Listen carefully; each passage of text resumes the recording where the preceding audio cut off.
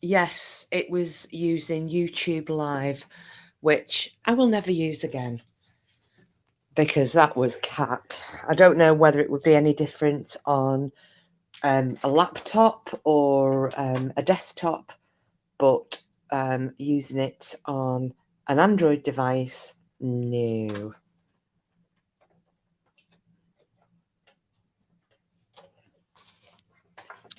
It's even affected the playback through my telly, believe it or not.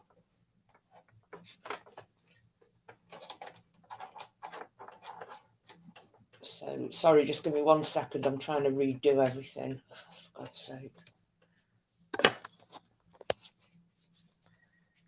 Yeah, that was, I don't know what the hell happened there. It was awful. All I could hear was some really horrendous feedback.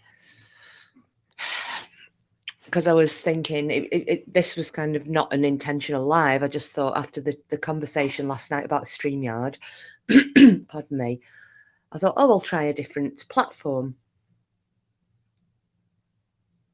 It was YouTube's live feature bedtime. So that was, all I could hear was the feedback at my end. I don't know if you guys were getting that as well, but it was awful. It sounded like I'd been dropped down a toilet. Yeah, Lady Witch. Hiya. Hi, Linda. Hi, Tis me, Denny. Sharon, me dude, and Voodoo Queen. Hello, guys. I'm really sorry about that. That was the only reason I went live, because I thought, oh, I'll have a go of the YouTube live app. Hi, Mrs. Mercury. And yeah, so that was a lesson learned. Just thinking that, it was a different platform to use, well, not a platform, a different app to use. But yeah, I don't know if any of you have used that before yourselves, or am I the guinea pig?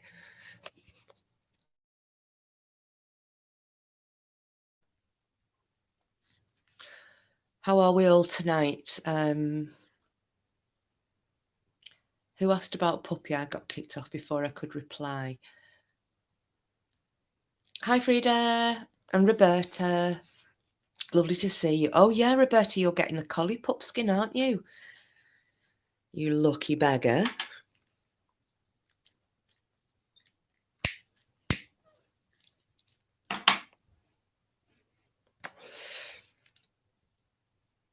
Oh, you're still cleaning. Bless you.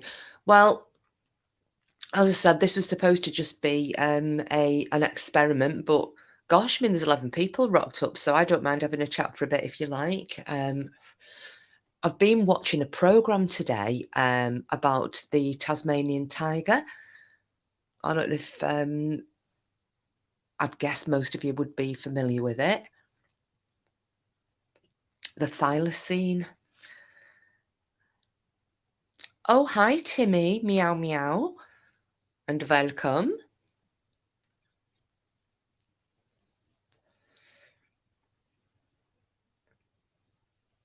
Oh, God. Oh, a tricolour border collie.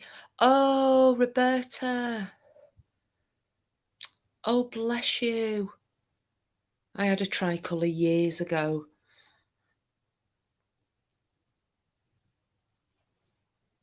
I've always found, I don't know if you've had a try before, they just seem to have a slightly different, because collies, as you know, they're not just collies, are they?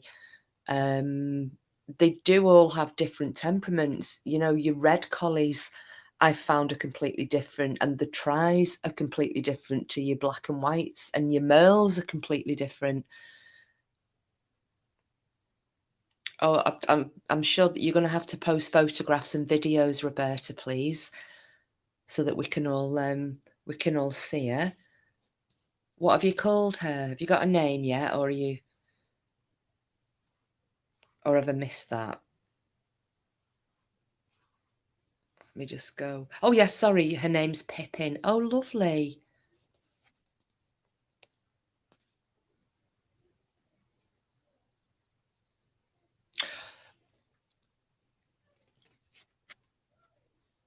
Oh, Sheila, don't forget to mod Timmy and Roberta. Oh, yes, absolutely. I forgot.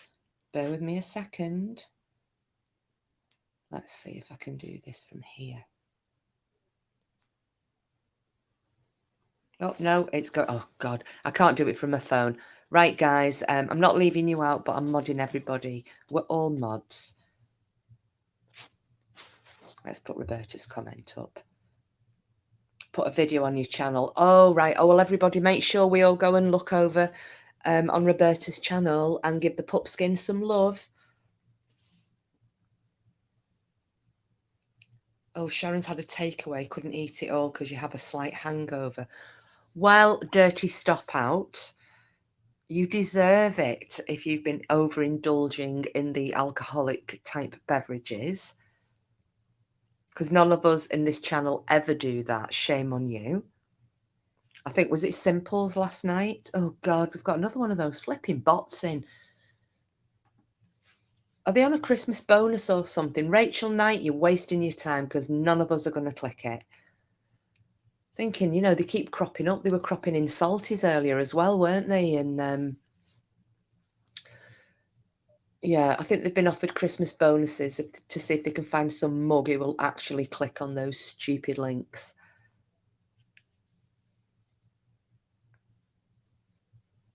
Oh, Sharon, so you're going through the Grey Hughes videos.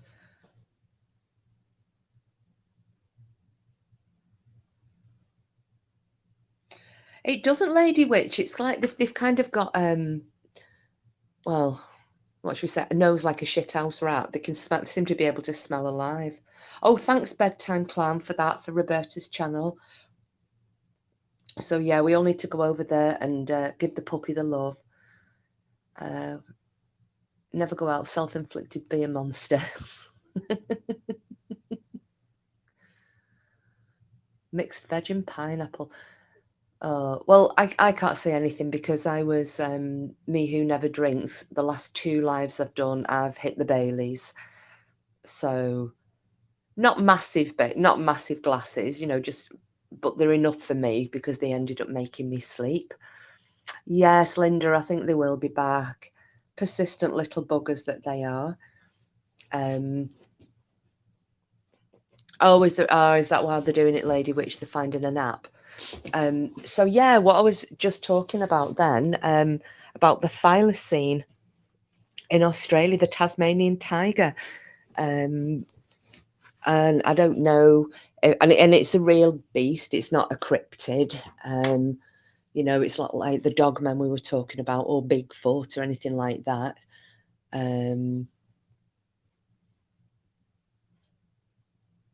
So it's yeah, it's quite a sad story for anybody who doesn't know. So the Tasmanian tiger, the thylacine, so it was present in mainland Australia and Tasmania, which is the island, little island quite close and off the south coast of Australia. And you know, they've been around for thousands of years, and I think that, or hundreds of thousands of years even. And I think that when the dingoes arrived on mainland Australia, they started becoming a bit of a competitor with the thylacine. So the numbers started to dwindle, and then obviously, because they'd lived, you know, with the Aboriginal people over there hadn't been a problem. But once the Western or European settlers started to arrive, and you know, they were bringing hi Simples, you know, they were bringing over the sheep and so on and so forth, and they were starting to farm. They were blaming, you know, losses of sheep and maybe just a case of not wanting them around on the thylacine. And then in the 1800s, the government, after 1800s, early 1900s, the government offered a bounty of, I think it was something like a pound for every thylacine that was shot, and the body was handed over to the government. And it's incredibly sad. And they were basically hunted more or less to extinction. And from what I can gather, the last thylacine that was captured alive was round about 1930, and it ended up in a zoo in, I think it was, oh, sorry, I'm flying again, Miss Harry Half-a-Tail. I think it was in Hobart in Tasmania, and it was given the name of Benjamin, and it lived until 1936 in captivity. And this is the Tassie tiger that, you know, if you're ever going to see a video of it, you know, they're saying this is the last video of a live Tasmanian tiger. It's this one that they call Benjamin, and you see it walking around. It's black and white film, and you see it walking around its pen, and it yawns, which actually shows the massive extent that this jaw can open. I think it had something like a 90-degree angle that its jaw can open. Very odd looking beast. Oh, thank you, Frida. That's really kind of you. Thank you, love. Thumbs up, thumbs down. We don't mind. Yes, it did look like a dog, Sheila. So obviously it's some form of a, well, it's not a canine, is it? But, you know, there are some similarities there somewhere along the evolutionary process. You know, this was a diverging arm, and there it was, the same as with the dingo. But yeah, so this last Tasmanian tiger, it died in 1936, and unfortunately it was kind of down to neglect, because it did have a sheltered part of the pen, and it was locked out of it overnight, well, during the day. And from what I can understand from the program I watched earlier, it was quite an unusual 24 hours of weather that day. So it was scorching hot heat during the day, and then it was sub-zero temperatures at night, and this poor Tassie tiger succumbed to the elements and passed away. So that was technically the end of the Tasmanian tiger, and it was then declared extinct. However, on this program I watched, it was showing that there were, you know, there have been sightings, mainland Australia and also in Tasmania, and there are different videos, and there are not many, but they are cropping up, and it's showing that, you know, these creatures that are being picked up either on CCTV or videos or mobile phones look very much like Tasmanian tigers. So I'm hoping that little pockets of them have, you know, remained hidden, because I mean, think about the size of Australia. You know, it's a huge place. There are a lot of places that these creatures could hide. So I'm hoping that they are coming back, and I know that there is some research ongoing at the moment where they are looking to try and clone from the remains that they have, because some remains were preserved. They've been trying to you know, to clone the Tasmanian tiger and potentially bring it back from extinction. Now, there had been a couple of studies, and one of them was ditched in the early 2000s, and then they've now picked it up again because they have managed to identify a full genomic sequence. So let's pray that they manage to bring the Tassie tiger back. I'll just have a little look through chat and see what I've missed. Yeah, it's really sad, Linda. It's really sad. Lady Witch, I was very disappointed with some of the people who participated in that chat, I can honestly say, and that's all I have to say about it. Oh, are you talking about Salty's live earlier?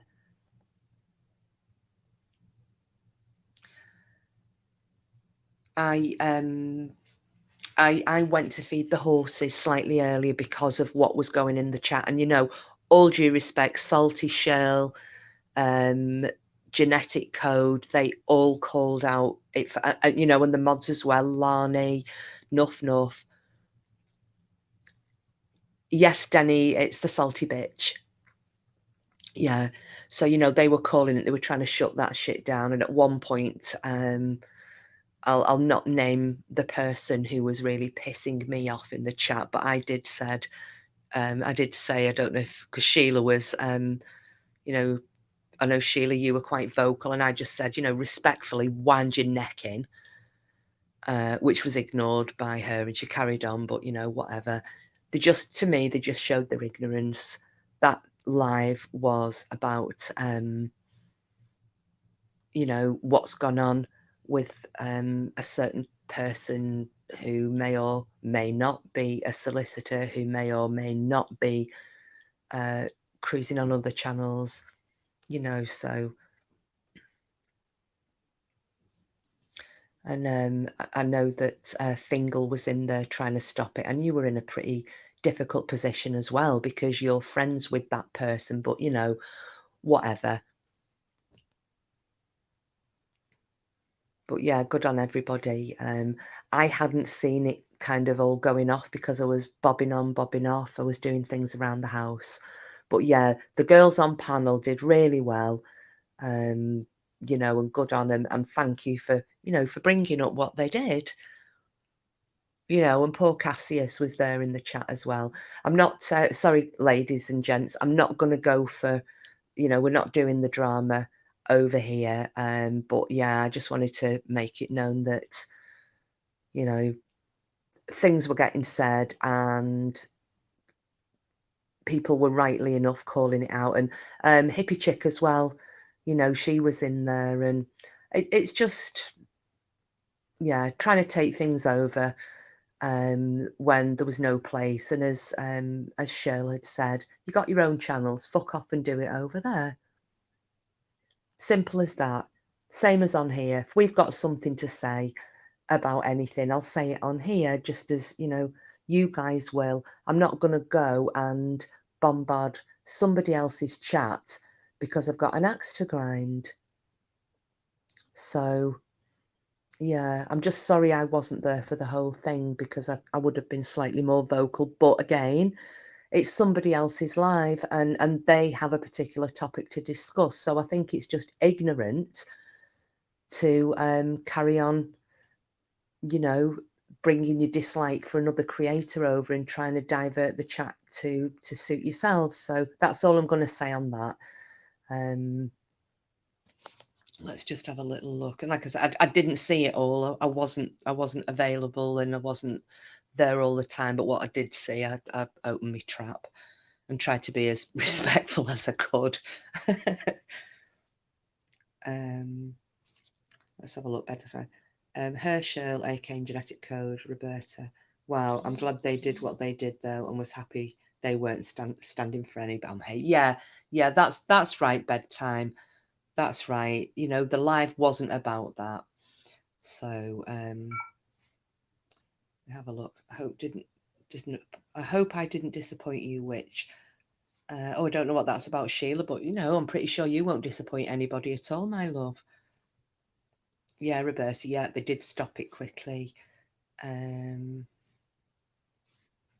Let's see.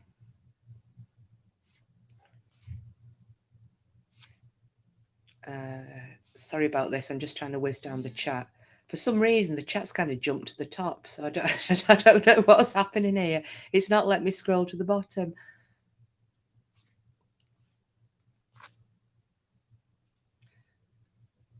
"18 hours on YouTube will only post 12 hours or less." Oh God, I tell you what, I don't know how Salty keeps it up. When I went in, I was like, oh my God, you absolute legends, because I popped on last night after my live finished. Just popped on to say hello to everybody, saw a lot of you guys in there, and then I went to bed. And when I got up, I don't know, was it 8 or 9 hours later, they're still going at it. So yeah, I went in, I was just like, my God, you lot, absolute legends.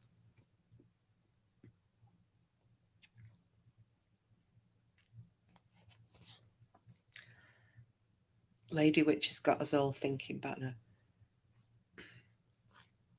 Oh, what we're thinking about? Sorry, I'm really struggling with this chat. What we're thinking back about, Timmy?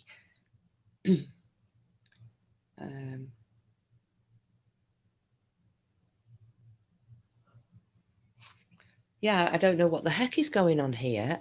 There's huge chunks of my chat list missing. So sorry if I've missed something important. So yeah, the I don't know what you all think about the someone in trouble. Oh, who's in trouble? Oh, the channel disruptors. Right. Okay, I'm with you now. Well, you know, let them get on with it. We don't want no drama. So, so yeah, so my little Tasmanian tiger thing, it set me off on thinking about, I don't know, I think I was having a little bit of a, it's while I was mucking out horses' stables earlier, and do you know what? I have got no idea what kind of chat I'm on, Roberta. Let me see. I think I'm on Top Chat.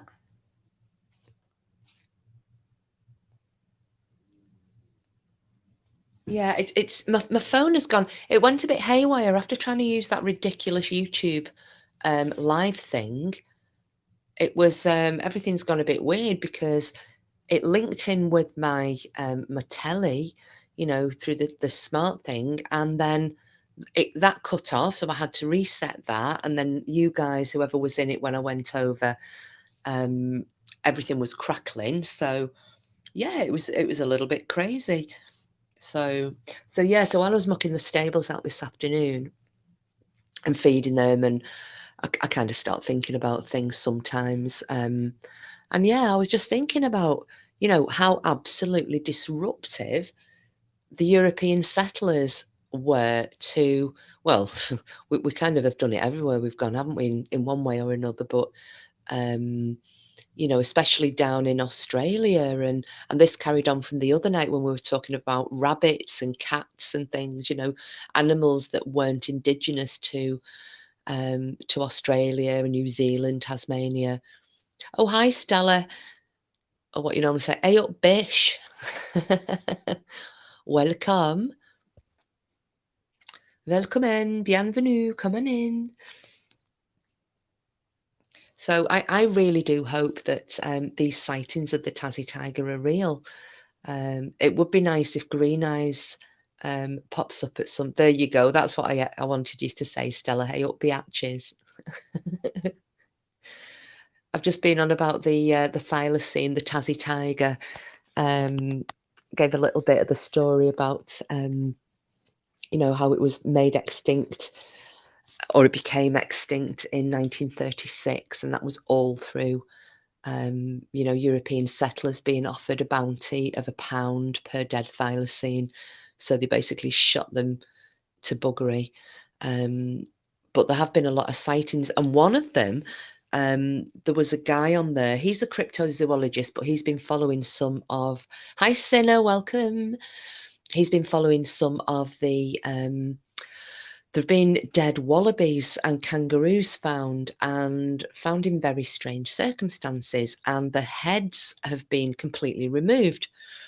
And they know it's not dingoes because when dingoes kill, you know, if there's one or more of them, they'll kill more like a dog, you know, they'll rag the buggery out of whatever it is they've killed. If there's two of them, one will be at one end and one will be at the other. And once the animal's dead, and they'll rip it to pieces. These heads of wallabies and so on are being taken off quite cleanly. So he is saying that these are fitting in with the way that a thylacine would kill, you know, and looking at the way that its jaw, you know, would open, or it did open at a 90-degree angle. I mean, it's quite scary when you see the film, the old footage of that last remaining thylacine when it yawns. The the angle that its jaw opens, the size of it is absolutely gigantic. You know, this 90-degree angle. So yeah, it's really interesting. So there was a video of one lolloping across the field, and if you've ever watched the videos of it, or the films of it, they have a very weird shape. So they are dog-like, but they have got a very long back, and then where the bum is, It looks, oh, hi, Fern. Yay, you've caught us. Excellent. Just talking about Tasmanian tigers. So where the back starts to go into the tail and where the bum end of this thylacine goes into its tail, it's a very weird shape. It kind of sticks out. It's not like a flat bottom with a tail sticking out the top. It's like everything goes elongated into this tail. And it's got a very weird way of moving as well, which obviously you can see because they still have old archive film footage of these animals alive. So there's a video of one lolloping across the field, and even without being able to make out that it's got these stripes on its hindquarters, you're like, that looks like a Tassie tiger. Oh, Sinner, I am surrounded by Christmas presents and don't want to wrap them all. Oh, I feel your pain, Sinner. I've done most of mine, and I've still got some on the bed in the spare room, and I keep opening the door going, right, I'll wrap these. Then I go, nah, I'll leave it till another day. I might try and do it tomorrow, but I need to go and get some shopping. In fact, I'm saying tomorrow I may end up going when I finish this live, depending how long I manage to keep all you guys bored rigid for. But my salary will go in at midnight, and I'm thinking, you know what, I might just get in my car and go down the Asda and get my bits and pieces in so I don't have to do it. You know, during the daytime, because a lot of people have finished for Christmas now. They finish work. Let's just see what's Lady Witch. I did mine as I bought them, thank goodness, because I'm not motivated now. Oh, I really despise organised people like you. Yeah, Linda. Yeah, I'm glad to hear that you've got all yours to do. I did. I've wrapped the lion's share of them, but yeah, I've still got, and it's the fiddly ones, you know, the really awkward shaped ones, because there's a standing joke with me and my wrapping. It's appalling. It doesn't matter, even if it's straight-sided, a square. All of my, and I'm really sorry because I'm going to be vulgar, but every single one of my presents looks like Stevie Wonder has wrapped them with his cock. That's the standard of my present wrapping. So I've done my best, but these really tricky shaped ones, I think I'm just going to buy some tissue paper. Oh, Simples, I'm glad to hear that you're a shite wrapper as well. But yeah, I'm a typical Aries. Put it off till tomorrow. I start with good intentions and get bored because I've got the attention span of a flea. And yeah, I just want to forget them. But I have tried my best. I really have tried my best. But yeah, I'm bored of it now. I don't want to do it anymore. Next year it's load of gift bags and take the tops. Yeah, absolutely. I'm all with you for the, you know, I'm with you on that one, Sinner.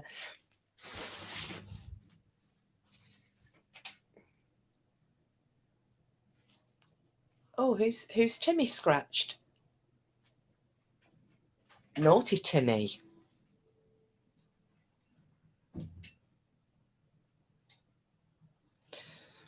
Well, the thing is, Frieda, I know that they're always easy to open when the crap wrap, but you don't get to unwrap anything in my house anyway, because the dog just thinks every present is for him, the same as every person who knocks on the front door, they're coming for him.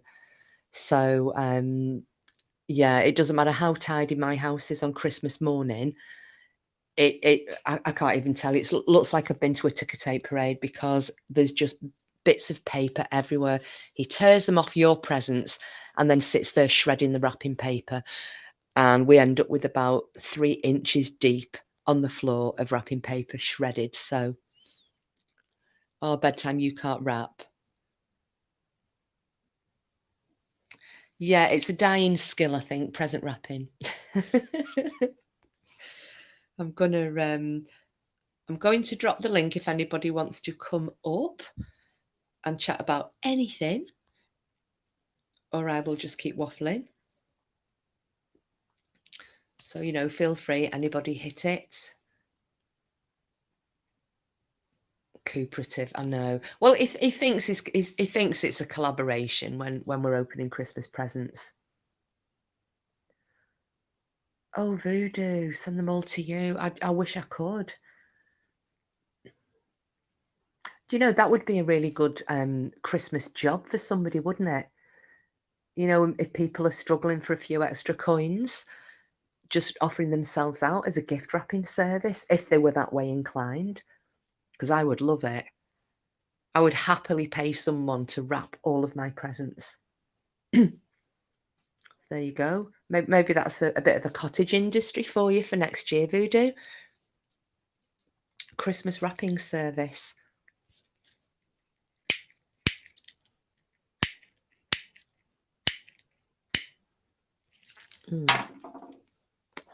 So, what would we all like to gas about? So, if I've got no takers on the link, but I'll keep dropping it.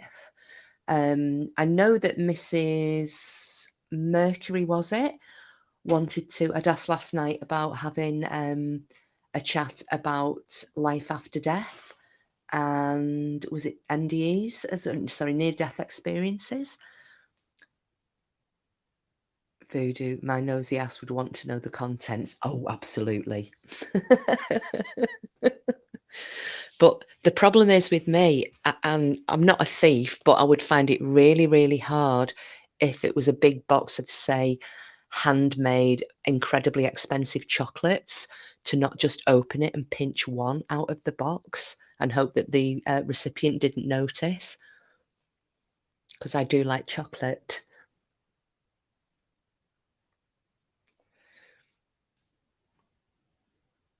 I'm saying I'm not a thief. That is thievery, isn't it?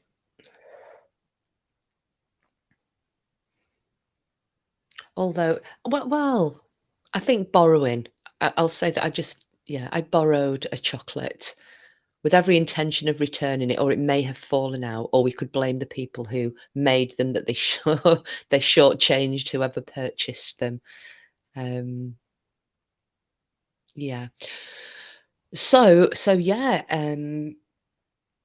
I'm quite happy to rattle off about the life after death stuff, and any near death experiences, and because it's something that you don't really need to prepare for, isn't it?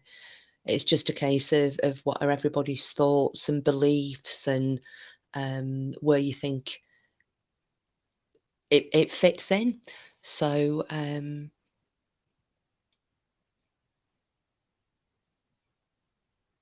don't know if well, actually, I think I did see Mrs. Mercury, but I don't know if she's still in here or not. But I'm sure that was who had asked to do it last night. Um, I think she asked 2 or 3 times actually, and I didn't see it until it was too late, and I decided to close the stream down. So, what's everybody's thoughts? Oh, you're there. Yeah, was it you, Mrs. Mercury, who had asked about doing NDEs and life after death? Oh, simple. I have some nurse stuff in relation to that. Oh, those stories from when you've been nursing about life after death, or near death experiences. Thanks, Mrs. Mercury. Yeah, I thought it was you.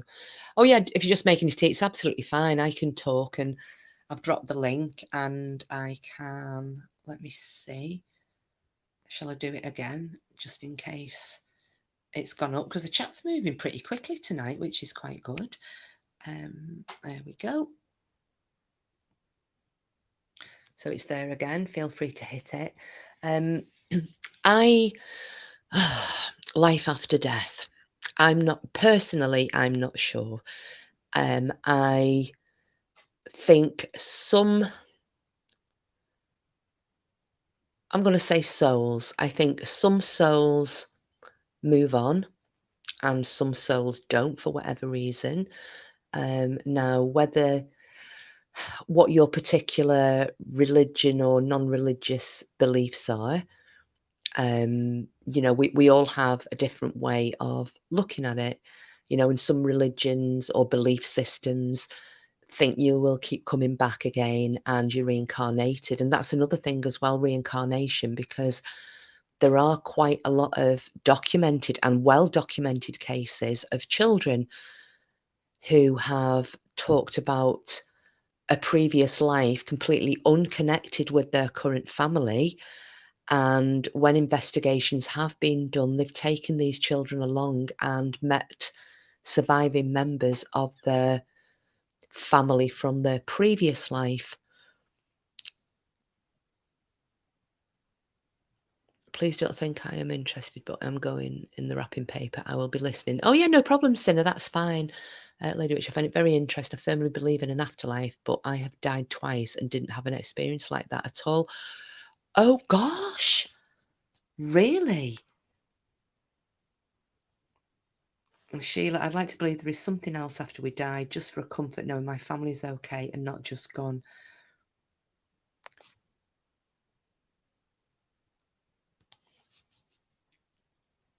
Oh, yeah, no, that's no problem, Sinner. That's no problem at all.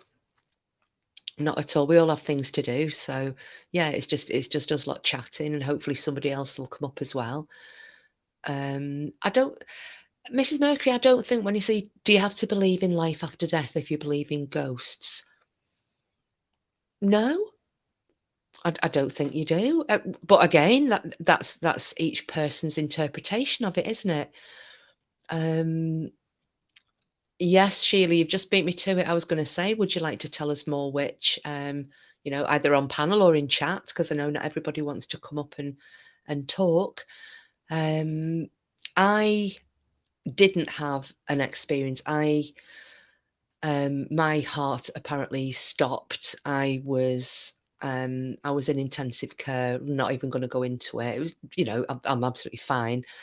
But I was technically dead, and was brought back. I didn't have any form of an experience. I had no seeing the light. I had no visions of hell.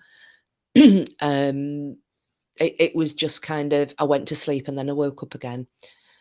Or rather, I was kept in a medically induced coma for, I think wasn't long, it was 3 days, something like that, I think. I'm just caught on the back foot here because I wasn't intending to talk about that. But I know that my nana, she had a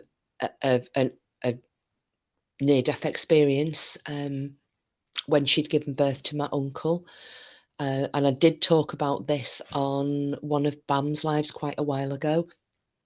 So she saw, I'm not going to repeat it because, I've already told it once, but she did tell us, and she was very religious, my nana. She was Irish Catholic. We used to say she spent most of her life chewing the altar rail. She was really religious. She did not believe in the paranormal. She thought that, when she heard that I'd gone to see a tarot reader, she was all for dragging me to the church so that I could go to confession to the priest because it was evil. So she wasn't one of those people that, have fun, Roberta, picking up little walnut whips. But we'll all still be here if you're listening. So she did not believe in the paranormal. She was just into religion, and that was it. And anything outside of that was against your religion. It was I think she classed it as kind of idolatry. You're believing in false gods or whatever.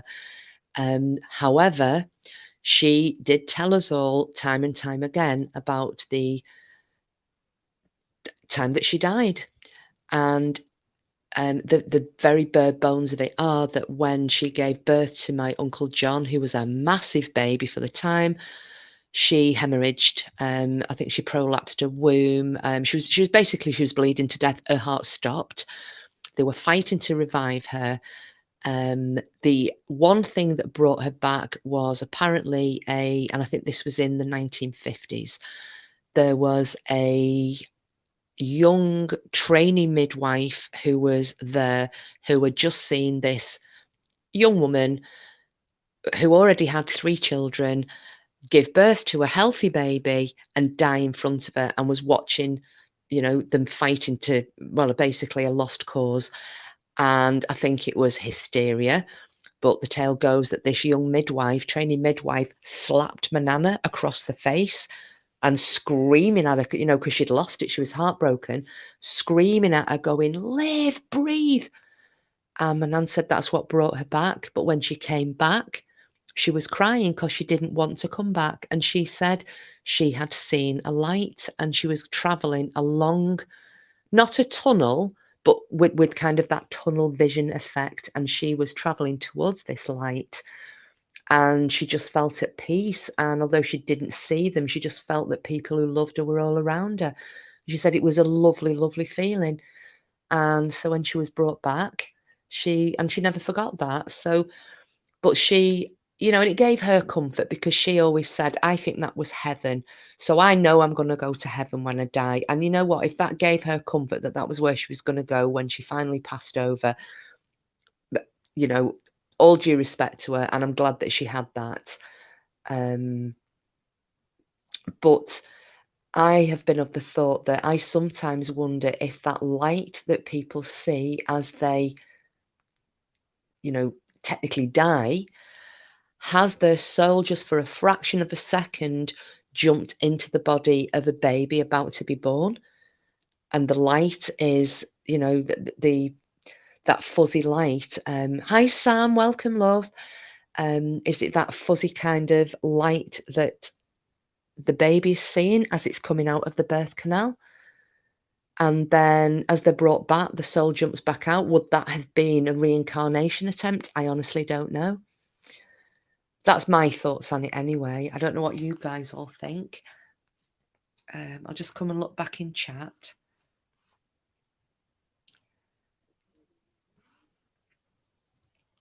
It's your soul that moves on, even if your spirit does.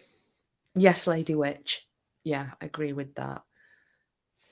Crystal Ball Beryl. Hi, Crystal Ball Beryl. Welcome. I've not seen you in here before, but thank you for coming in.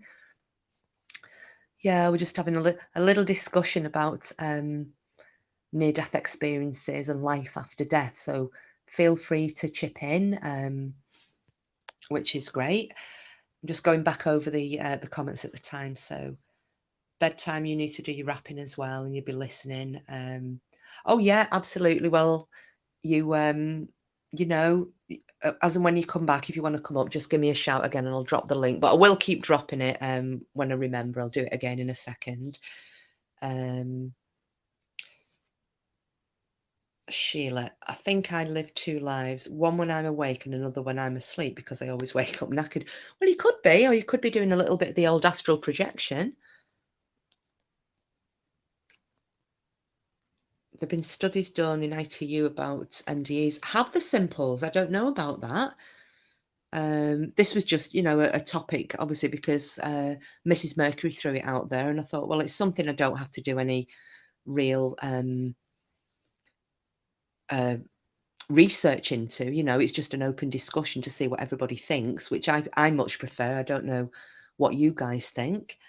It's free to put. I remember I used to do that. I was working during the day and then dreamt about working at night. I was nearly going to ask for overtime. Excellent. Oh, so you knew Crystal Ball Beryl. Well, you're very welcome. You're very welcome. I like your name as well. We could have done you in with you in here the other night when I was doing my tarot readings.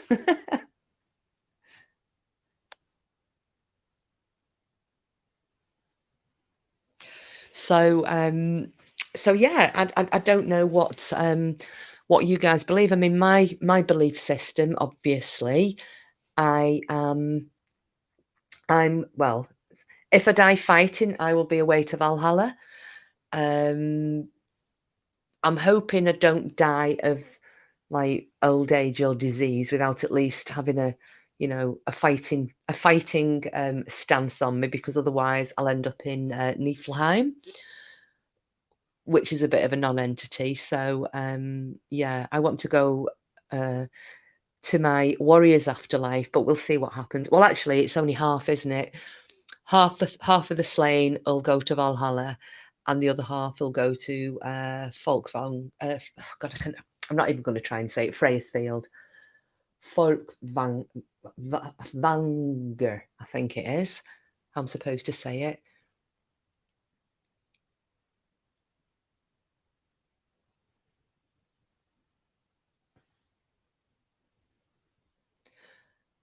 So, Mrs. Mercury, what is the difference between the soul and the spirit? Do you know, I don't know either. I'll wait to see what Lady Witch can answer for this one. I would have said, oh, so all you Norse will be starting brawls on your deathbeds. Oh, absolutely. Absolutely we will, Lady Witch.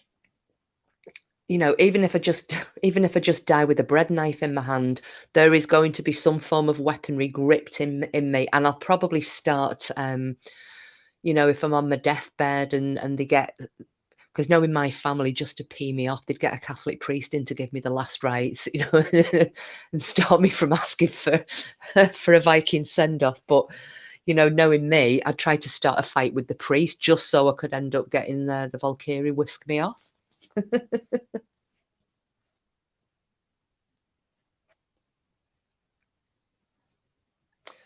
What Simples has put. Yeah, the shelf above the patient's head on the wall with paper with text on.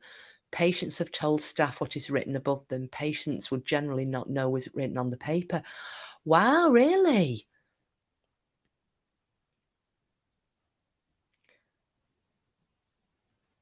And I'm presuming that then it wouldn't be something that they couldn't have, you know, if they were quite poorly, they wouldn't have been in any form of a position to get up and have a look themselves.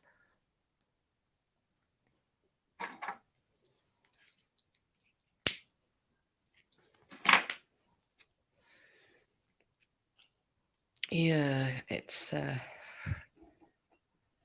let's have a look back.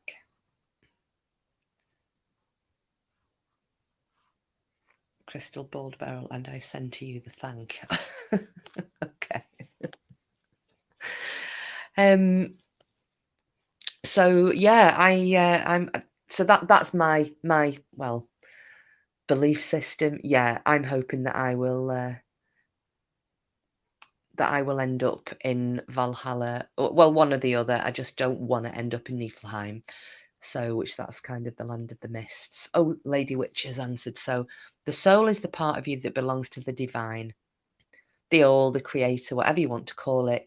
Your spirit is the unique vibrational imprint that makes you you. Thank you. You did that so much better than I could have done, because I was going to go, well, your soul is the bit that keeps going on, and your spirit is kind of your conscious. So, yes, you did it much better than me. Yes, of course, you're all blue. Like I said, do with it what you will or not. I wanted to sing that song now. Do you remember that that blue song? I'm blue, da da dee da da da da da da dee da da da. Yes, Crystal Ball. I'm really sorry. I nearly called you Crystal Ball Bag. I'm so sorry. God, my eyesight. Crystal Bald Beryl. I'm sorry, love. It's just one of those days. Blue. Yeah, it's the mods. The mods come up in blue. So if you see people's names and they're in blue and they've got a little wrench at the side of them, I know, Stella. I'm Sharon. I'm a mess.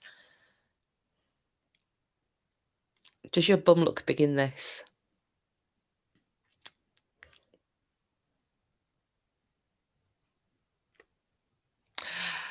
I know, Crystal Bald Beryl. I'm so sorry.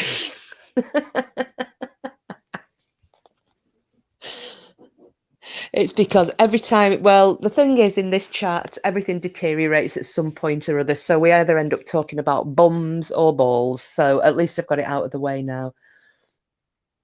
Thank you very much for the forgiveness. Oh, you sing the Smurf? I don't know the Smurf song, Lady Witch. I was just thinking about that, you know. I can't even remember the words, but I was doing I was shuffle dancing to it. That blue. Never experienced a NDE, but I really hope there is something. Well, I think, wouldn't it be such a shame if this is all that there is? And, you know, how many of us have had some form of an experience where you feel that somebody who has passed over, be it a relative or a friend, neighbour, what have you, and, you know, you feel that the presence around you after they've passed on.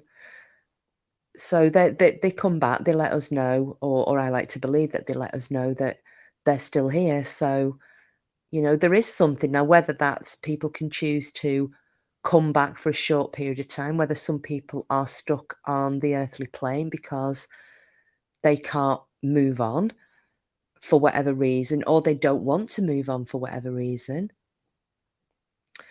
Voodoo, I've always believed the afterlife is a continuous loop of our best moments on earth. Do you know, that is a lovely way of looking at it. Oh, Linda, I wish my mum was around me. You know what? I wish my mum was too. And unfortunately, I've never ever felt her. And I'd love to. But maybe, you know, when we're really hoping for it, it doesn't happen. Maybe that's kind of a negative energy that we're sending out because it's coming from our own self. Well, not from your perspective, I'll talk from mine, from our own selfishness. You know, if you're coming and maybe coming from a place of, how would I look at it? Because that's for our own needs, isn't it? If we're wanting and asking them to come back, it's not. It's kind of trying to take them away from where the happy place is. Maybe, I don't know, but yeah, maybe I always think that's possibly why my mum's never come back to me, because I've wanted her to come back so much.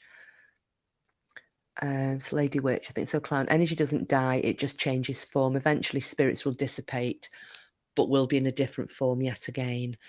And Sinner, my gran was sitting in bed with me when I was very ill. She smiled at me as if to say everything will be okay. Yeah, you see, this is what I think. When you need them, you don't have to, you know, they will just come to you.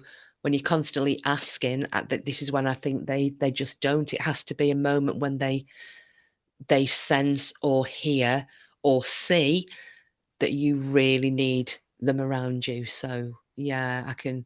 Yeah, that was lovely that your gran came to you. Sharon, I'd like to think my mum is around me when her favourite song pops into my head.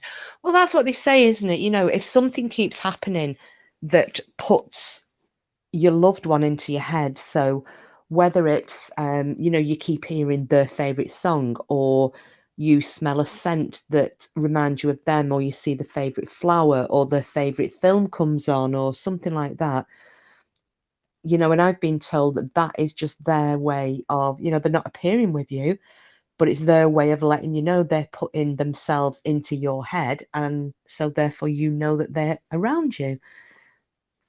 I don't know what anybody thinks of that. Like, Witch, what do you think? My mum and dad come to me in dreams. Oh, Stella, that's lovely. I'm one of these people who doesn't really remember her dreams, though. I did as a child. It's I kind of have waking dreams, if that makes sense.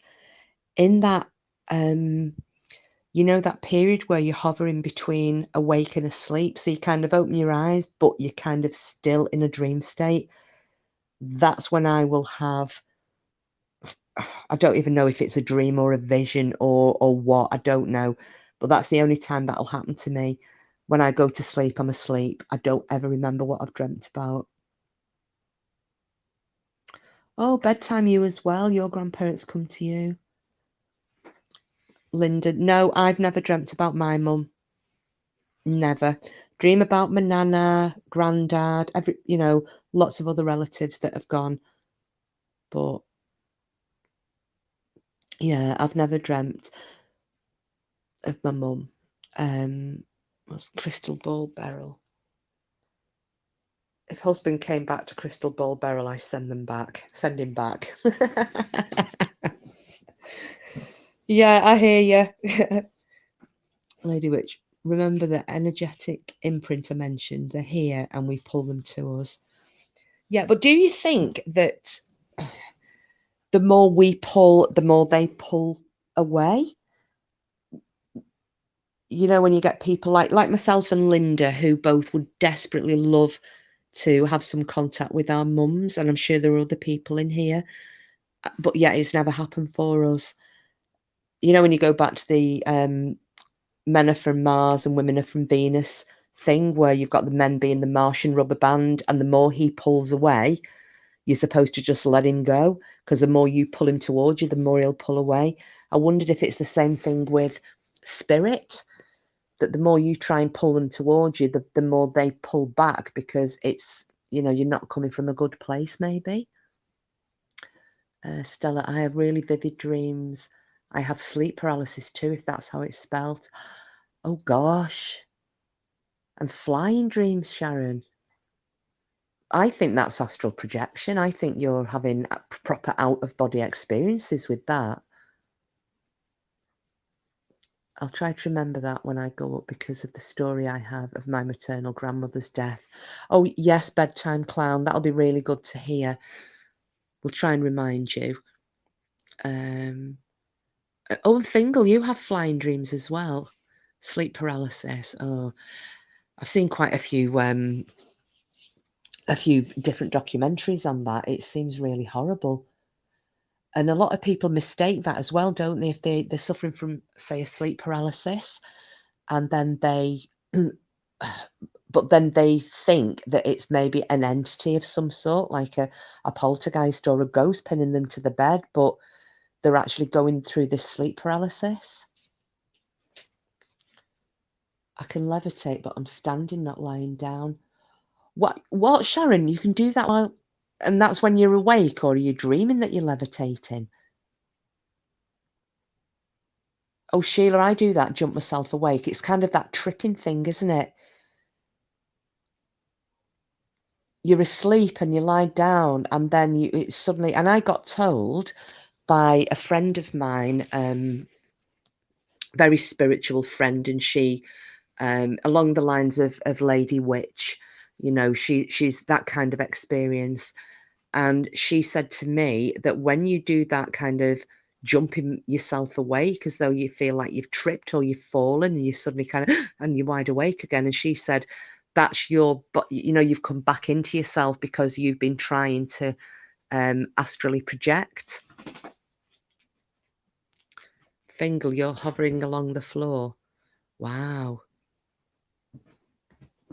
Oh, so you did in your dreams, Sharon. Yeah, I was going to say then, I was thinking that you were going to be like those kids we were on about last night, levitating. Oh, speaking of which, has anybody been, did you go back onto last night's live and look in the comments, because I put 2 links in there. I found 2 of the recordings of who Denny and I were talking about, Bill, old Bill, who was talking through Janet, the girl, and it was Janet Hodgson. That was the girl's name. And I found 2 recordings, and there are some photographs on there. So I've pinned a comment against last night's live, and I've put those 2 links to YouTube videos. One's about 12 minutes and the other's about 5. So if any of you were interested as to how that that spirit that was coming through the little girl, you know, what the voice sounded like, because as we said, there was no way that a child could make that noise over that sustained period of time without causing permanent damage to her vocal cords. The first of the 2 videos is the better audio, the 12-minute one, and it's got quite a lot of photographs in there of when the kids were levitating and so on. But yeah, so I thought I'll stick it on there, and you could see what you all think, for those of you that haven't heard the Enfield Poltergeist recordings.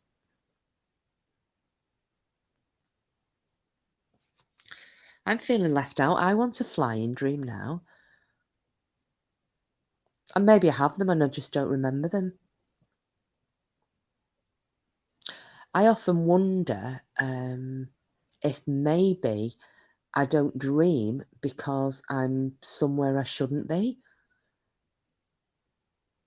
You know, maybe I've gone off visiting somewhere that I shouldn't be and I wouldn't really want to remember. Who can say? Because it's very unusual for somebody to not have a dream.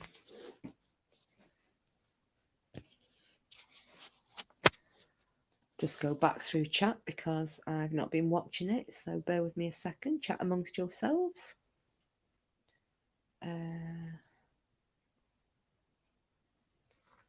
Oh, Sfingal, one of your brothers does it as well. God, fly across fields and along waterways, Sharon. That sounds absolutely amazing.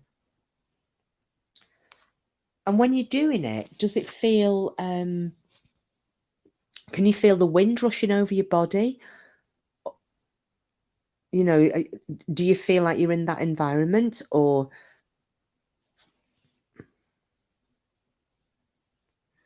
Oh, Fingal, your dad didn't dream ever. Yeah, it's only that few seconds as I'm waking up where I'll open my eyes, but I'm still not all the way there. And then I'll have something will happen, you know, that I'll have to actually say once I'm fully awake going, oh, that was a bit of a dream, but it's only a matter of seconds or a minute. I could use to jump back into a dream. Haven't done it in years though.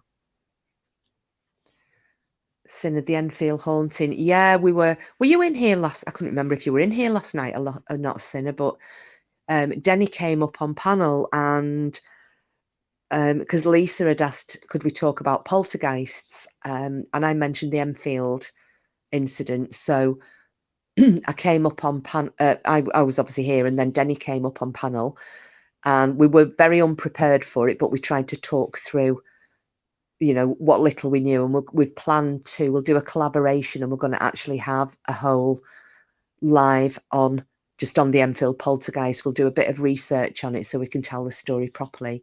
But yeah, so on last night's live in the comments, we were talking about, remember the old fella who used to live in the property who had he was talking through the young girl.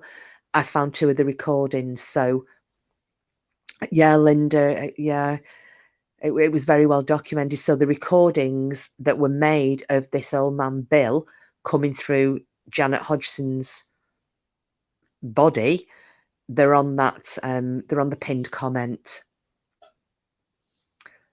Hi, Green Eyes. Oh, you know, this wasn't planned, hence the title of the live, because all I planned to do was to do a test run of YouTube Live, you know, so I didn't have to use StreamYard, and it was shit.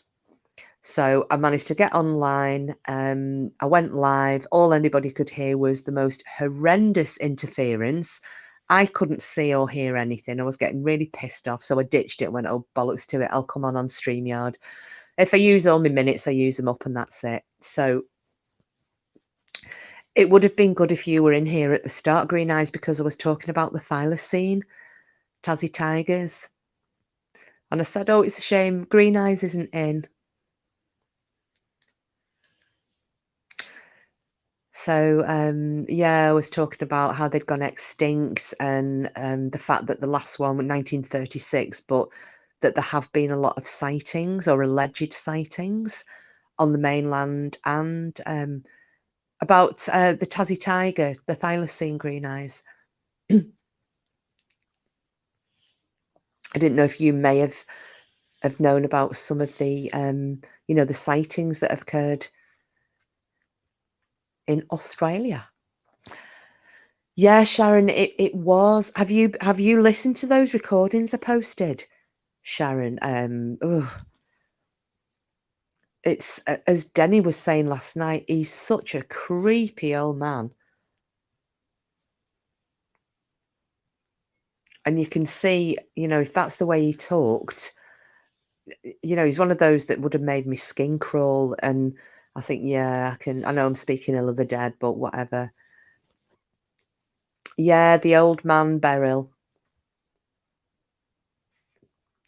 Yeah, the fella who died in the house and was speaking through Janet Hodgson, and his son, who then came and confirmed that, yeah, that was his dad. They were the circumstances that he died under, and everything he was saying was true. So, yeah, so I've posted a couple of links. Yeah, well, there's two, Sharon, that I've posted. One's about 12 minutes, the other one's about 5. If you watch the first one, and the same goes for everybody, that's the clearest of the recordings, and it's about 12 minutes long. But interspersed with the recording, there are different photographs of Janet, you know, when she was being thrown through the air at different points, and, you know, and she was caught and photographed. And the one that I did get wrong, because I'd said to Denny last night, there was a photograph of her that had been taken while she was fast asleep on top of the wardrobe. It actually wasn't the wardrobe; it was the chest of drawers. Yeah, Sharon, I've put it as a pinned comment on last night's live. So, because obviously I'm a technophobe and don't know how to do anything more than that, so I put them in there for anybody that wants to have a listen and freak themselves out. Greenhouse, I was going to watch the Dogman channel last night, but it got too late. Didn't want to watch it in the dark. No, I don't blame you, Green Eyes. Mrs. Mercury, I couldn't listen to it at night. I'll listen in the morning. Yeah. Wise move.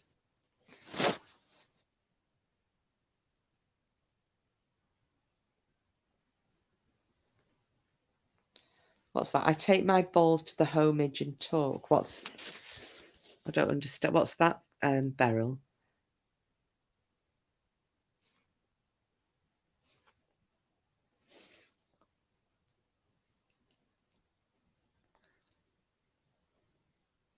I didn't understand that one.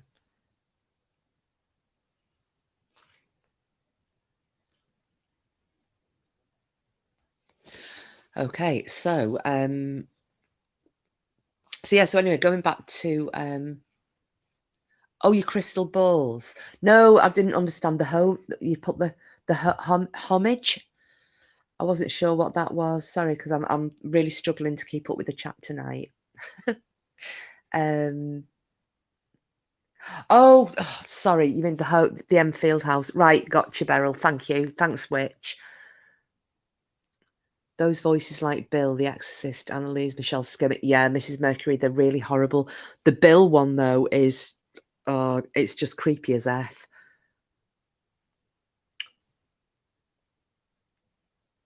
Yeah, got you. Got you, Beryl. Yeah, it's those things. I listened to the Bill recordings this morning. I absolutely would not be playing them right now. But I am a bit of a chicken.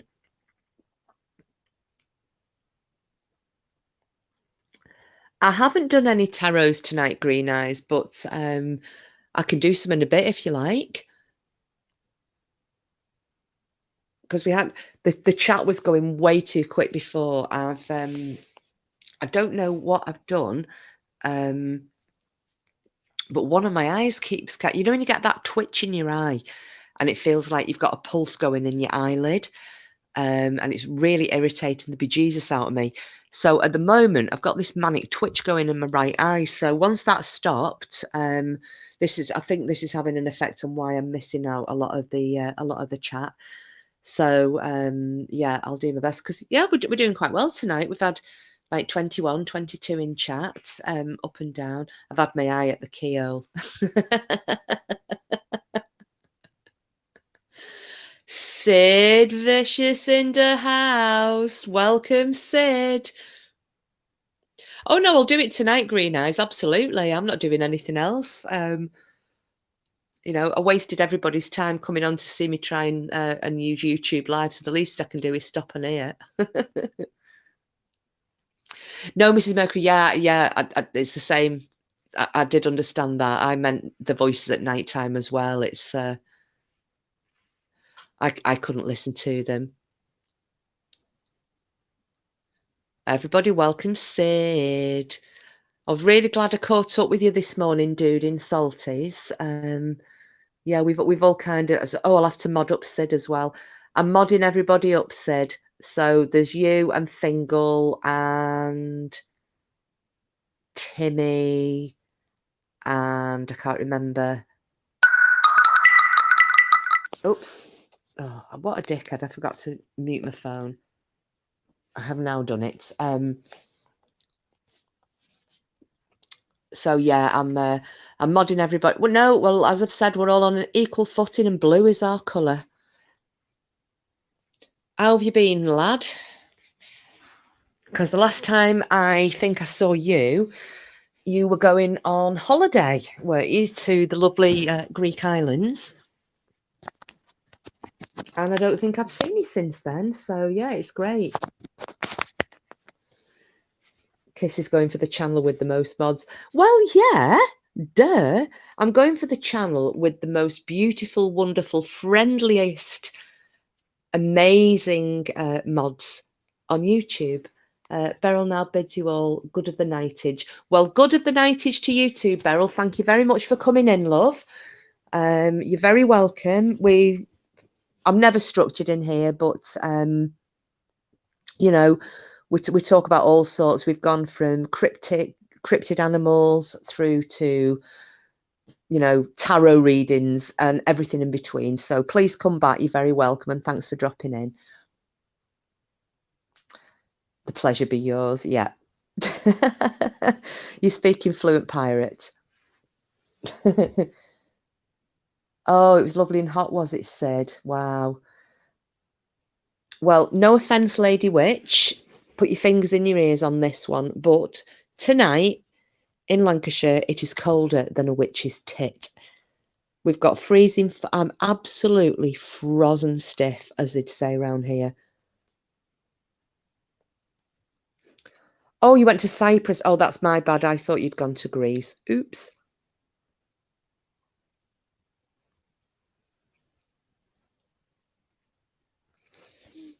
Yeah, it's very, very cold here. We've had freezing fog. I took the dog out at 3:30 this afternoon, and there was ice forming on the grass on the fields. So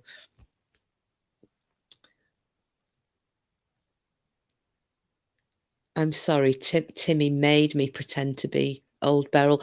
Was that you, Fingal?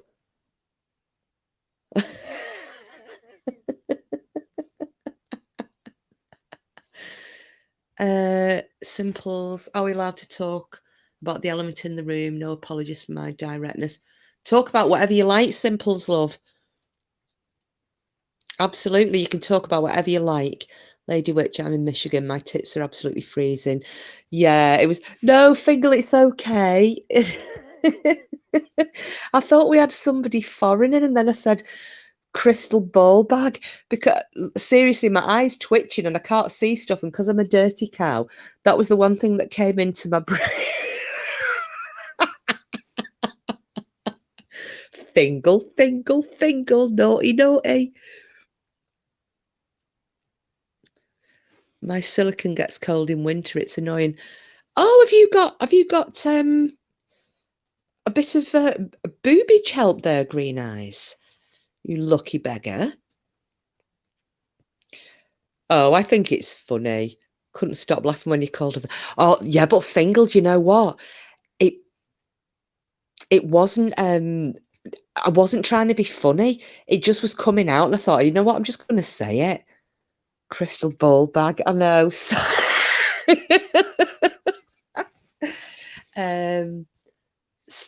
let's have a look. What we got? I really didn't mean to. Simple. Okay, so where's Bam? At the moment, because Mama Rat came in, it was either last night or the night before. She's apparently quite poorly. She's got a bad chest infection, and she's got an ear infection on top of that as well.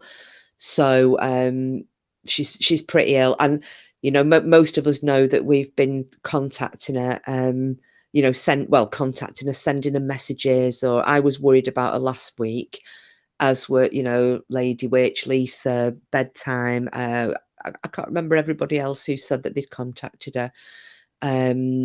you know, and the fact that we haven't heard back, you know, she's quite poorly. So we've got Mama Rat as, she can keep us up to date, shall we say.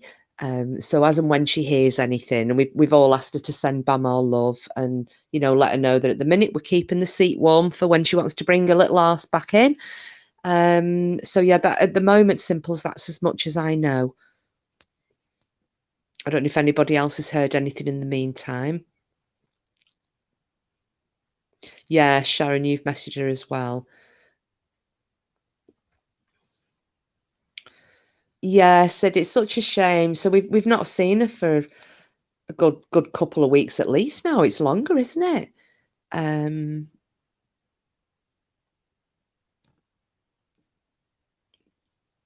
Yes, and I sent her an email.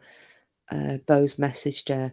Yeah, yeah. I sent her a text and then I sent her a message on WhatsApp. But you know, if she's anything like me, when I've been ill, the last thing I do is look at my phone. You know, and you're poorly. And if you think about and I know we were talking about ear infections the other night. I got vertigo a few years ago. I had an inner ear infection, and I have never ever thought that an ear infection that would then cause vertigo would have that much of an impact. I couldn't even stand up. I felt seasick. I couldn't eat. Every time I laid down, I felt like I was gonna, you know, when you're pissed and you're what they call going on the roundabout, you lie down and everything's spinning. It was like that for me for about 4 weeks. So I fully sympathise with her if she's got an ear infection, especially if it's going in that, because it does affect everything, your eating, your balance, it can cause nausea, and a chest infection on top of that. So yeah, so we're just hoping that maybe she might be labyrinthitis. Yeah, that's it, fingal. So I'm just hoping that, and as Bedtime and Denny have all said, that even if she's not joining in, she might be listening in. So she knows we're all here. She knows we all love her. And yeah, like we keep saying, we're keeping a seat warm and the home fire's burning, and we're all managing to get together in two different places until she returneth. Because we have to finish off the Jack the Ripper story, don't we? We only got part way through that back at the beginning of November. So yeah, but no, you don't have to ask. Can we talk about, you know, just this is as I said to Denny last night on the live, because she was saying, you know, oh, I don't mean to take over your channel or your live, and I keep saying I don't think I'm not thinking of this as my live, and I'm not being, you know, trying to look for praise or brownie points for that. I genuinely am not. Yes, it's my channel because it's got my photos and videos of my life on it, but as far as these live streams go, although I'm the one that's up here talking till somebody else decides they want to come up with me, I'm just looking at it as me being a panel guest, as if I was on any other channel like Bedtimes or BAMS, and you know, it's just chat as usual. So no, please don't feel that you have to ask if you can or can't discuss something. This is our channel, and we will discuss what we like. The only thing I don't want to do is go down the drama route, because I think we've all enjoyed being away from that. I found it quite stressful this morning, not by the channel creators, don't get me wrong. When I went into Salty, so the panel, brilliant, you know, Salty, Genetics, Shirl, even, I'll give them the due, even Whiskey and Mo, you know, the people who were up on panel, it's nothing whatsoever with them, you know, because they were all united, and that was quite good to see. It was just what was occurring in the chat, people trying to stir shit.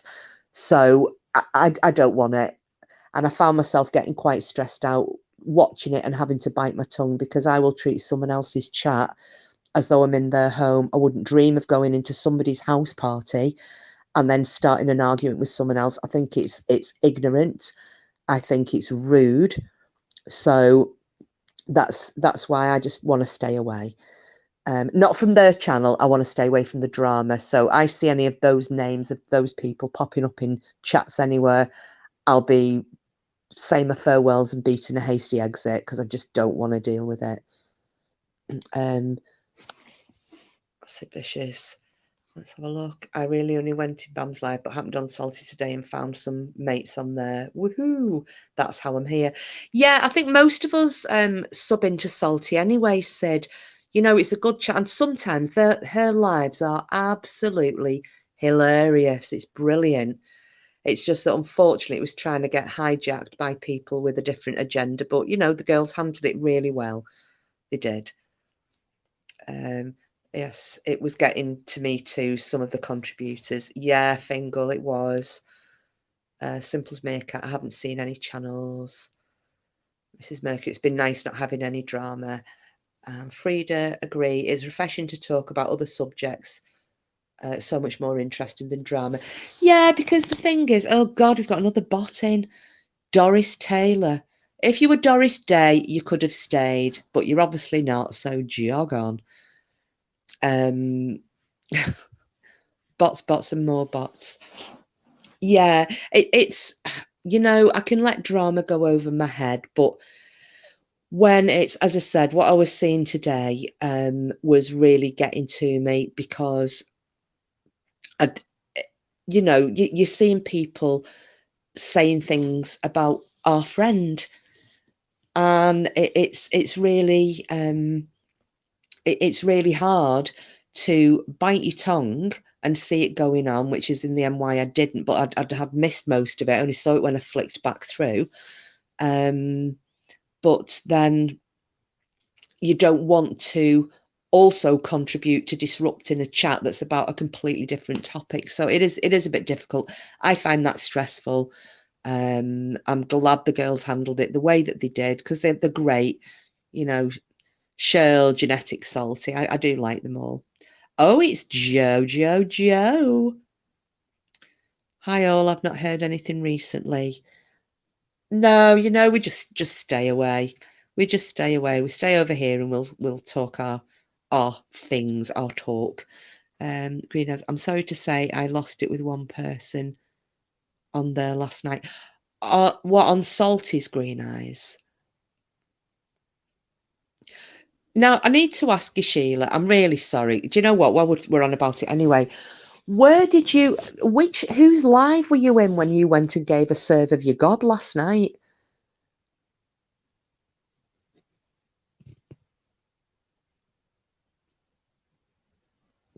Because I didn't know, because it wasn't her own, was it? Because there was nothing on her channel.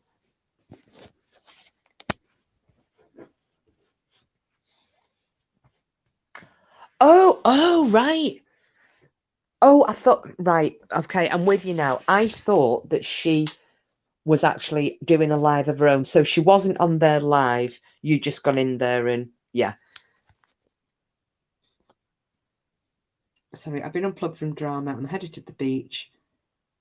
I'll say hello to the sharks for you all. Oh, yes, thank you. Should we all sing a chorus of Baby Shark for Madam Celery? Yeah, none of us want the drama, Madam Celery. It doesn't feel right calling you that. Joe.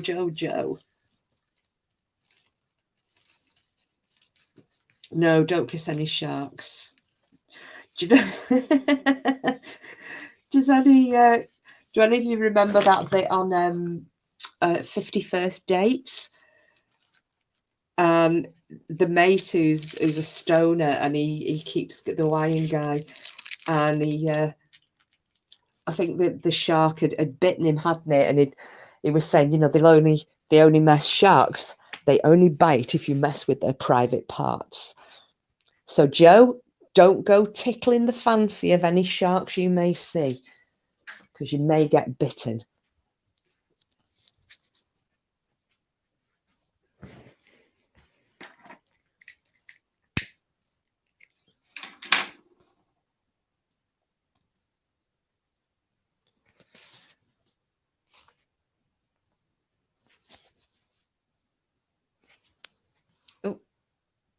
Right, I was trying to go back. Green eyes, yeah, I could not take it and call him Bam anymore. Repugnant name, yeah. And I lost it. Oh, well, obviously I missed all of this, but you know. Yeah, green eyes. God only knows. Yeah, don't touch a shark's crystal ball bag. God, do you know what? I am actually really glad that was you, Fingal. I had poor Marie the other night calling her Marie de Twat, and her name is actually Marie de Trois. And God love her. And then poor Mrs. Mercury, I'm saying to her that she came from Stoke because I misread her message. And now calling somebody a ball bag. I'm just not doing good. Oh dear me.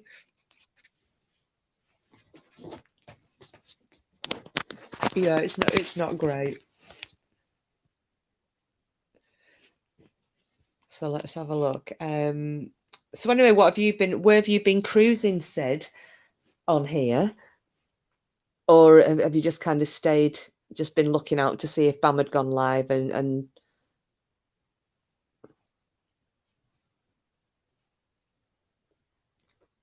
oh, Fingal, don't. I'm not fit to be like out in public. And the thing is, I don't mean it, as you all know. Dear Lord. So, I don't know. What do you want to do? Keep talking about what we were talking about before, or bounce on to another topic? So stayed out of it all. Never liked the drama. No. And it's been really good in here, and I'm not joking. With the last few nights, we've actually had some really good laughs on these lives. You know, we have some seriousness, and then we have some kind of mystery moments, and then it hits the gutter for a while, and then we bounce back to serious. So, oh, so you're not fit to be let out either, Fingal. Yeah, I shouldn't. So, whatever you want, I will listen. Oh, bless your simples. But you know, whatever. If anybody's got a topic that you'd like to discuss, even if it's something I don't know anything about, throw it up there, and I'm happy to try and rattle a bit off. The only thing I can't really talk about, and watch somebody put it in the chat now, aliens, because I don't know about aliens. I don't know if I believe in them or not. I'm not saying I don't believe in them, but I'm not saying that I do. And I've never been a sci-fi fan, so that kind of, yeah, I kind of believe in them from the ancient civilization perspective, you know, where you see some of these things that some of the things they've built, like you've got the crystal skulls, and like we were talking the other night about the ancient temples and things that have been built with such precision. You know, they couldn't be made with anything other than lasers, things like that. That's the kind of perspective I'd look at from aliens. But other than that, Joe, what? You saw Megalodon? Oh, I thought you said you saw it. A megalodon was seen off the coast of Peru. Really? Yes, Sheila the Anunnaki. Yeah, that kind of thing I kind of agree with. Lady Witch, I do, because the size of the universe, I think it's crazy to think we're the only ones out here. Yeah, I think it's I agree with that. Absolutely agree with it. I think there will be other civilizations probably on a par, if not more advanced than we are. It's the, you know, the whole little green men alien abduction things. I just find that a bit, or when they're showing, you know, like the Area 51, that type of thing. I'm not really up with. But oh yeah, I'm not that arrogant that I would think we were the only intelligent life form in the universe.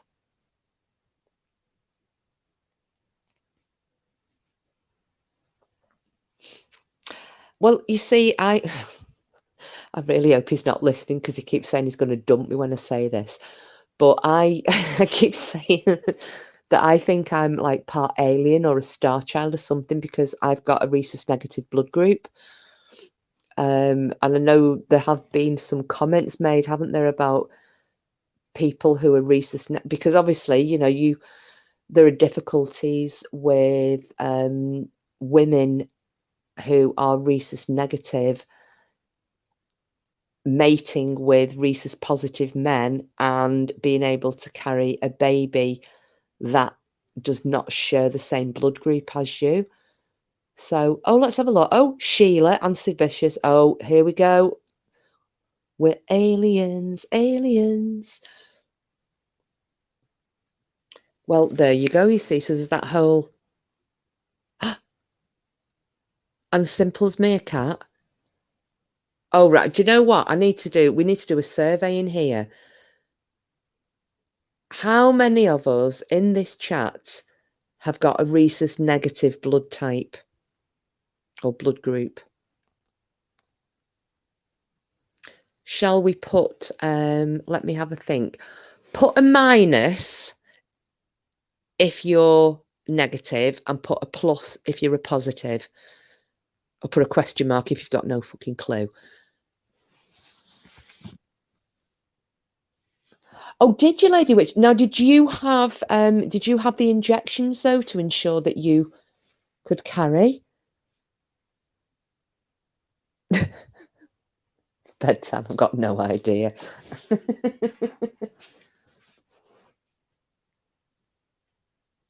Positive, negative, negative. Oh, another positive.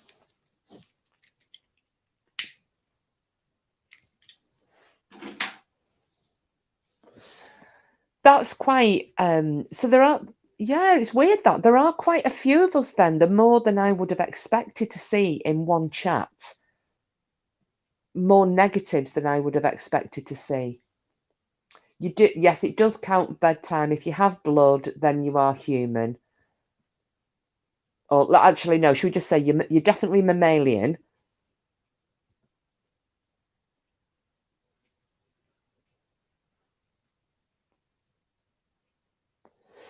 But yeah, there's yeah, sorry, going back to Sid's, yeah, there are a lot of different theories and whatnot, but people talking about you know, negative blood types and this alien connection. So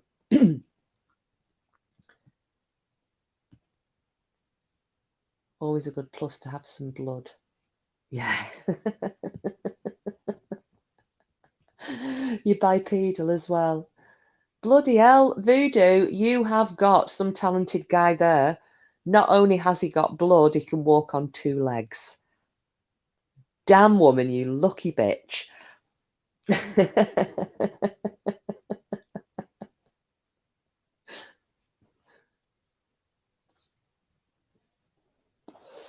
I had them after the amniocentesis. The issue is when the blood crosses and the woman makes antibodies. No biggie for the first baby, but will be for subsequent pregnancies. Yeah.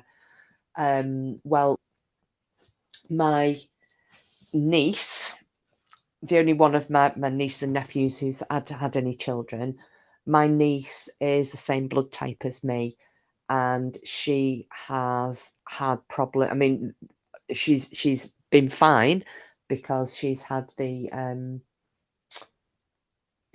injections, but she's a rhesus negative, and they were really concerned about her losing her pregnancies. Fingal, as my dad used to say, if you can't remember, lie. Yeah, yeah, yeah. Bloody crystal ball bag Beryl.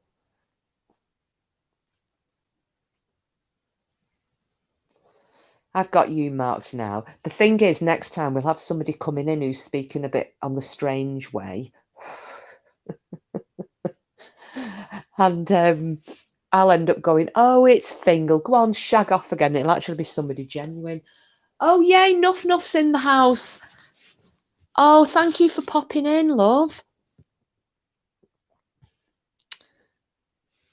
We've had some great weird chats over the last few nights. This one wasn't intended to be a live. I was trying to try out the YouTube live function, which is CAC. So I just thought, you know what, I'll come back on and I'll use up the last of my remaining StreamYard hours. What the damn hell? But yeah, we've been doing paranormal and what have you for the last few nights, and tarot readings and ancient civilizations and dogmen encounters, and talking about all things cryptid, weird and wonderful. And at the moment, we're just talking about rhesus negative blood types and an alien connection. So it's great to have a knobber in the house. Come on, you knobs.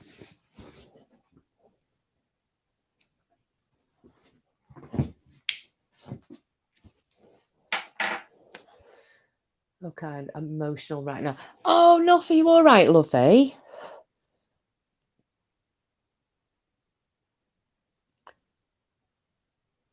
Well, I hope it's a good emotional and not a sad emotional.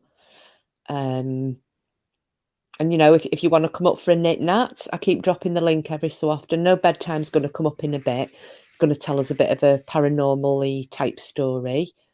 Just seeing everyone. Yeah, we've all been like that, because it's hard, isn't it, when you're bouncing around from channel to channel and you see maybe one person you know, or you only catch up with people in the comments. So it was nice seeing all you guys, well, the guys who haven't been popping in here the last few nights, but seeing you people that I've been missing, like yourself and Shirl and Sid Vicious and Fern, who didn't realise that we were gathering on mine and Bedtime and Voodoo's channel.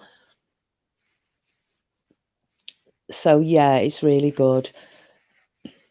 And can I just say as well, Jen, thank you so much for you know, what was we were saying slightly earlier, that, you know, how all that was handled earlier in Salty's live, you know, total respect to the girls on panel and you guys who were modding, you know, brilliantly done, and thank you for, you know, nipping things in the bud. It was really well done.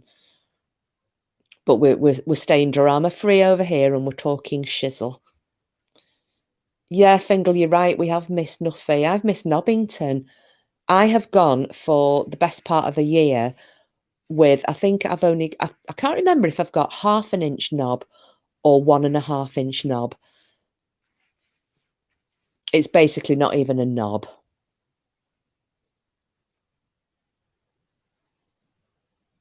Because I never got the questions right.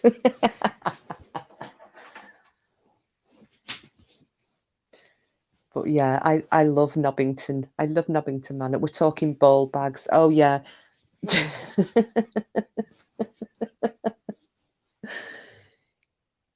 Keeping things on topic was important. Yes, it was, Lady Witch.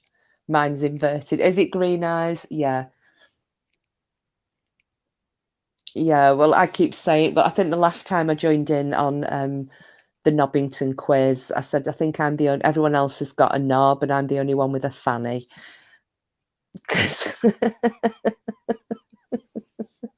I've got a concave knob.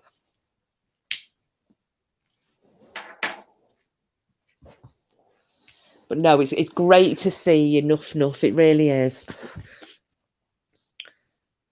So I don't know. Oh, we're all fab knobs. Woohoo. Sorry. Cooper's saying hello, by the way. Stop it.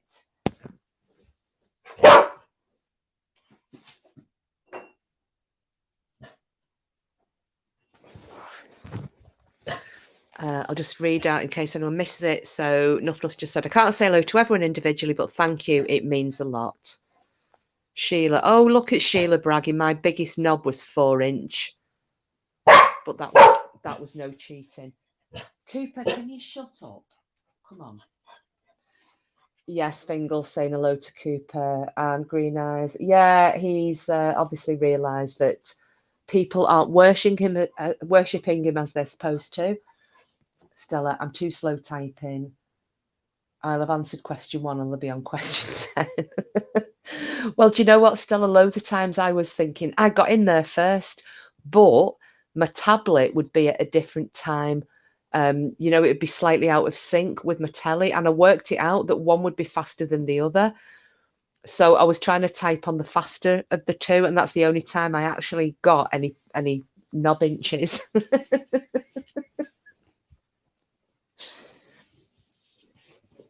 Which isn't great. So what do you want to do, guys? Do you want to oops, what was that? I think I've just posted somebody's comment up on screen by mistake. Oh yeah, there you go. Oh Stella, I'm shaming you. It wasn't done intentionally. Do you guys just want to have a good old chit chat in chat, catch up with Jen, or do we want to ask any questions about anything?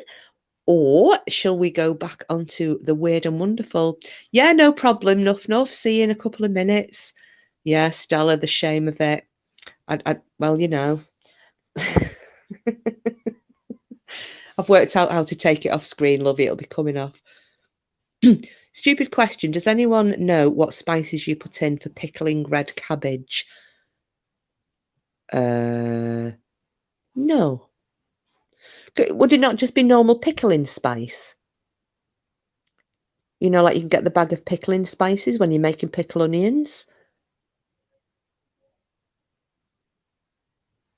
Peppercorns. Oh, there you go, Sharon, know it all.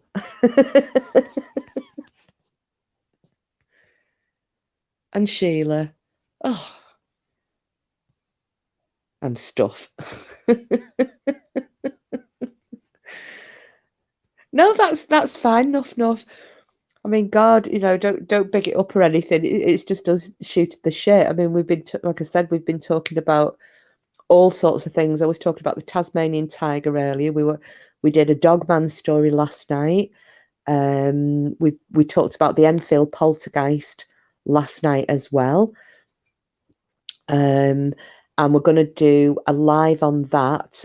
Myself and Tismy Denny are going to do a bit of research because we both tried to muddle through the Enfield poltergeist. I did some tarot readings the other night. Gosh, can you remember, girls? Boys? What else? We covered Oak Island as well. So Bedtime Clown came up and talked about that. We've talked about the Dyatlov Pass incident. So yeah, we're trying to cover all sorts of different things. So anything anybody wants to chat about. And just before you came in, Nuff, we were talking about life after death and near-death experiences. So I was saying, obviously, as I wish to go to Valhalla, that I shall be dying with, even if it's just a bread knife in my hand, and I'm fighting with someone on my deathbed, so that I get to go to the to feast and do everything else with the rest of the fallen warriors. Google Nigella, she's done one this afternoon. Oh, right, okay. She's someone I never really watch. Oh, hi, Cheryl. Welcome in. Lovely to see you. I've just been doing a rundown of what we've been chatting about. At the moment, the girls are chatting about making pickled red cabbage.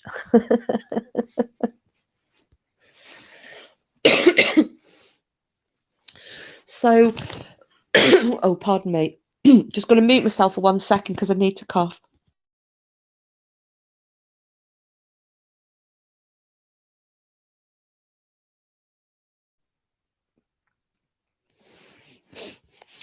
So, do you want to? I don't know if Mrs. Mercury is still here. Do you want to carry on talking about the life after death stuff, or does anybody want to carry on talk? Sid Vicious for Nigella.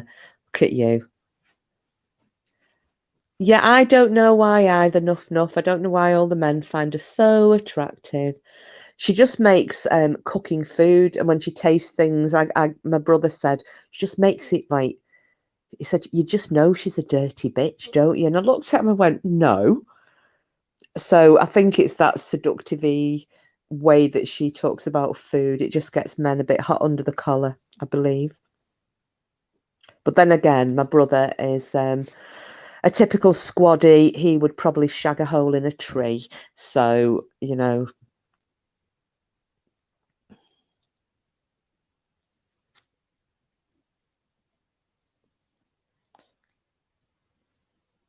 Yeah, look at all the men. They all do seem to like her very much. So, but you know, good on her, and she looks fantastic now, doesn't she? After she lost all that weight. No, Mrs. Mercury. Well, you know, it's just one of those subjects, isn't it? And I think it can be a little bit depressing. You know, not necessarily, but it can. And obviously, I think today has been. Yeah, a lot of people got on a bit of a downer today, didn't they? So maybe maybe we just get Green Eyes to talk about blowing her arsehole out again for everybody, because so many people have missed it, and we've now got 23 people in chat. So for those who missed it, and no doubt Lady Witch will put the emojis up again, there is a bog roll shortage currently ongoing in Australia. So we had a full-on. There she goes, Lady Witch. You did not let me down. We got into a discussion about what to use instead of toilet roll, because they don't have dock leaves in Australia either. So Green Eyes has a hose pipe that will blow her arsehole out. What's she put? She looks like a sex goddess while cooking. I look like a lump of Pillsbury dough. Yeah, do you know? I've never seen that woman's eyes smart when she's cooking, when she's cutting onions up, or when the steam from a pan makes her hair flop, you know, and you just end up with your or with your mascara streaking. And I have waterproof mascara, and it still slides down my damn face if I'm stood over the pressure cooker or the stove or whatever I'm doing. I know there is a knack to cutting onions without them making your eyes water, but I've still never managed to do it. No, I don't think she's human either, Simples.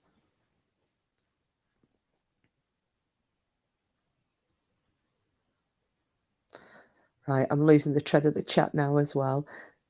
Is that vinegar nuff nuff? Oh, I'll have to go back and find what nuff nuff said. La la la la. Do my own, but I only use non-brewed condiment. It's still nice.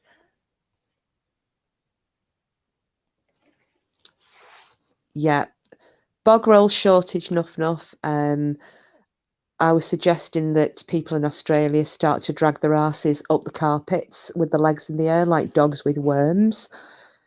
And that's how we got onto bidets and hose pipes and dock leaves. And somebody, I think it was Tismy Denny, said last night you could actually wipe your ass with a banana skin, but I presume you'd have to get it the right way round. Maybe the outer skin side rather than the inside, because then it would leave bits around your bum hole. So yeah, there we go. The tone has now lowered again. It's Sunday and we're already in the gutter.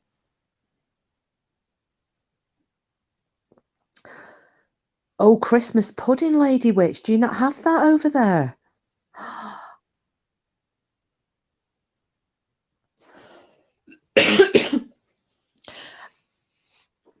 It's, yeah, it's like a fruit steamed pudding. I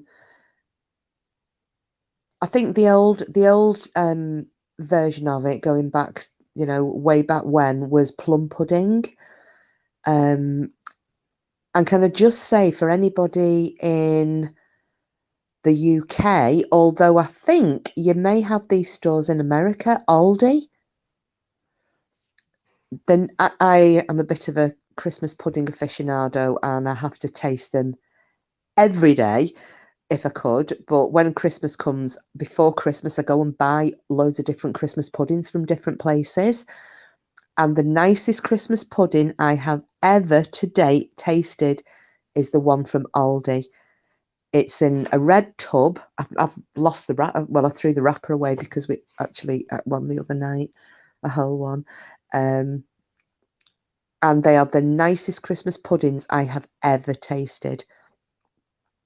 And this year, Frida, I have spotted on the shelf, you know, you can always get your brandy sauce and you can get your Bailey's cream and things to put on them.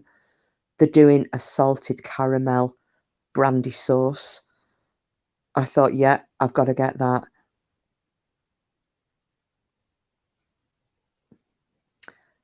Yeah, I'm with you. Sundays are for the arsehole. So Green Eyes got to make mince pies this week. Hubby can go through a dozen in a couple of days. God, I bet he could shit through a sieve though if he's eaten a dozen of them.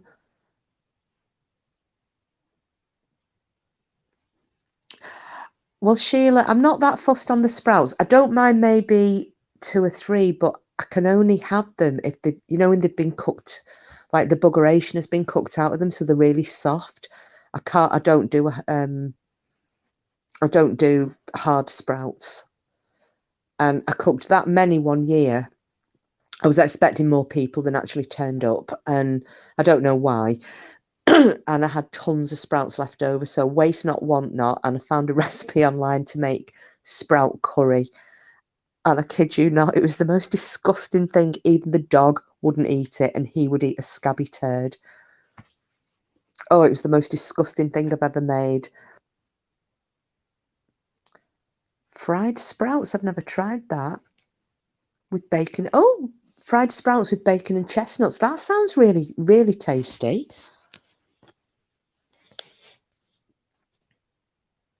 Yeah, Green Eyes, it was vile. If ever anybody's got a leftover sprouts and is tempted to make sprout curry, just don't. I didn't get off the toilet for nearly 14 hours. The house stunk. I stunk. Ugh, no, just rotten. And then the bin stunk because I put it in a tub in the bin because it was so disgusting.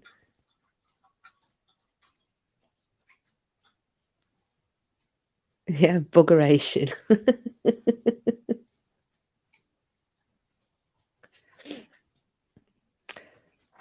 Yeah, I've never thought of putting sprouts with bacon. I just kind of boil them up.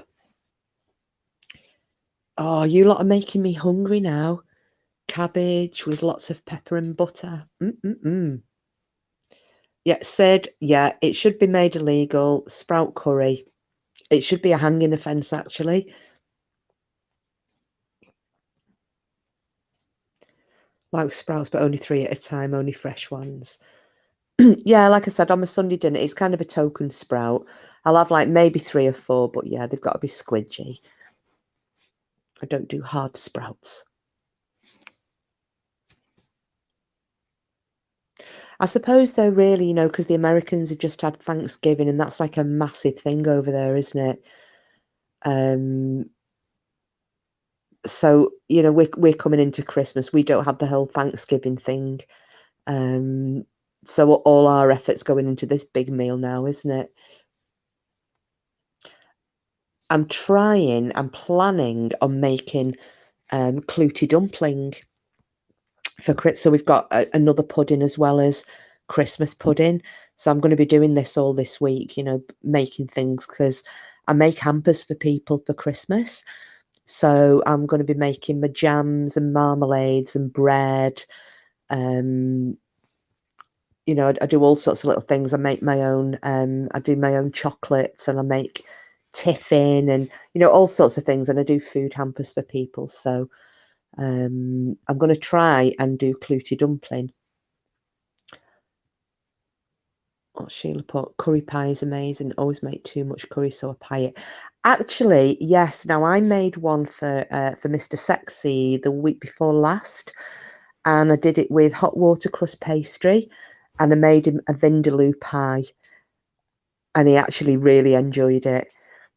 So I said I'm going to make another one as well for Christmas. I didn't actually make it as hot as I normally do for a vindaloo. So it did taste of vindaloo, but it was more of a Madras heat. So I need to, but yeah, Sheila, so what pastry do you make it with? Because I've tried to make one before and I did it with puff pastry. and it was as soggy as arse. So when I did it this time and I made the hot water crust pastry, it actually was, it really held well together. It didn't, oh yeah. So, yeah, no soggy bottoms. Never had a go at water crust pastry. Do you know what, Green Eyes? It's as simple as out. It's so easy. You know, there's like virtually no, you know, you only do a couple of seconds of kneading it and what have you. But yeah, it's really, really easy, especially if you've got a wet filling to put into it. Said voodoo pie. Oh my God, I just fell in love. Get Nancy to have a go and make you one. Steak and Guinness pie. I love making that. Very tasty. Oh yes, Frida. Is it soft pastry or crispy? No, it's kind of it's a firm pastry. Have you ever had a Scotch pie, Green Eyes? Because that's hot water crust pastry. So you basically are making it with flour and melted fat and water. So, but it holds its, so it's really easy. Oh, sorry, it's the best pastry if you're making a free form pie. You know, you just hand forming it. You don't have to have a tin for it. But if you don't, and you just make the shape yourself, then you do need to stick it into the fridge to harden up for an hour or so. Then put your filling into it, but it'll hold its shape then. Yeah, you don't. Yeah, you don't need to sew it in it. Sheila, yeah, hot water pastry. Only puff pastry I use is ready made. Yeah, it's a pain in the arse, isn't it? Trying to make your own puff pastry. Why make it when you can buy it? But yeah, I just think hot water crust pastry is so simple. Oh, you don't like spicy food, Sinner? Actually, you know, my nana was like that. Not that I mean you like my nana, but my nana was real old-fashioned working class lady, and it was none of that foreign muck. You know, she would never have eaten garlic bread ever. She would have never eaten a curry. Yeah, it was proper old UK cuisine, and that was it. Yeah, pot pie. Yeah, that's the one. Green Eyes. What you'd get like a Melton Mowbray pie. They're the hot water crust pastry toppers. Oh, how's your diet going, Jen? I just noticed you can't have your snacks.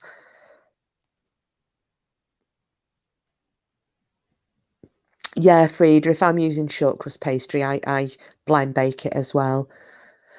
I've always got like half a packet of peas rolling around on the work surface, but I only tend to use those if I'm making because I like making Bakewell tarts and things like that. Sinner, I bought a honey glazed ham today for Christmas. Let the ham sandwiches commence well into the new year. Oh, now you see, I'd be tempted with some of the offcuts of that, making a good old fashioned northern pea and ham soup. That warms the cockles on a cold day. Yeah, that was my dad. No foreign muck. I know, they were hilarious, the older people, weren't they? None of that foreign muck in this house. It's not got chips and gravy. It's not getting eaten. Yeah, Green Eyes, have a go at it because it's really simple and you will be very impressed with how it turns out.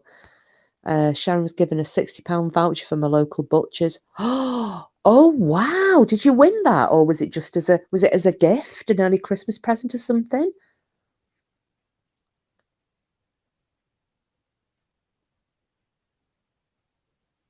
Uh, I've lost a stone. Oh, well done! Congratulations there from everybody for Nuff Nuff, who has lost a stone. Brilliantly done, especially coming up to Christmas. Lady Witch is doing a whole turkey for Christmas. My hubby was not. Oh, I missed that. Then it shut up. My hubby was not happy about the lack of leftovers of Thanksgiving. Oh, your boss gave it to you, Sharon. Oh my God, generous boss.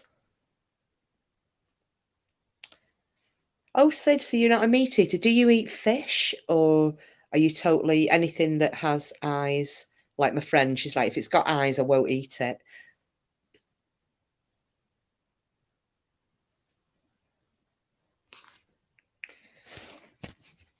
See, I have to admit, as everybody knows, I am a full-on carnivore. I have tried being vegetarian. I did try it, and it didn't suit me at all. So let's talk salad now. We don't need to spoil Nuth's diet. I love an iceberg lettuce. Oh, Sheila, God love you. No, it's hard, isn't it? Nuff. The older that we get, the harder we start finding it to lose weight. And there's always that little bit that just, you end up with that last half a stone or that last couple of pounds or what have you. And no matter what you do, it's just that sucker is hanging on and it is not letting go. I actually hate lettuce. I force myself to eat it.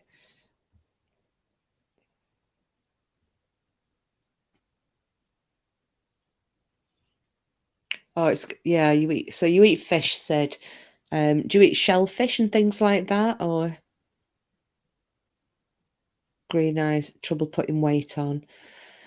Yeah, I can put it on, but I mean, I'd really like to put some on at the moment because I'll be perfectly honest, I am really feeling the cold this year. Me, my skinny legs and my skinny shoulders. So I just keep thinking I need a layer of blubber.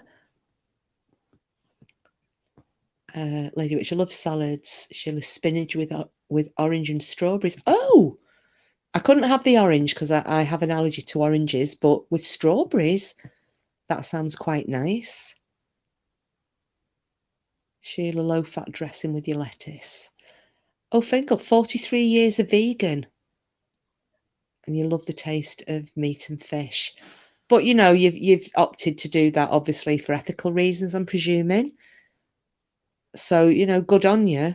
Because I mean, I'll be honest, I can't give up something if I really love the taste of it. It's like cigarettes. I am trying.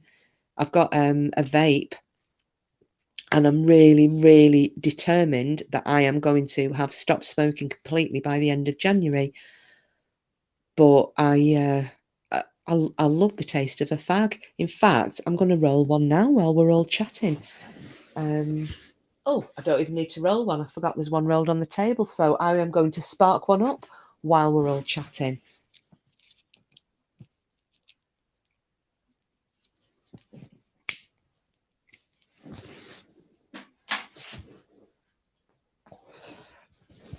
Has anybody ever tried balsamic vinegar on strawberries? That was something that my friend served me up in the summertime. We went round for a barbecue. God, that was lush as out.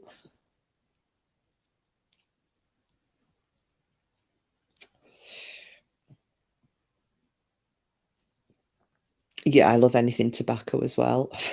Do you know, maybe I should try and make tobacco flavored cheesecake or something, to stick in the freezer for when the nicotine cravings start to really kick in, and then I can just have an eat of that through January.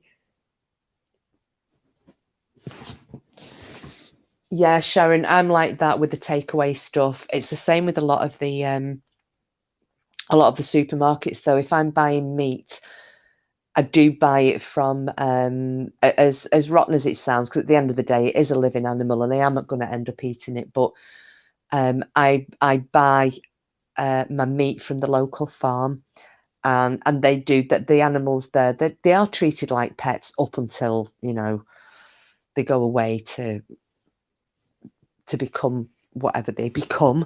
But I know exactly how those animals are treated from the moment they're born until the moment that they do go to slaughter, and they're so well looked after. So that's the only place I will buy my meat from. I won't buy from supermarkets. I don't agree. When I found out, slightly political, but I'm going to say it. I don't care. I don't want to offend anybody, but it's what I think. When I found out about the majority of meat in supermarkets being halal slaughtered, which I totally disagree with. The only place I would buy meat from if I had to would be the Co-op, because they do not. I wrote to them and they categorically assured me that they do not stock halal meat. So yeah, so that's a little pointer. Oh, I love tzatziki as well. Nuff. I make that, but I put tons of garlic in it, usually enough to make your eyes smart. Yes, Fingal, it should be.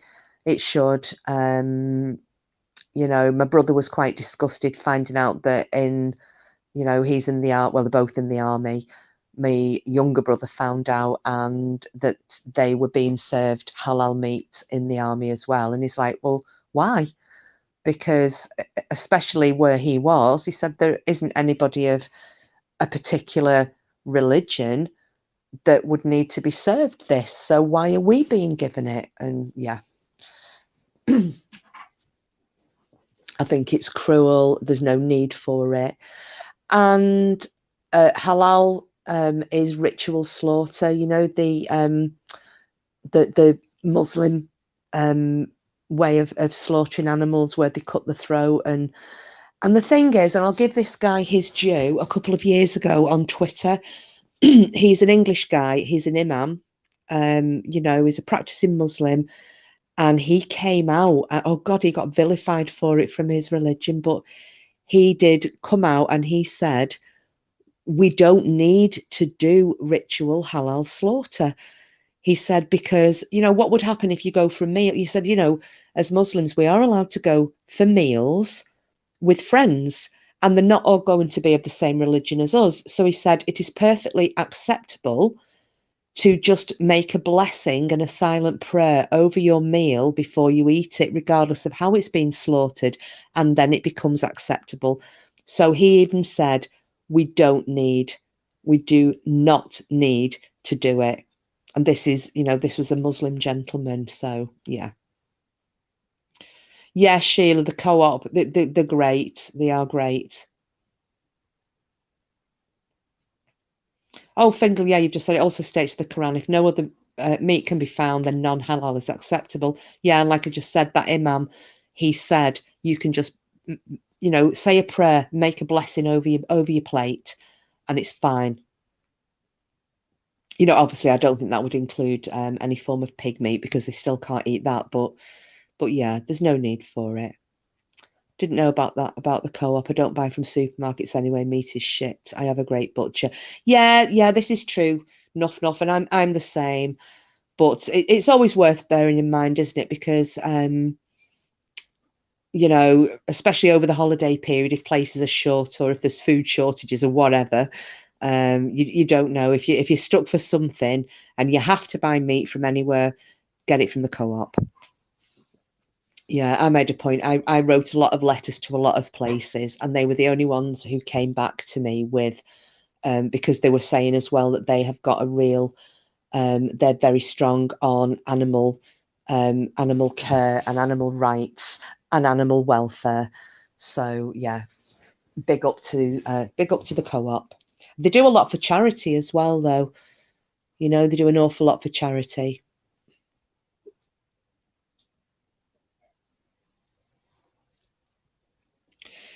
Yeah, well, I eat like that, nuff. I do keto. So I have, just because I'm feeling really skinny and cold at the minute, I have upped my my daily carbs, just to try and get a little bit on me. But yeah, it is a great way. And the way I look at it is, it's not a diet. I look at it more of it's a lifestyle change, isn't it? Cutting the sugars out, because, and especially if you're on a budget, it's very hard, because the majority of, most of the food that will fill you up and keep you going for a very, on a limited budget, are all the things that really aren't doing you the best. You know, your breads, your pastas, your spuds, your rice, things that you need to not be eating while you're doing something like a keto diet. And it's great because I can have a full English breakfast, obviously barring the toast and the hash browns. But, you know, we did this the other morning, me and Mr. Sexy. We had a full English breakfast. I was kind of passing the bits onto his plate that I couldn't have in the cafe. But, yeah.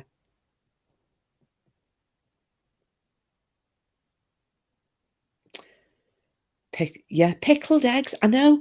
Do you know what? I I lived down in Portsmouth for quite a while, nuff, and in every single bloody chippy, there was a great big tub of pickled eggs on the counter.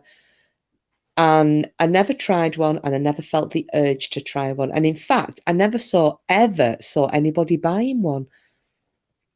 So I don't know anybody who's ever eaten a pickled egg. If anybody has, please put in the comments and make us all heave.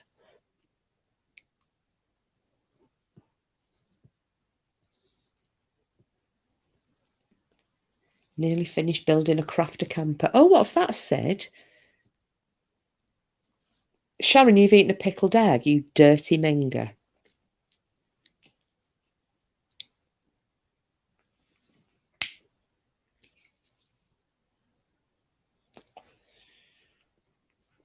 No problem, Green Eyes. Enjoy cleaning out your camper. Oh, hang on a minute. We obviously have a member of the aristocracy in the chat tonight, as I have just noticed that Voodoo Queen loved pickled quail eggs.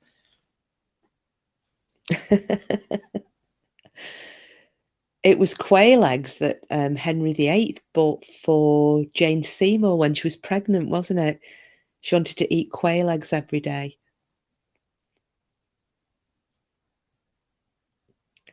Spicy pickled egg. No, I'm sorry, you lot. I'm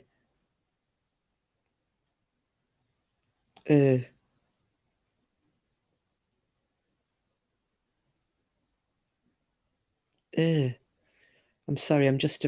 My mate ate 8 pickled eggs and drank the vinegar for a bet. Did he hurl his ring up, Sid, or did he manage to retain the contents of his stomach? Because I swear to God, I think I'd just stop projectile vomiting.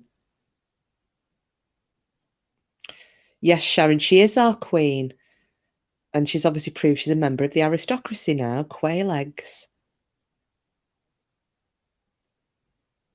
He spewed for England. It serves him right.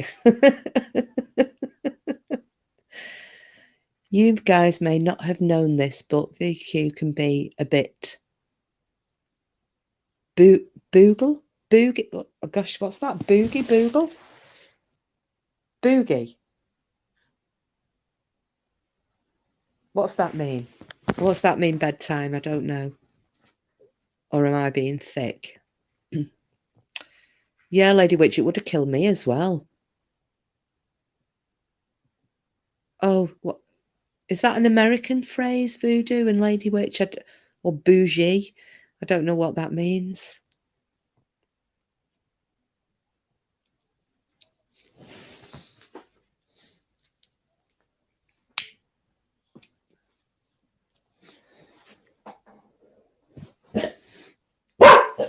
Cooper, stop. Oh, the dog's off again. Oh, high end.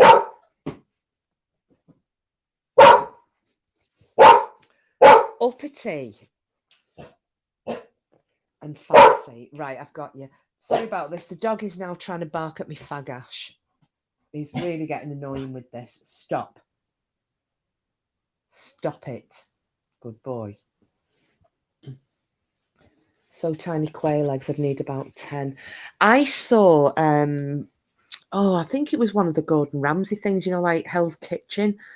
And they were having to prepare quail eggs, and there was so much waste because they were boiling them and then they had to peel the eggs.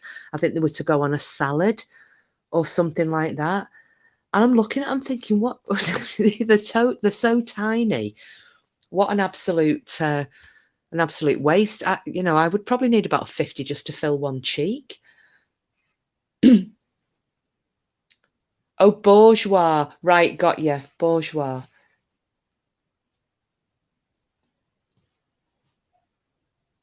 Bourgeois. I don't know about Just Food. We're all very high end in here, I think.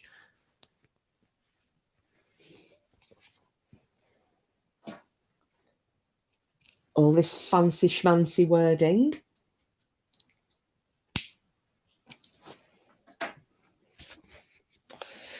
No, Sheila, I don't like the smelly cheese either. And the blue cheese, oh God, no.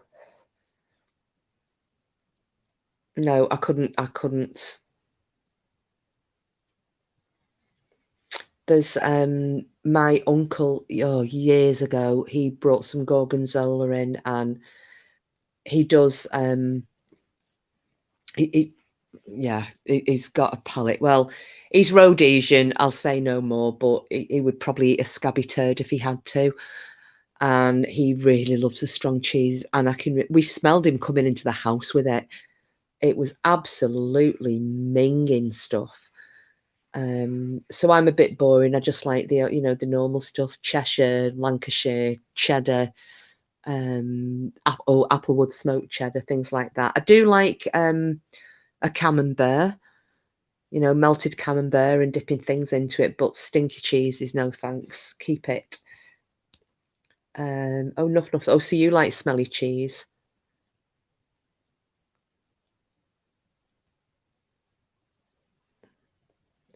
Foodie Queen, you make one comment about freaking toilet paper in your labels.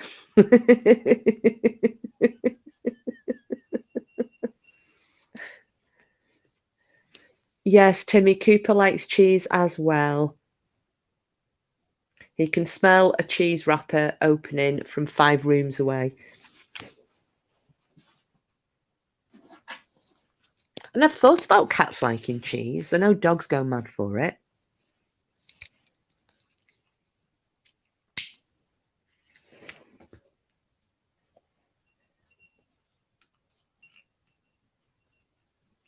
Stilton and Port on Boxing Day.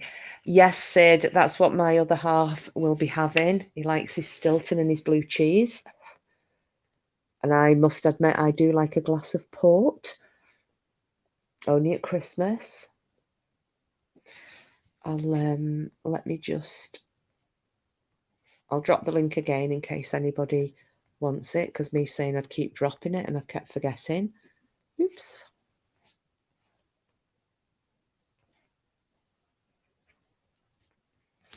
There we go. So anybody wanted to talk about anything, hit the link. Had cheddar with truffle. Oh, Sharon, you know what? I don't like truffles. I don't know. I know I should do, but I don't. It's same with oysters as well. That's another thing. No. Oysters, truffles, blue cheese, quail eggs. Oh, who've we got? We have a guest. Oh, it's Nuff Nuff. Hello. Come on, you knobs. Come on, you knobs. Welcome, Nuff Nuff. Thank you. I can't see chat, so I just got to pop up for 5 minutes. This is great chat. I've just missed it so much. Missed everybody so much, like you'd never know, honestly. Yeah. It's really strange, because, I've been doing it a year, it's been a Monday night for like a year. And it's funny how it just, it does not take over your life, but, and I know it's only YouTube, but you don't think about people, I don't think about you. I think at names in chat and I think, I wonder what they're doing. And, we probably never, ever get to meet, but you do form friendships on YouTube, and, I do miss people, and I've missed it. So hopefully Christmas Day night, I've got a quiz, so I'm going to be giving away some Christmas inches on your knobs. And I and have I've an got inch for allowing you to come on panel, please? Nuff, nuff. Not that I want any favouritism, but I'm sick of this, Fanny. I would you like what, a love? dick for Christmas. Say that again, love. I said, can I have can I have an inch just for letting you up on panel, please? Because I would like a dick for Christmas, and I'm sick of having a Fanny, so. You can. I will gladly give you an inch, my dear. Thank No you. problem. Yes, you can come in on Christmas Day with a waffing your inch about and polishing your 1 inch knob. Wishing me And, you see, this is what we've all missed because, as you said, Nobbington wasn't on, and then, missing lives, and obviously people weren't feeling like doing lives, and then Bam's not well, and Bedtime had started to do lives, and we were going in there, and so then I've started doing this side to catch the Brits, because we were all funny different. I think there's 6 or 7 hours ahead of or behind us over in America. So, and it's been really nice the last few. I mean, I kind of hammered it. I've nearly used my full 20 hours in 3 days, but what the fuck? yeah. But it's just been nice. Everybody coming in. Yeah, and and that's brilliant that you're doing them. Honestly, it is fantastic. I didn't know you were doing them, and I've just been scouting through, and I saw the all live. I thought, oh, brilliant. And yeah, it's great. But not everybody's got confidence to do it. And I missed. I saw Bedtime. I think it was last night, but what was it last night? Where Bedtime went on? The night before, wasn't it? It was the night before last. Friday night. Yeah, I saw it, and I was gonna go in, but I just got distracted, and then I don't know I can't remember what happened, but I did see that they were like, oh, Bedtime's happened. Things happen, and you just get distracted and forget. But I think it's great that you're doing it, and yeah, we've all sort of like, it's hard because people are just not feeling it at the minute, and it's my last live I did. It were really tense, and not tense from a Nobbington point of view, but the chat were a bit tense because they were a bit arguing going off, and that's what Nobbington's about. As you know, that Nobbington's a place where we just go, forget about everything that's going off on YouTube, and just have a laugh. And it's just great, and I love, I just love the vibe that goes on in there. Everybody's just so nice, but there were 1 or 2, not our regulars, 1 or 2 coming in and spoiling it and stirring it up. So it weren't good. And the reason, I said it's not fair. Denise, Guernsey Girl works really hard on Nobbington. It's her work. I read it, but she does the work, and I don't like. I don't want that spoiling for her. So we both agreed that we're going to give it let dust settle, just give it a break. And Guernsey wants to give it a break as well, but she's back on it, and she's promising us a really, really good Christmas nobbing. Brill. So I'm looking forward to that, looking forward to reading it, and if people can't make it Christmas night, that's absolutely fine. People are going to be busy, they've got family around, I get that, but there's a lot of people that are on their own Christmas Day night. So that's why I'm doing it for them that are on their own. And I won't be offended if anybody can't get in. Don't say, oh, I can't make it, got family around. That's absolutely fine, get that. But sorry, just got it. You know what? It's amazing, isn't it? My dogs have been sat all so quiet, all so calm. As soon as I get on a live, they're up. Mothering. This is what this dickhead's doing here. He's been having the occasional huff, but the minute you've come up, because now he can hear another voice, he does the paw, I call it the paw of doom. He's pawing at me, scratching my leg. He's bringing me his ball. He's fetched me his squeaky toy that luckily I took the squeak out of before. I'm just like, just bog off. You've been lying on the sofa all night. Go away. Attention. Yeah, just attention seeking, aren't they? Absolutely. You're not giving it them. So it's like, oh, you're talking to me, not talking to me. You're ignoring me. I'm not having that. No, it's great to do a Nobbington on. I'll try and get in there on Christmas night. Can I just ask? Can someone in chat please drop the link for Nuff Nuff's channel, please, for Nobbington? And if you're not subbed, if you sub, and if you're around on Christmas night, that'll be good. I'm actually going to go over and visit my aunt on Christmas Eve night, but I'll try. Hopefully, I'll be able to get a signal there. So I'll come in for a bit. She doesn't have internet, but I can hopefully link into my mobile data on my phone. So, well, that's another thing. I was going to say, I am away. I'm camping. I go Christmas Eve through to New Year. lovely. So the place where we're at, I don't know whether. Where are you, Lancashire way? I am. I don't know whether you know Goosnarr.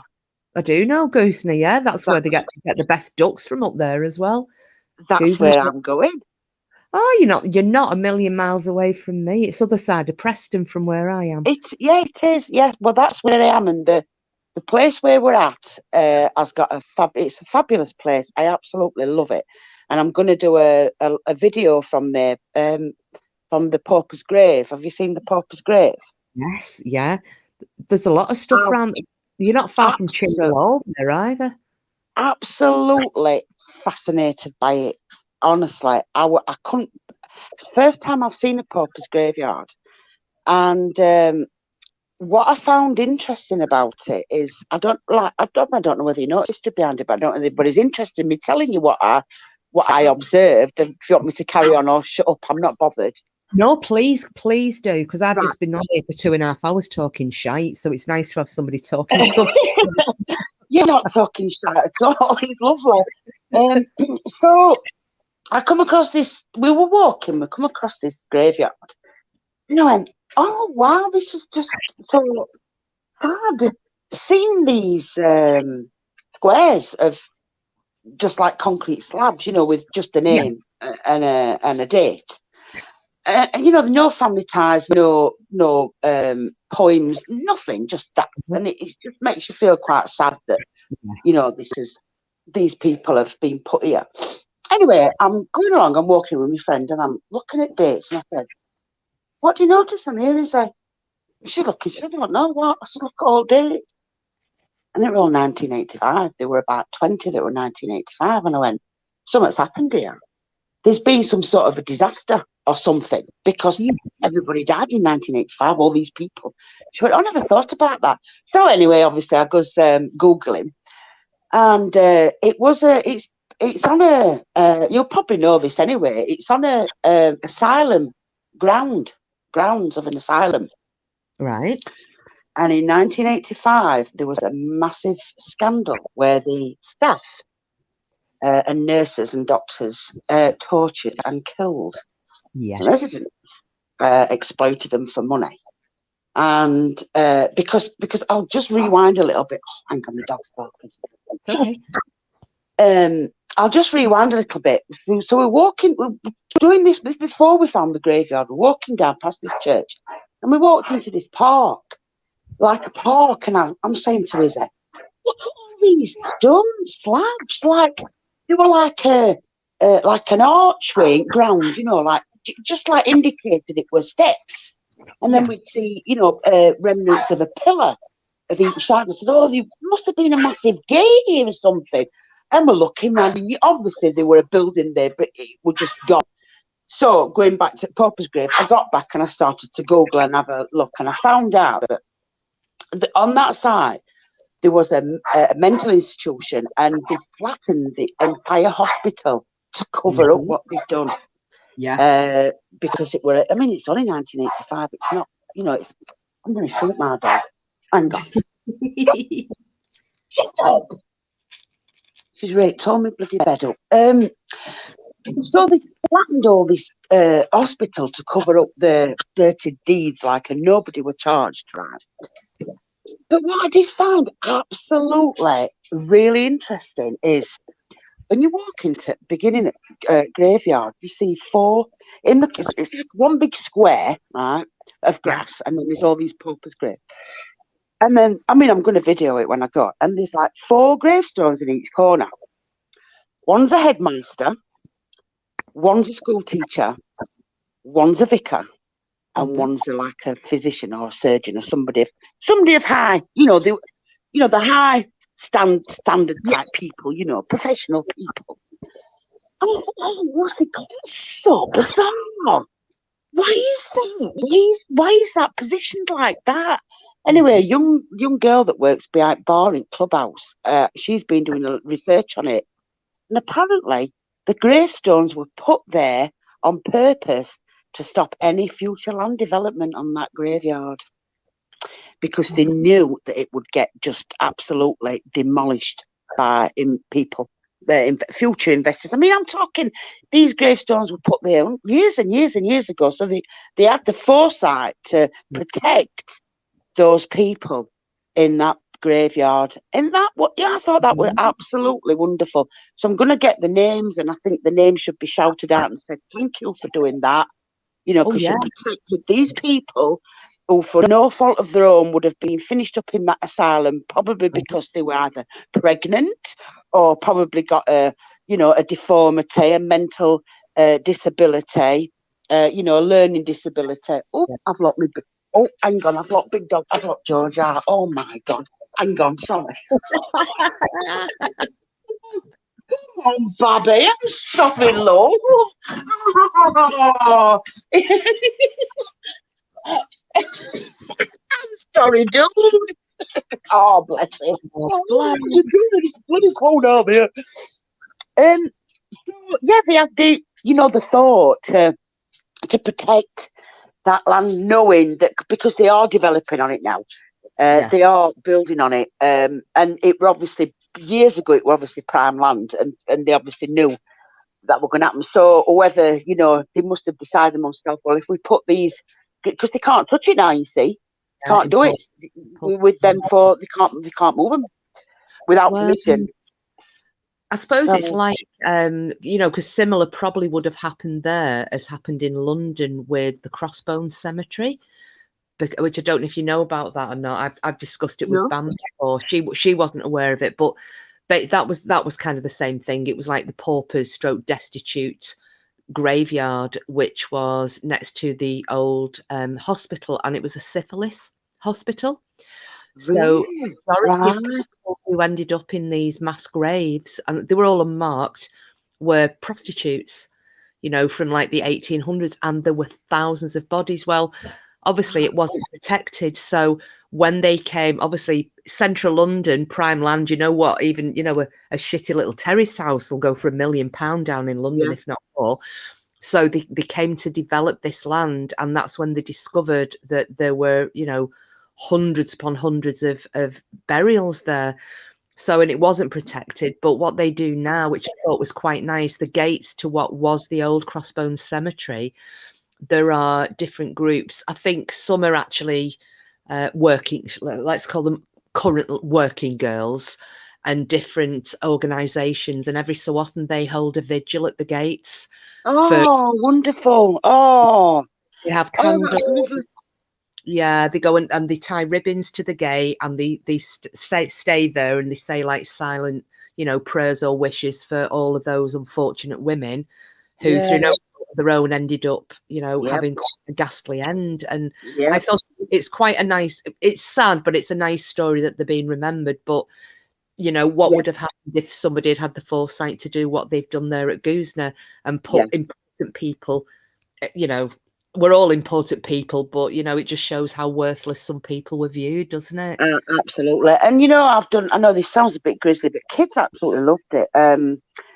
This was before, because my kids are like 40. This was before internet. I used to take them to the graveyard. Old, not City Road one, old graveyards where there were people that have walked on this earth and have now been forgotten about, and we'd pick a name, and then we'd go to the library and we'd research that name. Some didn't come up with anything, but some come up with some really interesting stuff. And it led us to we chose one, and I mean, obviously, I remember the streets changed, or the areas change as they get developed, and shops would be there and they get knocked down. So I remember that on our main Halifax Road, near Sheffield Wednesday ground, there used to be a row of terrace houses, and I remember a shop being on corner. Well, that's gone now. It's a big, car show lot. And it's kids have always known it as that. My kids have been there like for donkey's years. But when I was growing up, I remember this shop, and we picked this name out. Anyway, went to the library and starts looking at her name, finds out that her father was the butcher who, and I didn't know this were a butcher's shop. I always remember it as a sweet shop.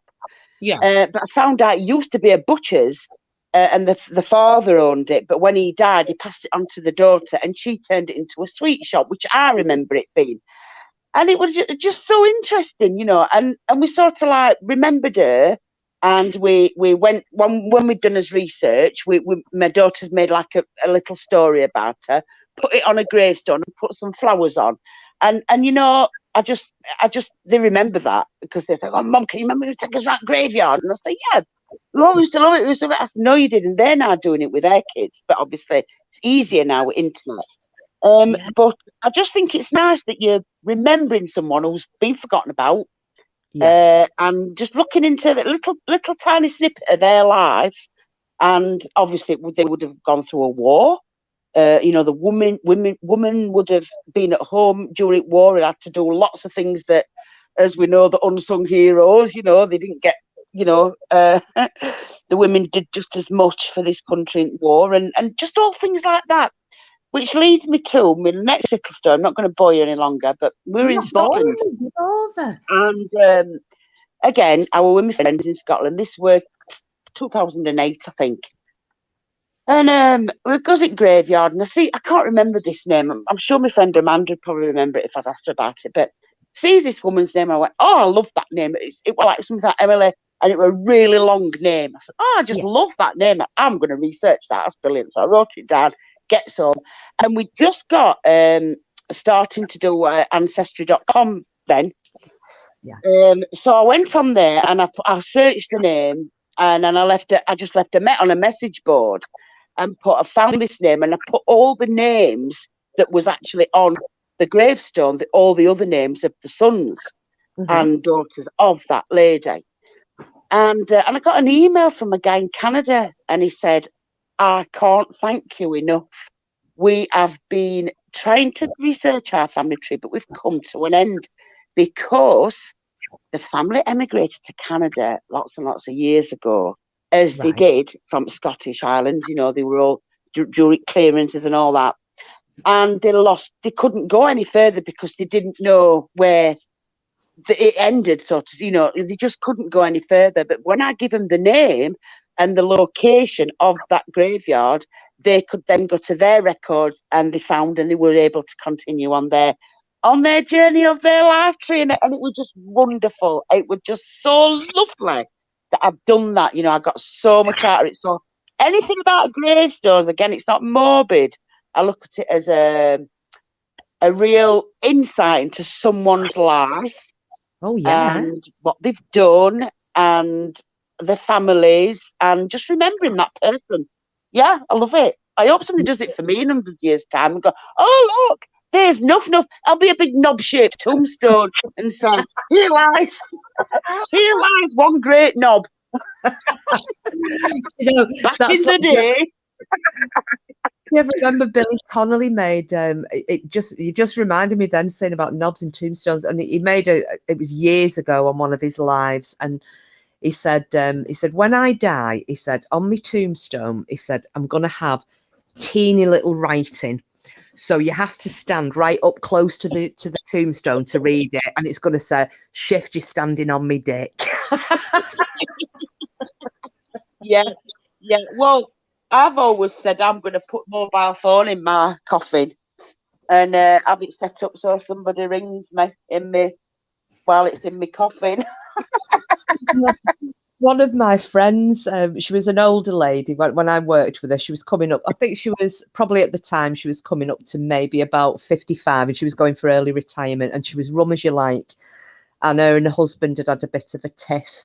And she'd said, I can't remember how it had come about, but they'd got into this bit of an argument. And he said, you know, when you die, he said, I'm going to have put on your gravestone, Eli's calf cold as ever.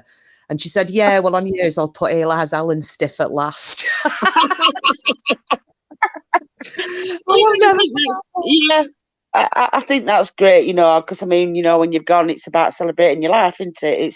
And I know it's sad, young people dying, but when, you know, when they get old and they've had a life, and I've just lost my adopted granddad. I mean, he was 92. Oh no. And no, no, honestly, you know, do you know what? And I know, you know, trying to comfort my sister, because obviously my sister had a closer relationship. We were close, but not as close as my sister was, 'cause it's her husband's dad. So we called him our adopted granddad, Trevor. Mm-hmm. Well, Jean died a few months ago, and they've been together since they were 16, and they're both in the 90s. And he Gosh. was the local vicar. So he served the community and been a wonderful, wonderful man, father, husband, grandfather, great grandfather, you know, just a wonderful, wonderful man. And when Jean died, it absolutely broke him. Gosh, yeah. As you can imagine, you know, he'd never been with another woman. That Jean was the love of his life, and vice versa. And I said to Carol, do you know what I just imagine? Because he was a vicar, I just imagine Jean just in this. I've got this picture of Jean with her arms open, and Trevor walking up to her and just giving her a big hug, up in the Oh, sky. I see oh, that, you know, because they did believe so much yeah. in God and heaven and all that, and they Oh, believed that they will be. And he said, you know, when she died, he said, "We will be together. We will be together. It won't be long." And he knew, you know, because he was 92, for goodness sake, he was going to die. But and I just see that, and I can just see her with her arms open and a big smile on her face, saying, "Come on," you know, and they're just hugging, and yeah. well, So, I think that's true. I thoroughly mm, go along with you on that one. It's like the, mm, you know, whenever your pets die, and the vets always give you that bloody Rainbow Bridge poem, which is lovely, but it kills me. But you know how it ends, saying, you know, I can't wait till you eventually cross the bridge and you come home to me, and mm, it's the same thing, isn't it? You're going to go back into the arms of those you love. And I'm really mm, sorry, but I'm going to lower the tone completely while we're having a good talk, because you can't see chat, can you?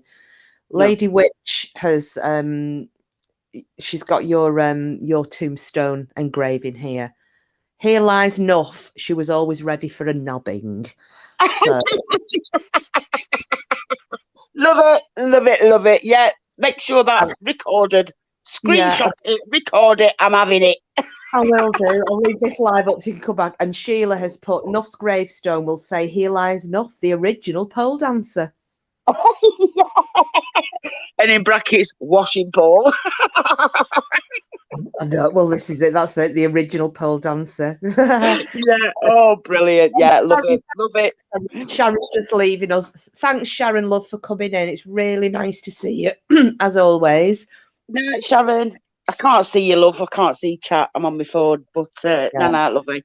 I keep missing chat because I don't watch it. I'm kind of chatting away and then think, oh shit, I wonder if somebody's asked a question. I will go and say to you, if you're over at Goosner, have you heard of Wood Plumpton, which is in that neck of woods? So that again.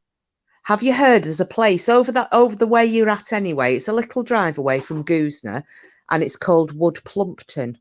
No. Right, there's the Wood Plumpton witch is buried in that graveyard. And oh, really? yes. Oh, see, I'm going to be obviously I'm there Christmas Eve, and I'm going to be there all week until New Year. So I'm going to be. I wanted to sort of like go. I'm going to go to Blackpool. I mean, you know, if you're up in that area, you've got to go to see light. So I'm going to drive through Blackpool at night, and I'm looking for places to go. You know, and I want to sort of like. That's what I do when, you know, I go somewhere. I always go around area and go to little villages and go in graveyards. And I know it's a bit morbid, but it's made also some Mum, why are you always in graveyards? You got this weird obsession with graveyards. I just love old graveyards. I do. So yeah, Wood Plumpton. I haven't got a pen. Can somebody just put that in chat so that when I come out, I can screenshot it? Because I'll forget it. I'll forget it. Hang on, let me put it in. Wood Plumpton. And I'll put witch.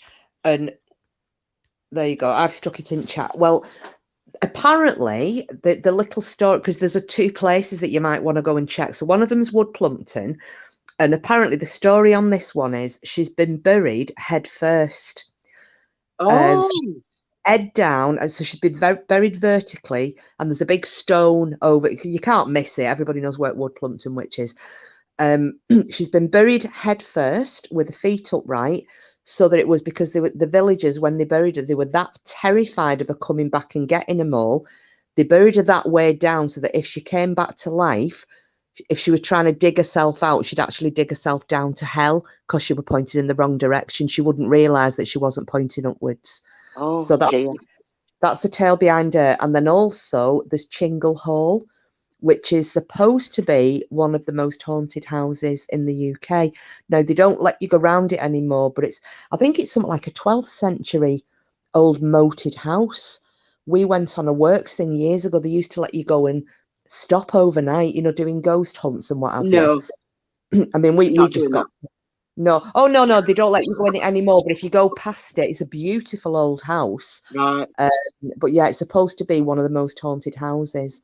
But yeah, definitely pay Wood Plumpton a visit. I will do. Yeah, anything. I mean, obviously, I'll start having a look. 'Cause, I mean, I've been before. I went to Ghost Night. Well, obviously, because I've just told you the bloody story. But I was only there for, excuse me, 2 days. And we only got to go sort of local chip shopping. Ghost Night villages. Oh my God! And I mean, I'm gonna have to treat myself. I don't care. I'm gonna have to chips because they are the best I've ever had. But I found everybody they were so friendly.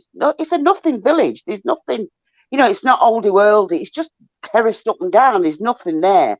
It's just so nice. It's just such a lovely place to visit. It's just, and you know what? It just makes you, everywhere you go, you could just be driving down the street and it just doesn't look anything. But if you park up your car or your van, like me in my van, I'll just drive through and think, this look, I'm going to have a nosy. And I park up and I go and have a moat round. It's amazing what you find out about places that aren't even, moralised anywhere or written about. They're just what the locals, because I always get chatting. As you know, I can't stop talking. And I'll just get chatting to someone. And usually, because that usually starts me off, because I'm going to probably stay there. So I'll go in a local shop and I'll say, is there decent chippy around here? Or is there, and I'll start asking, they'll go, yeah, there's a whatever. And I say, I'm thinking about staying anywhere nice to park. I was going to park so and so. And they go, don't park there. I'll tell you where to park. And locals will usually tell you places where nobody else knows. That's how I find my spots, you see, by talking because the locals, like anybody does, like to talk about their village. And I like to learn about their village. But I just need to invest in a decent... I've tried filming stuff, but it's all wobbly. And it's like you've been on tiles all night when you watch one of my videos. It's like I'm bumping about all over the place. So I'm saving for I mean, you can piss palm me if you want. I'm saving for what they call it, a GoPro. GoPro, yeah, I'm saving for one of them. So hopefully after Christmas, I'm going to get one and I can do some filming for my places. Because I want to start, concentrate on with the channel, but we all gone off and stuff, and money's been a bit tight and stuff. But after Christmas, once that's over, I'm gonna buy a little GoPro and I'm gonna start filming and documenting these places. And like I said, there'll not be anything special like Cotswold or tourist spots. There'll be places just random places that I'll just go and start walking around and finding out about. I mean, you'll see something on a wall. There'll be like a stone on a wall. It'll have a date on it. And if you Google it, it'll take you back. It'd probably be, 1880s. A lord lived here and blah blah. It leads you to all sorts of things about that village, what used to be. It's dead good, and it's not something that unless you're specifically told about a place, and then you got to research it. You only find out about these things by travelling about.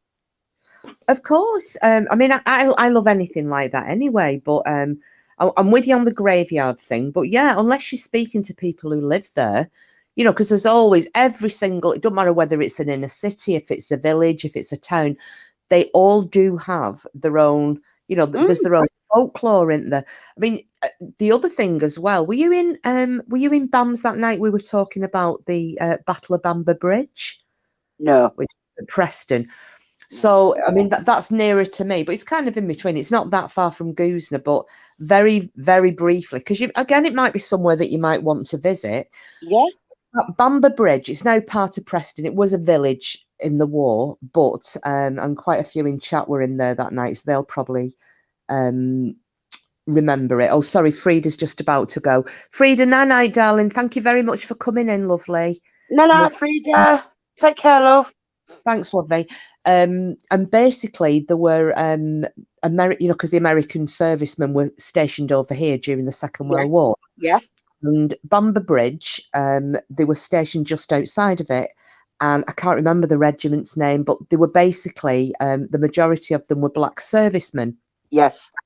And at the time, the Jim Crow laws were still in place. So, you know, the black servicemen weren't allowed to mix with the white servicemen. Yes. I do remember it very well. Yeah. But in America, absolutely, but not over here. So the American, so I think they were like a tank regiment or something, but they were coming into Bamber Bridge and there were a pub called, and it's still there. It's a thatched pub and it's called the Hob Inn. Nice little friendly pub at the bottom end of what was the village. It's the town now, but so these black servicemen were going in there having a drink, and the locals were making them very welcome. And basically, some of the white, I think they were military police, came in and kicked off because these black servicemen were being served and were trying to kick them out and drag them out and all the rest of it. So what the villagers did was the next night, because they were so pissed off about it, they put signs on the pub saying black servicemen only. I remember reading about this somewhere. Yes. Yeah, that caused a right ruckus though, didn't it? Caused a full-on battle in the middle, and one of these servicemen was shot and killed. It was dreadful. So that's just that little, you know, without going into too much detail, but that was the Battle of Bamber Bridge. So the pub is still there. So, you know, again, that's, you know, if you fancied going a pub for a drink and a spot of lunch, Bamber Bridge, it's only a stone's throw from Goosner, and yeah, take a photograph and a bit of film outside the old Hob, but that's where the Battle of Bamber Bridge. I will do, especially now you've spoke about it. I will do that because people who are, again, I can't see chat, but if you were in BAMS chat and you spoke about it, I think that would be really good because then they can actually see it. You know, I mean, I know you can look on Google, but it's not the same as when you're there. You know, you don't get that same atmosphere. So I'll definitely go. Yeah. Yeah, I'm looking forward.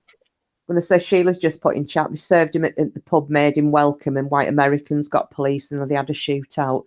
Yeah, I mean, and there were locals, you know, there were women as well, you know, with brush steels going at these American, the military police. They were very heavy-handed over it. And, you know, all these black servicemen were doing, they were having a bit of a jive with the local women. The local men had no problem with it.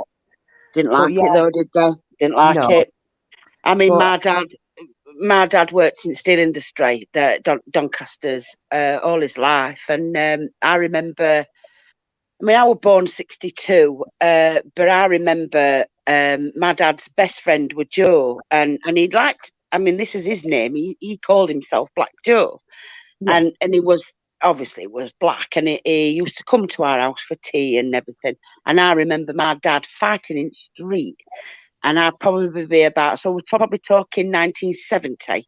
Yeah. And I remember my dad fighting in the street because they wanted neighbours, you know, having a go at my dad for having Joe at his house. And my dad looked after Joe because he got picked on terribly at work. He got segregated at work, you know, he got you're not having him working here, he's got to go there. My dad said, no, I'm not having it. And my dad, you know, I mean, they're a dying place now, the Working Men's Club. Yes. But they, you know, you can imagine, because they were always run by a committee. And they absolutely, well, I mean, Worsley Bridge Working Man's Club is where we used to go as kids. We were never, my mum were never allowed inside because it was a working man's club. Oh, yeah. Anyway, but the committee were all, you know, they just wouldn't allow women in. But when they changed the rules where women were allowed to be let in. My dad took us in on Christmas Day. So you can imagine the uproar that caused. And there were even bigger uproar when the committee, when the people of the club voted in a woman to be part of the committee. It caused an absolute stink, but it was brilliant. But going back to my dad and Joe, my dad used to take Joe in there. And initially, they were just awful. They were awful to him. But my dad said, he's coming in. He's my friend and he's coming in. Yes. And bit by bit, as they got to know him, and I mean, it shouldn't be that way. We know that, but it was that way, unfortunately. But my dad and Joe continued to go in and go in and go in. And bit by bit, they come round. And you know what? They got to love him like everybody loved Joe. He was just a wonderful man. And I think, if my memory serves me right, they did have something put up in a memorial for Joe because they recognised how badly he was treated. Yeah. And he was badly treated because of his skin colour. And that's it. That's all it were. And as times changed, as years went on, they recognised how bad he was treated. So it's sad. Yeah, thank God that not like that. Well, I mean, there is still some sections like that, but thankfully, it's acceptable that equality and whatever. It's women are allowed in working men's clubs on Christmas Day. In some places, but I watched this. I watched a program. I think it was called something like England's Roughest Villages or something. I can't remember exactly. It was something along them lines, and it showed this place up in the northeast. I'm feeling like I want to say Darlington, that kind of that area. Yeah. And they were very big on leeks. They grow these leeks and they have these competitions. And apparently somebody has been, every time it comes to this time of year where they have this leek growing and these are, I mean, we're talking rough men, but they do this leek competition and it's really important. And someone has been sabotaging them every year and they've never caught, and they're all saying, if we find who this fella is who's sabotaging our leeks, we'll break the fingers. And it takes them into the working men's club.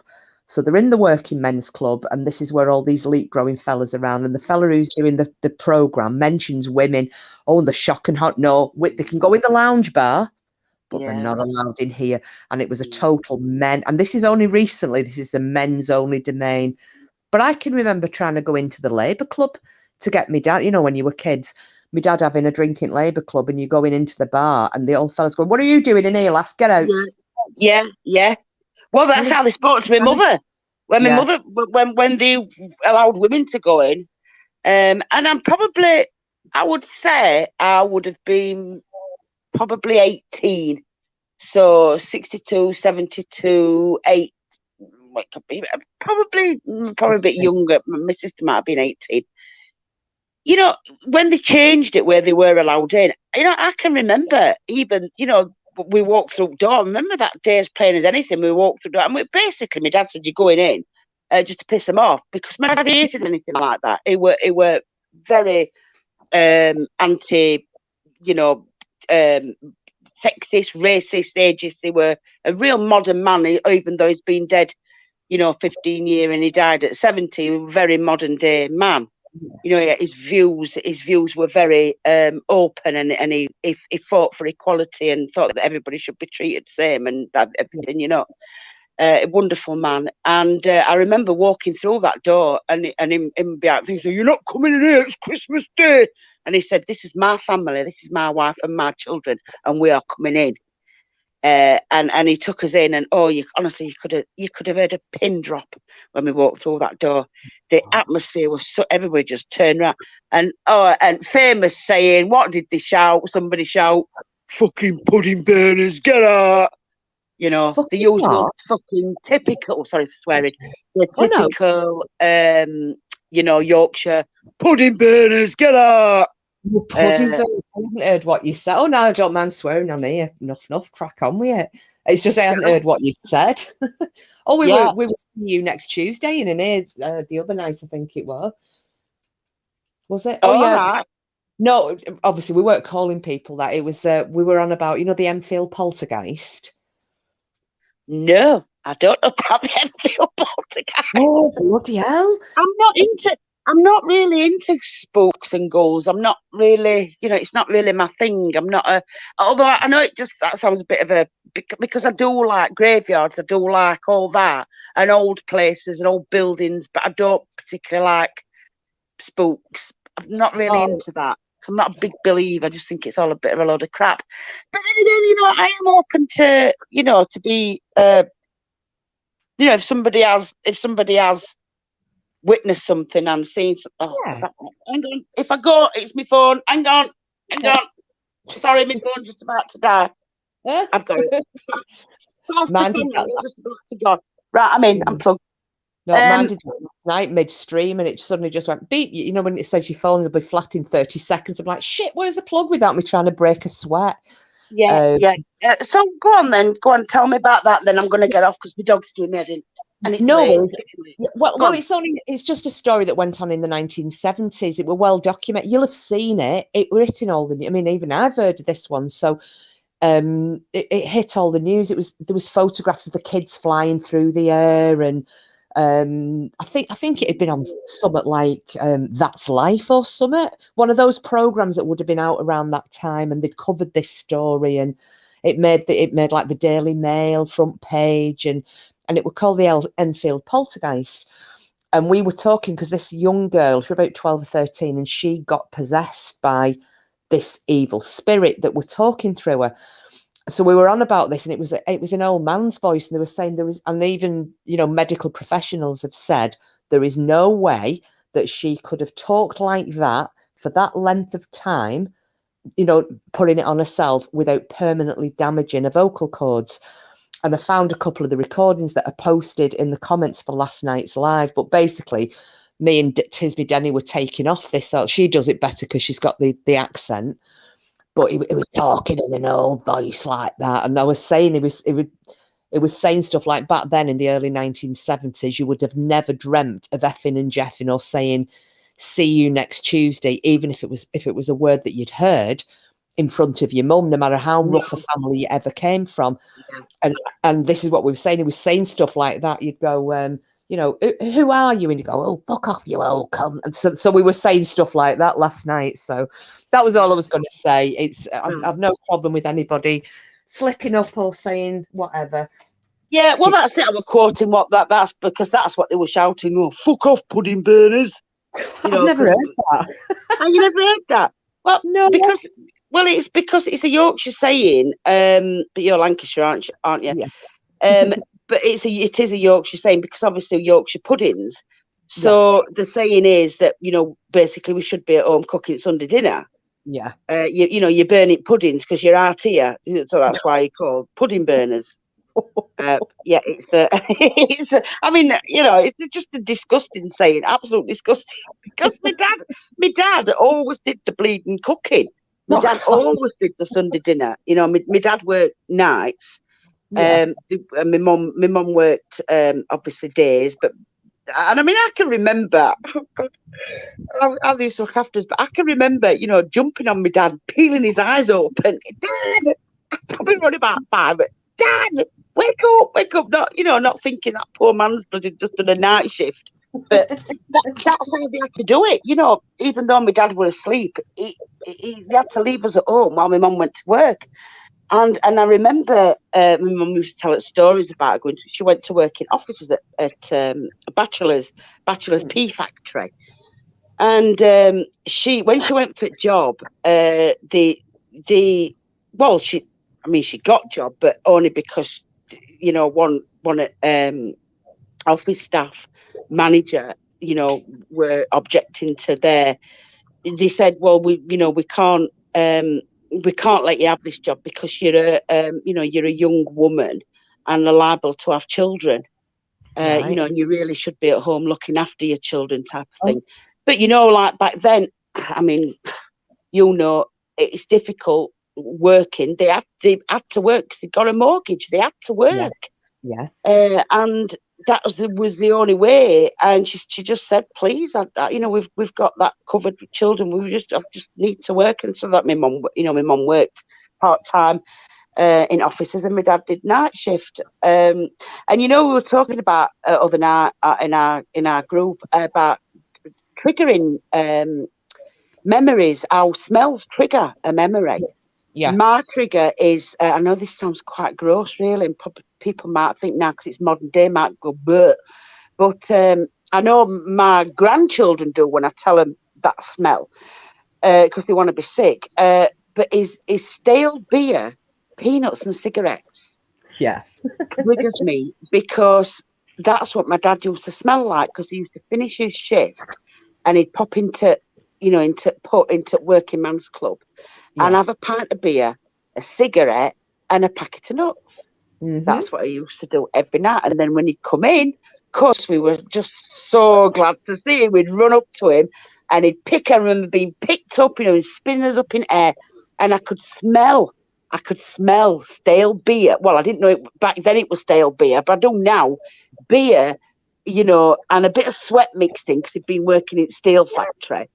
But just that smelling. And if I smell beer when I walk, if you walk past the pub and you get that real hoppy beer smell and a cigarette, I'm like, oh, it just triggers that, that memory of my dad.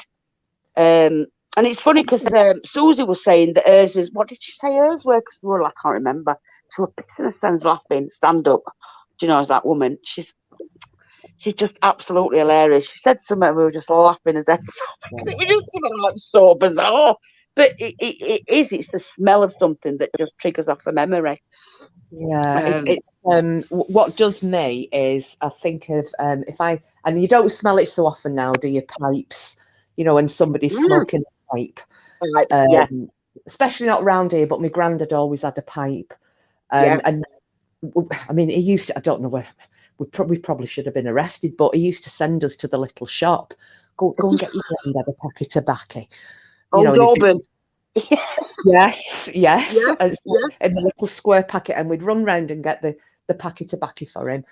Because I actually smoked, he put his pipe down once and it must have still been smouldering. He had his pipe, like his ashtray, on the side where his chair was at the fireplace, and he'd gone off doing something, and I was only little, and I picked it up and I'm taking him off, and I'm obviously I got a drag of it, didn't I? And I'm coughing my guts up, and he came in and he made me start. I mean, it had to have been took off and be put into care if they did it nowadays, but he made me smoke it.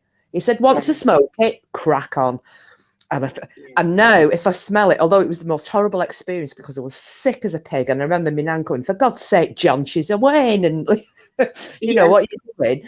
But I smell pipe smoke. I just think, because he was a huge bear of a man, my granddad, massive. He had hands like shovels, but he was one of them, if he sat on his knee, you felt safe. And if I smell pipe smoke, it just takes me back to that safe feeling of being with my granddad, even though he made me throw my guts up. It's weird, isn't it?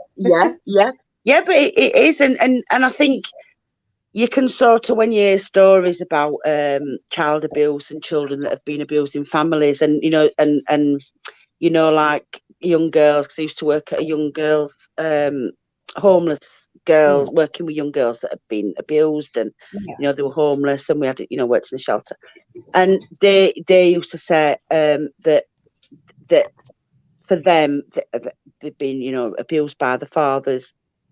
That's when my triggers are happy memories, and like we felt safe because that pipe takes you back to your granddad, and he big sat on his knee, made you feel safe. But the triggers are of young girls that have been abused and raped by the fathers. That smell triggers, for them, that so memory.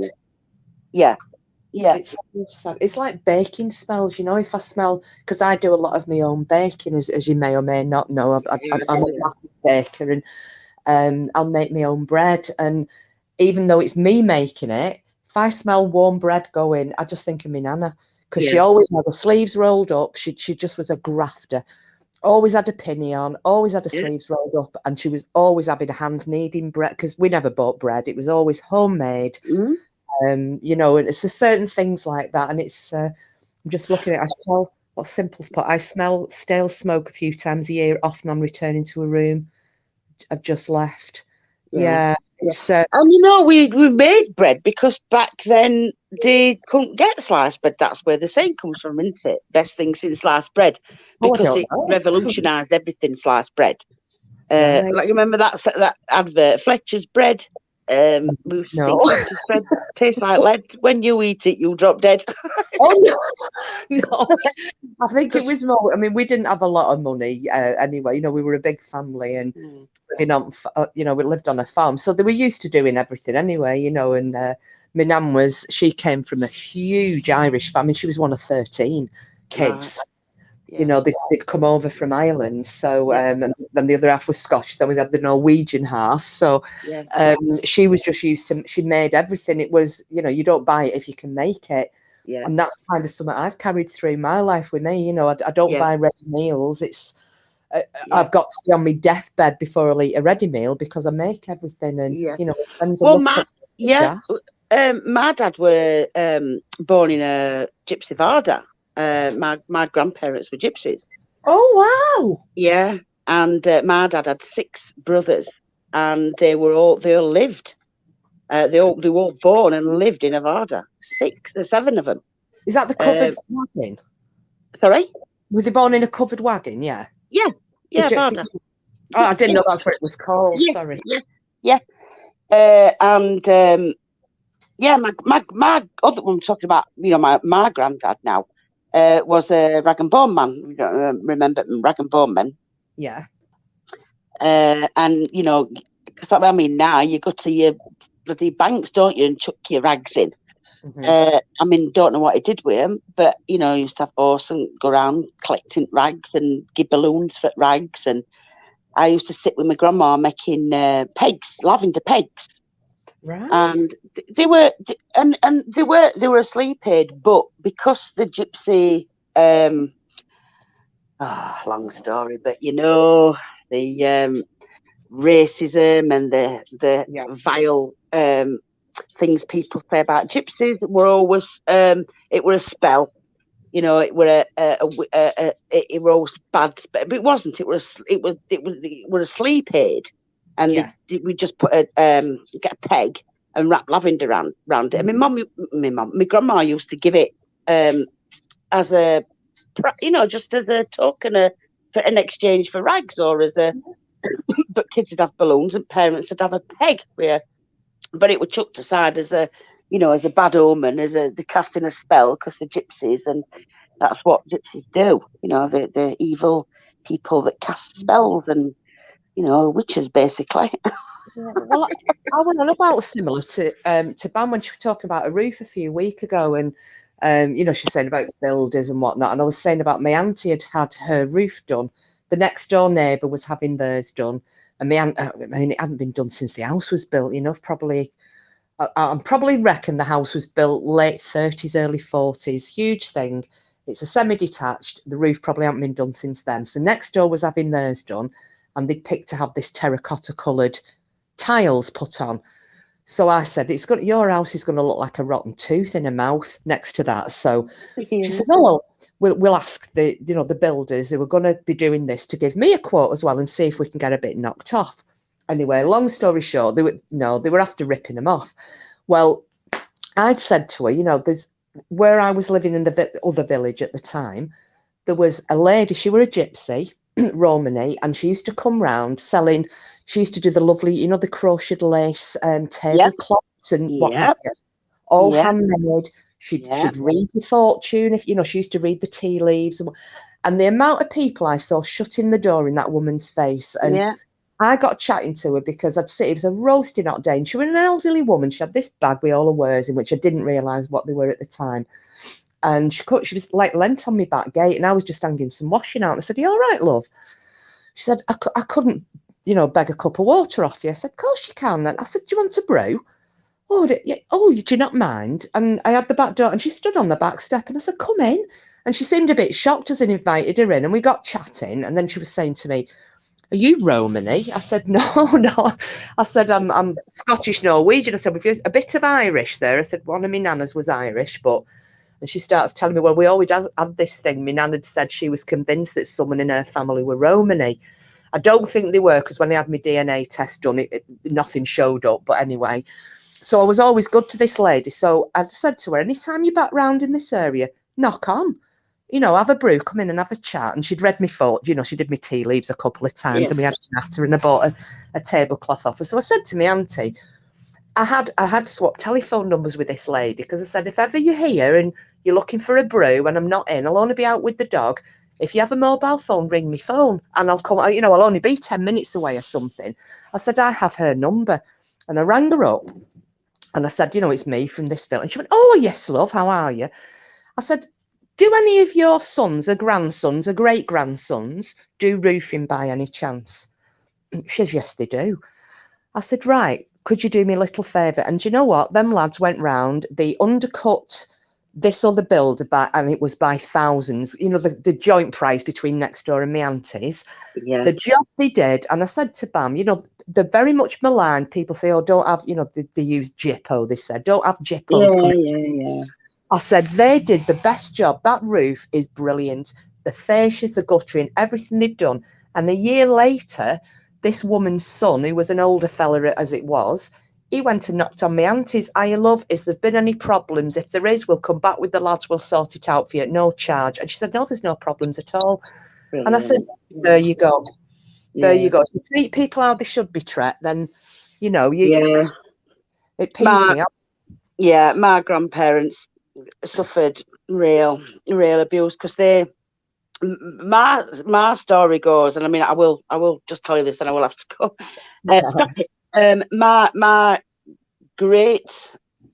My great grandparents were very, very, very, very wealthy people in London. Yeah. And my grandma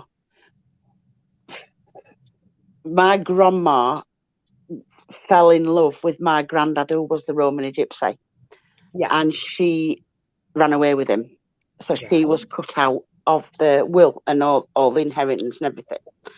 And they settled on where Dudley Zoo is now. Now, my auntie has done the family tree, but now I know people might scoff at us. Well, people have scoffed at us over this, but back then, I mean, I couldn't tell you the time, but my granddad died when I was about 5, and my granddad was 60. So, you know, 100 years ago. Oh, so whatever. I don't do math, but they were on the land where Dudley Zoo is now, and my cousin Leslie, they did the family tree, and they obviously, because the Gypsy heritage, they didn't keep records of anything, and it just ended. But they did the research, and they found that's where the gentry and the landowner, not the landowners, because it was no man's land back then. You know, they just settled there. The soldiers came on and booted them all off and claimed the land. Oh. Well, my cousin and my auntie believe wholly that land still belongs to us. But apparently there was some solicitor years ago, a fake solicitor, by the way. Nudge, wink, wink. A lot of that going around, isn't there? Took over the land registry and registered that land in this land, and it became to pass that we never got it. Oh. But my auntie's convinced that still genuinely belongs us. Do you never fancy into it though? And they have done. We can't get any further with it. I mean, my auntie's really, really clever, and my cousin is Leslie. Leslie was the headmistress. I'm not saying, you know, but she was very, very. She's passed away now, bless her. But Sharon carried on, and you know, Sharon's extremely clever as well. And they did all the research they could, and they just can't get any further with it. It's just a no-go. It's quite frustrating. But we did manage to get some photos of my great-grandmother, and you could tell with the dress, the wealth, the absolute wealth. So So, you know, if my, no, I mean, as it comes to pass, if my grandma had stayed there, then we probably would have been, you know, quite wealthy because we'd have got my grandma's wealth. But because she ran off and fell in love with my granddad, she was cut out and had nothing, absolutely nothing. And that's how they earned their living, you know, through rag and bone. And what happened were they moved off but travelled and kept on road and just stopped in different places, different fields and one thing or another, and had the family. But the society pressures were so bad that they had to be housed. They didn't want to be housed because they loved that style, that lifestyle. You know, that within the blood. Well, it weren't in my grandma's, but it was my granddad's blood. That's all he'd ever known. And he, you know, they didn't want to go in a house, but they had no choice. So they was given a house, but from that obviously created so much problems because people knew that they were gypsy family. And then because my dad grew up and married my mum, and we were born, and it you know, like come down the line, we used to get it at school. We used to be picked on really bad because we were gypsies and scrubbers and tramps and thieves and vagabonds and all of that. And it just weren't that at all. My dad was one of the kindest men ever. And but come from that family, all the family are, you know, my auntie and my dad's sister and brothers. I mean, we lost track. I know they were somebody called Tommy. Obviously, we lost track of them all, and they all had families. So somewhere out there, you know, I've got like loads of cousins, but I just don't know because they never registered. They didn't, you know, when their children were born, they just had the families and never registered them. And back then, so yeah, it just comes to an end, and it's quite sad, really. Yeah. And isn't it weird though how the circle turns? Because I wonder if that is part of being in your blood. How you like the travelling so much and going up on the road.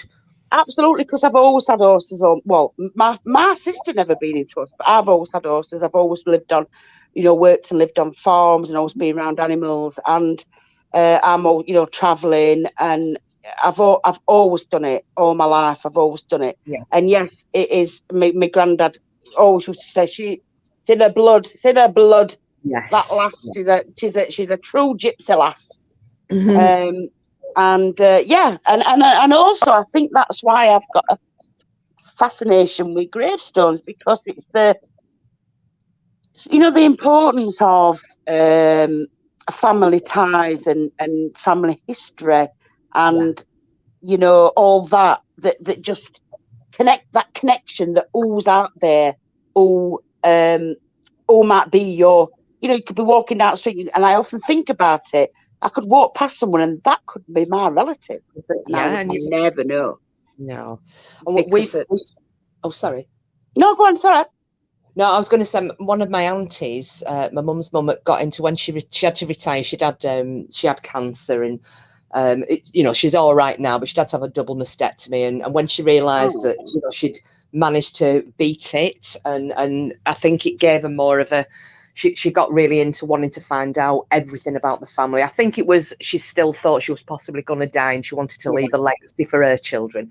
So she got into the family tree side of things, and she was trying to trace this Irish part of the family back.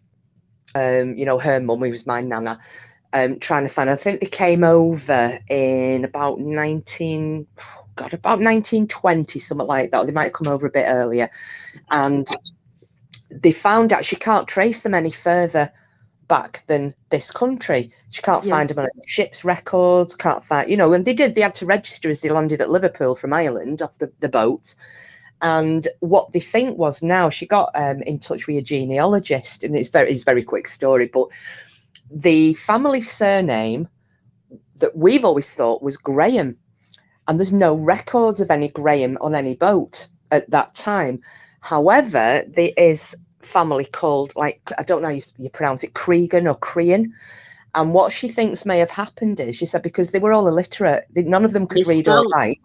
And she said, I think what's happened is they've come over, it's been there's been an English clerk at the docks taking names down, and some Irish man with a thick Irish, Southern Irish accent, a surname, like Graham, and he thought he said Graham and written it down that way. So she said, I don't think we're Grahams at all. So that could be. Yeah. So she's got absolutely. That's the new route she's going to go down. So we're now going to try and find out if we are actually if they are actually Creegans or Creans rather than Grahams. So yeah, just a little. No, it's great. It's dead interesting because I mean, my auntie did. Oh, Elsie, bloody hell, tread on my knee. Oh God, just such a tension-seeking doofus. You know, now I mean, my auntie Sylvia is she was 90 last May. So she's 91.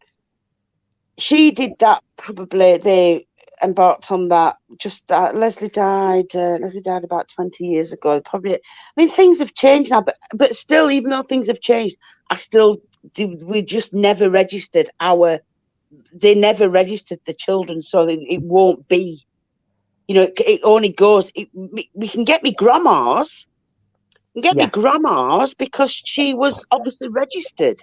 Mm-hmm. But going to. Oi! No, stop! No, stop it! Don't you're gonna set George off? You know what that is, don't you? You know what that is, don't you? Do you know what that is? A bloody dog on telly. Mine does the same. Oh, God, it drives me nuts. I've had to turn telly off. If you see an advert, it's a spaniel that's looking for truffle. It's an advert, and Maisie's just copped it, and she started. So Elsie started, and then George, big inhale of breath, and he's about to start. He usually dives off settee and launches his son at bloody telly, realizing that it's not real. I'm glad it's not just mine. If he sees anything, I can't watch any form of nature program now because if it's a bird, a sheep, a deer, a lion, he goes off his nut. He loses his shit.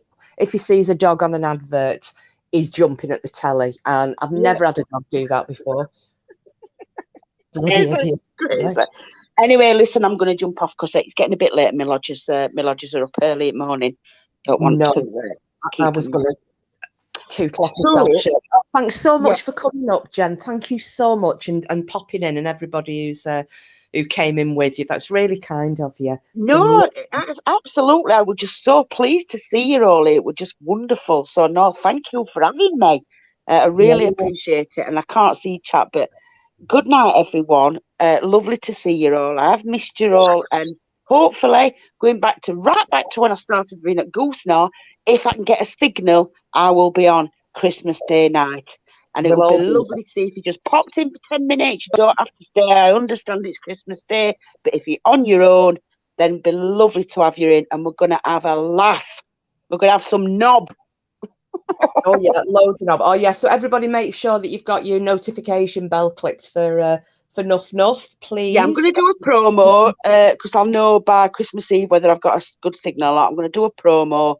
And with time and everything, so just watch out for that. What time I'm coming on? It's probably going to be around 9 o'clock because obviously I will be out Christmas Day in pub anyway, so I'll probably be a bit tipsy, but it don't matter. But I'm going to do a little promo. It might be on my community post or just do a quick video. What time? I'm going to get it all ready. We just have to put time in, but it'll be around 9 o'clock Christmas Day night. So there you go. Well, when you do that, I'll make sure that I post it in here and everybody knows, and then bedtime goes live as well. So we'll make sure brilliant. Brilliant.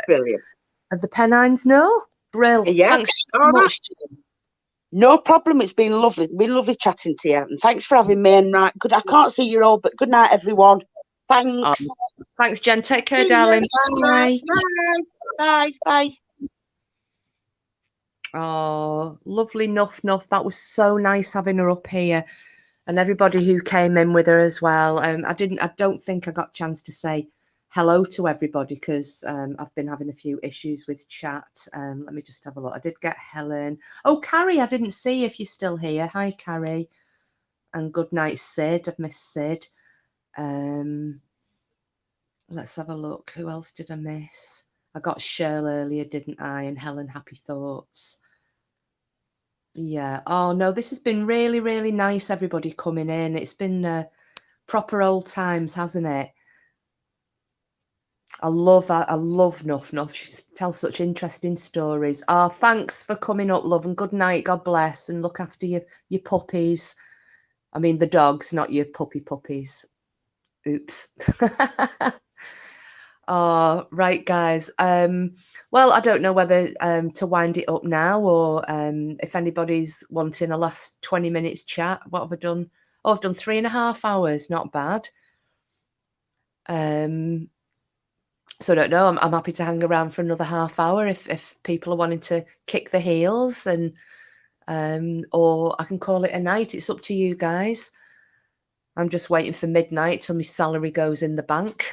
I think it's like 20 to midnight now, so isn't that bad?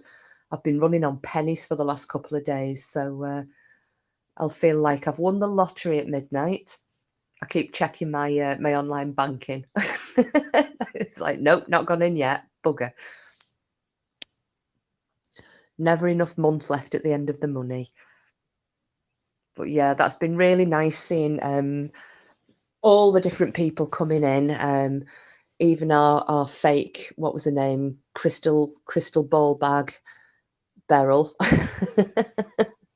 aka Fingal. Is Lady Witch and Mrs. Mercury still around? I don't know. Are you both still around? Bedtime is wondering. Oh yeah, because you wanted to you were going to tell a little story, weren't you, Bedtime, if they're still here? Give them a second and see if anybody replies. Oh, Lady Witch is still here. See if Mrs. Mercury, unless she's nodded off. I mean, do you want me to drop the link anyway, Bedtime? Because I can do that. I'll do it anyway, and then we're sorted.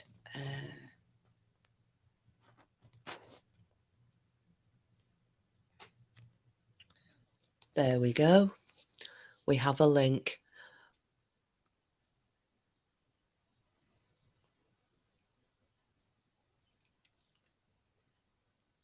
Yeah, no, that's absolutely brilliant. If you want to come up, the link's there, and as soon as you come up, I do have to go for a pee though. So if I get you up on, I do this every time you come up though, don't I? I feel so rude. Every time somebody comes up, I'm like, right, hold the fort, I'm going for a waz.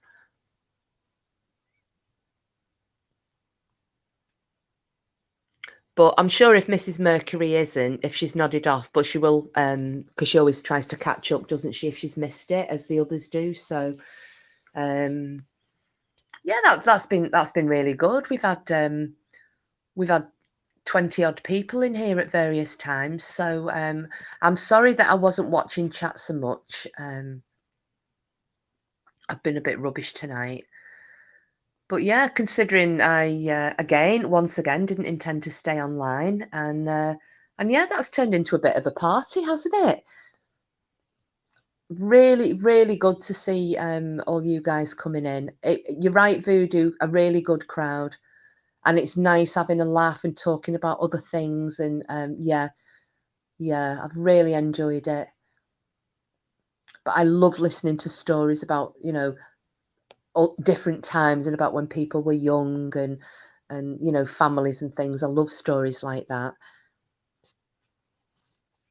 I'll tell you what then, while we're waiting, just for a minute, I'll just nip to the loo, and if you hit that link at some point bedtime, I'll add you as soon as I come back, but I'll literally be 2 minutes.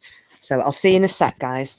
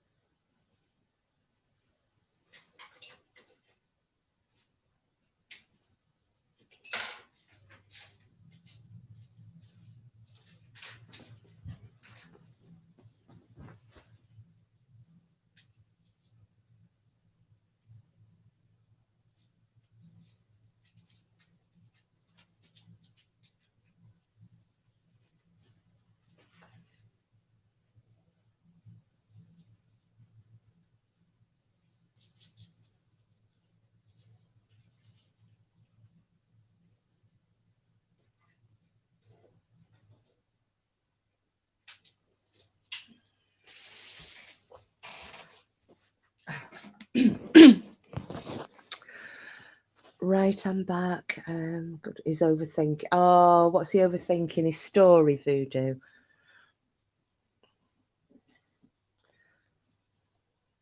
I just noticed Lady Witch said YouTube is gluttoning my comments. You know what? On my in the comments for my live from last night, it's showing more comments than I can see. So I don't know what's happened to them. So if anybody's left comments and they're not showing, I've not removed anything. So yeah, I think maybe Mrs. Mercury has nodded off. But yeah, we'd still all like to hear your story, bedtime.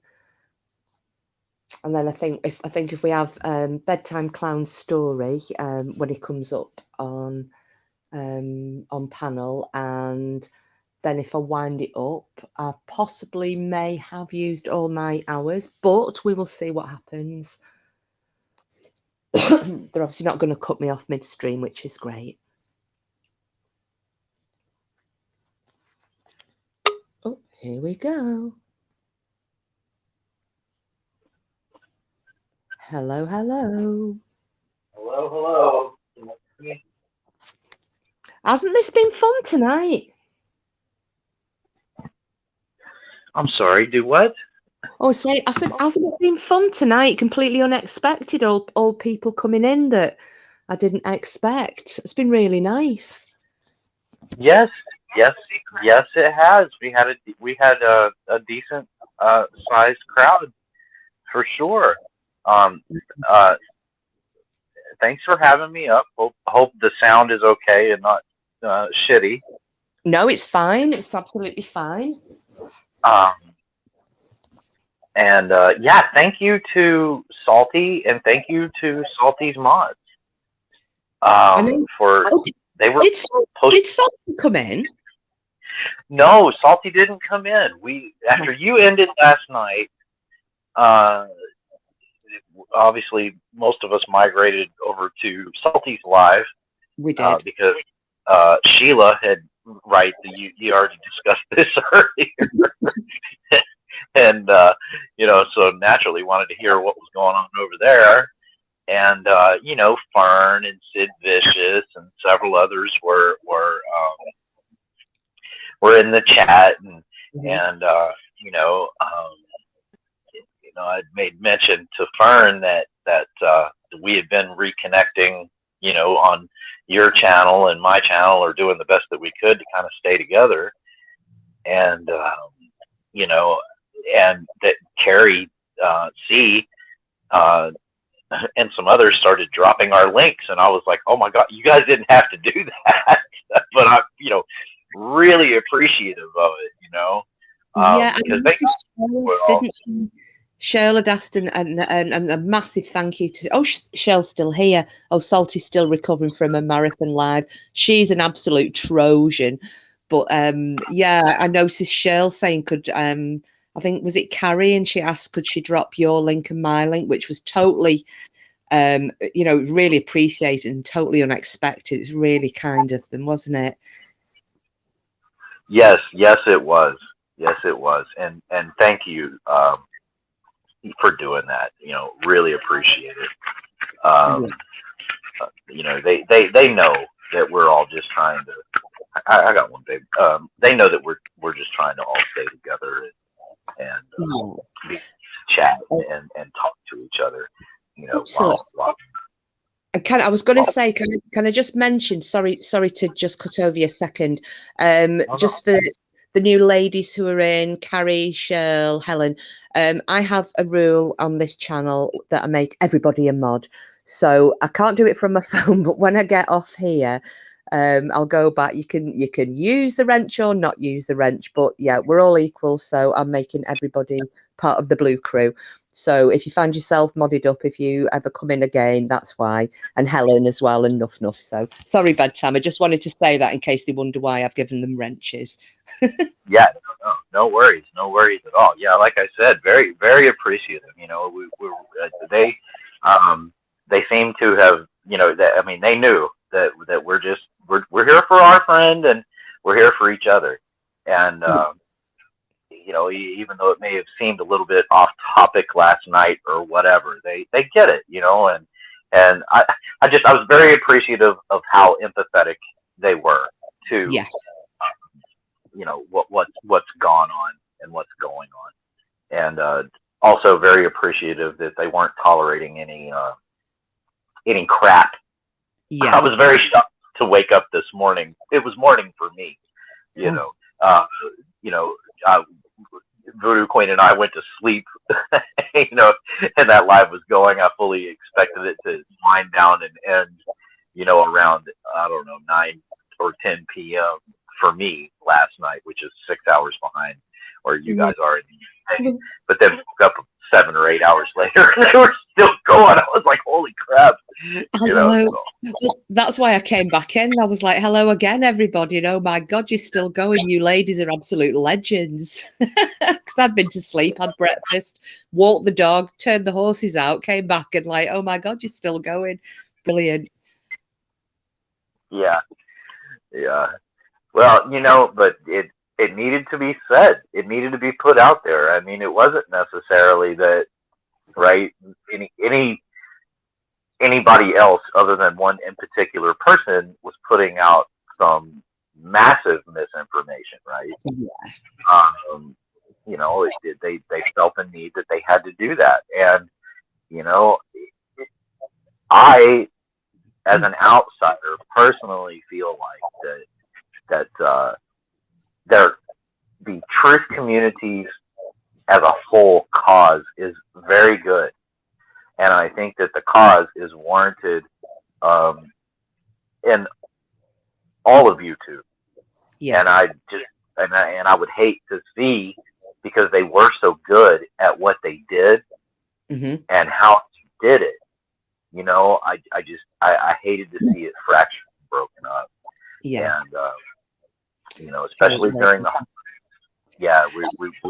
we're trying to stay together, even though a lot of us are not part of that, quote unquote truth community. But, in my opinion, it would be nice if we could all just get over some things and stay together, right? Yeah. I mean, And it might be different communities. Some people class themselves, like you say, some people class themselves as the truth community. Some people class themselves as true crime.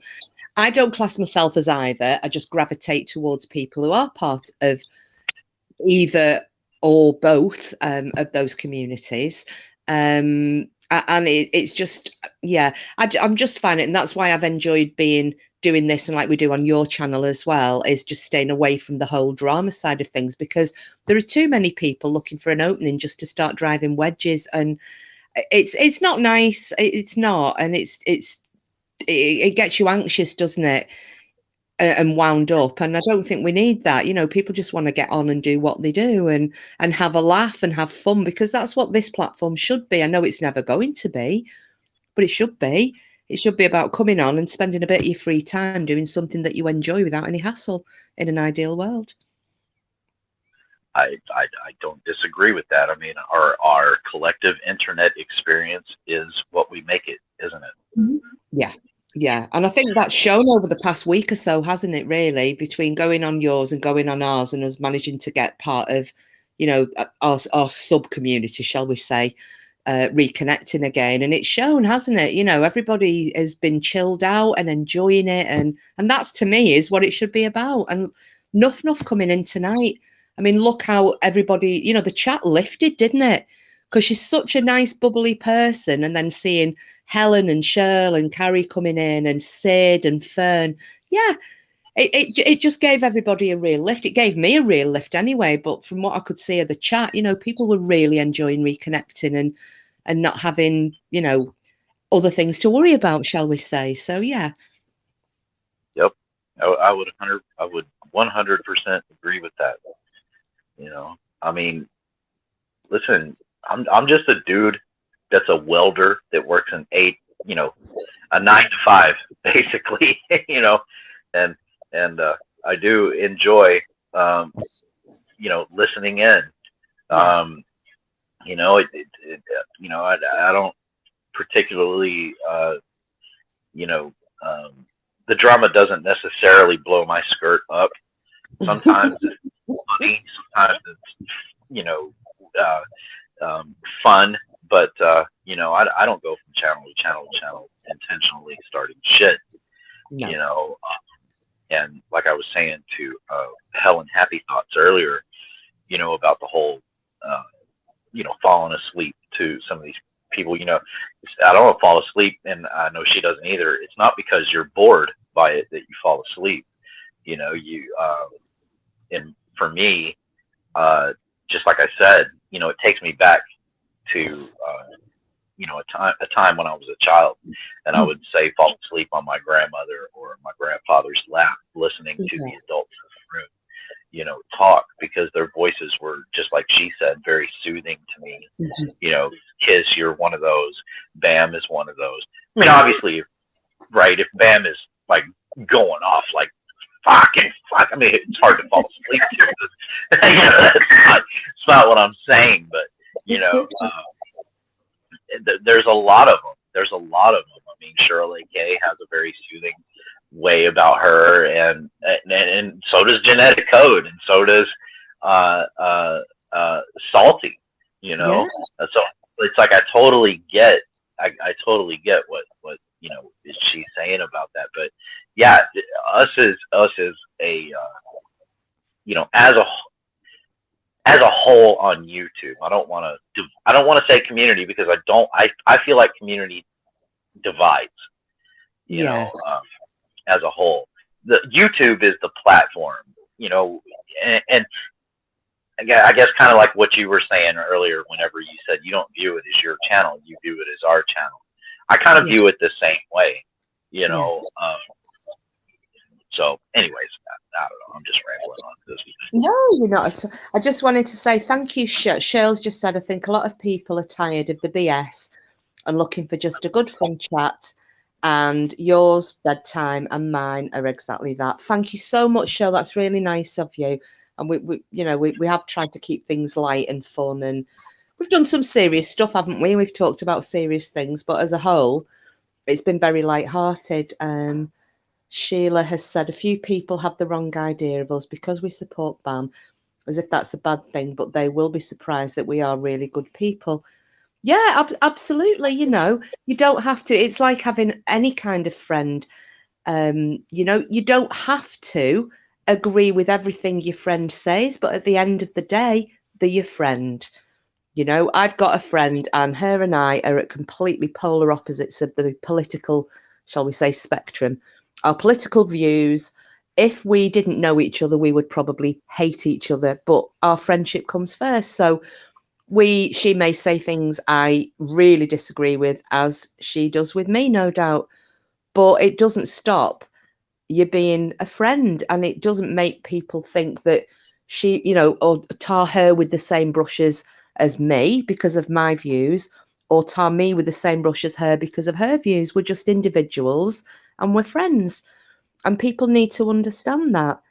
Just leave people alone. And Carrie said, I often feel sleepy when listening to BAM. Nice one. Yeah. So, it is what it is. I hate that phrase, but I've just used it. It is what it is, and we're all having fun connecting and talking about whatever we talk about. And yeah, long may it continue until, I'll relinquish my throne at some point. So. Yeah, I agree 100%. I mean, at the end of the day, I have friends that I don't agree with, on certain things, but I'm not gonna be like, well, you're not my friend anymore, just because of some little thing. Yeah. Yeah. Voodoo Queen just pointed out. She goes, she told me, she goes, we don't agree on everything, and we're in a relationship, so people, please, stop it with the pitchforks and the torches. It's ridiculous. Yeah, it's like I said on the very first live that I did. You know, the problem is that people on, particularly on this forum, I think, well, it's any really, isn't it? Any forum on the internet, you tend to define a person by one act that you have found you either disagreed with or you found offensive. That doesn't define that person. And we've had this before, and you know, I'm going to say it because we're friends, and we're talking about anything we want to in here, Yeah. regardless of what people think. Bam is an incredibly kind person. She's got a heart as big as a head. And yet not everybody is going to see that side of her because they choose not to. And, you know, she does have, she's like any of us. She has her harsher side because she speaks her mind and she says what she thinks. However, that doesn't define her as a whole person. I think the world of her. I think she's great. She makes me piss myself laughing. You know, I've had 5-hour telephone conversations with her where we keep getting cut off and we reconnect again. And I haven't got bored of talking to her. We've talked about anything and everything, you know, and yeah, that's just my thoughts. Don't let just one person's act defined and that make you lose your compassion for that person. Bam's poorly, you know, she's not well. She's having her own rough time. She doesn't deserve it all. So, you know, I know nobody in here is going to do it. You might not agree with her, but you know, we're her friends. Wind your necks in, give it a rest. Do it on your own channels, whatever. You know, if you're coming in here, we're no drama. We're having a laugh. We're talking about everything and anything, and we're all want to get on. So that's all I wanted to say on that. Yeah. Oh, thank you. Thank you for saying that. And I just want to say to Granny Fanny, I am honored to be confused with you, bro. If you're listening, if you ever run across this. Does somebody think you're Granny Fanny? Yeah, a couple. Space Cadet 61 has, and I think I can't remember. I think somebody else did, but I don't recall. But yeah, he, God bless him.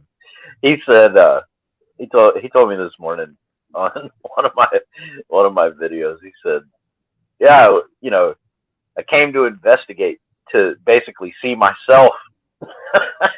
I'm not Granny Fanny. He is not." Although he did comment on my beard, he said, "I think based on the facial hair, you know, you're a brother from another mother."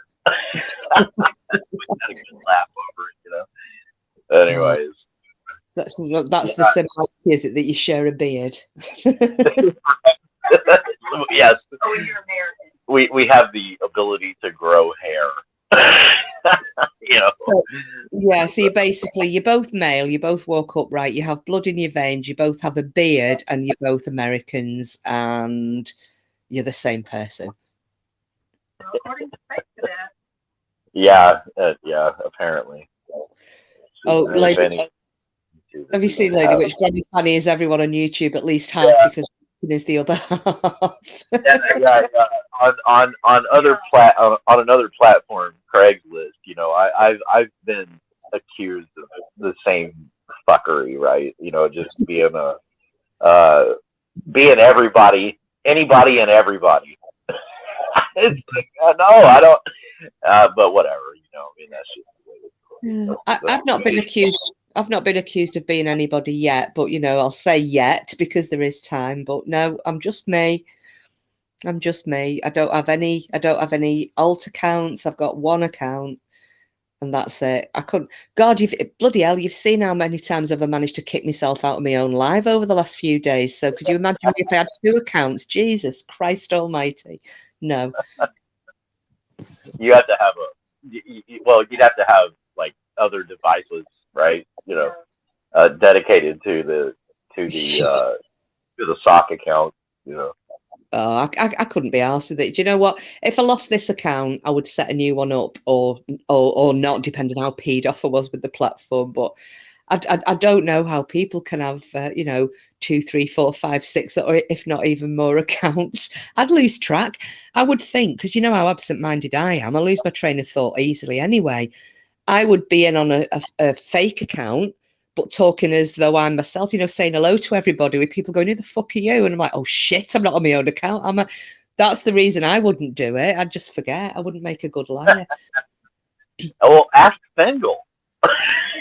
I'm sorry, Fengal. I'm just. Oh, she got me good, didn't she? Did you know that was her?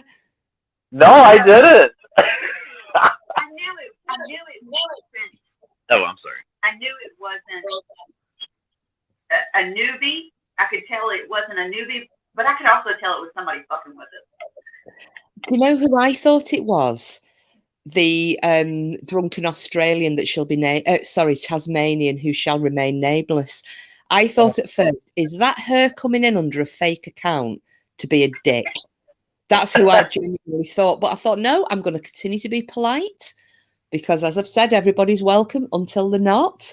And then, yeah, when Fingal fessed up. She got you. Yeah. Oh, yeah. But yeah, I call it a crystal ball bag. I couldn't, and that wasn't intentional. I didn't mean to be. Oh God, we've got another one of those flipping bots in again. Did somebody get it? I hit the user. Lady Witch said it was Timmy. Can't believe y'all missed it. Yeah, well, I came over on the. As my nan would have said, did you fall out of a tree? She used to always say that if somebody was thick, I fell out of a tree. Yeah, I'm not the most astute. So anyway, God. Sorry, I'm rattling on here. So you have a story to tell us, do you, at bedtime? Or do you want to leave that for another time? Do you just want to shoot the shit?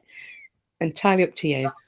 I'll tell the story real quick, and then I got to go to the litter box, and then I'll come back and we can shoot the shit. Whatever you want to do. I don't care. We can.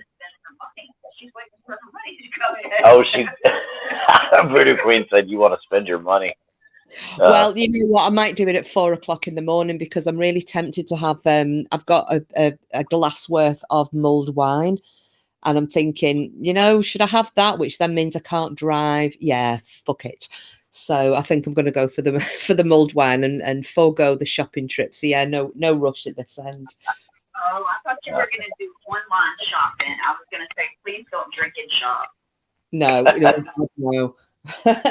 Fatal. My worst purchases are at like 9 o'clock at night when I'm supposed to be falling asleep, and I'm like, oh, Amazon. My Amazon, I absolutely annihilated my Amazon account over the past month. Buying presents and getting things delivered, and I've got to stay away. Amazon and eBay, I've banned myself from going anywhere near for at least 2 months because I'll starve if I go near them again. There's always things to buy, isn't there? So, I mean, Amazon is so easy that it's amazing. I'm like, wow, I can spend way more money than I have.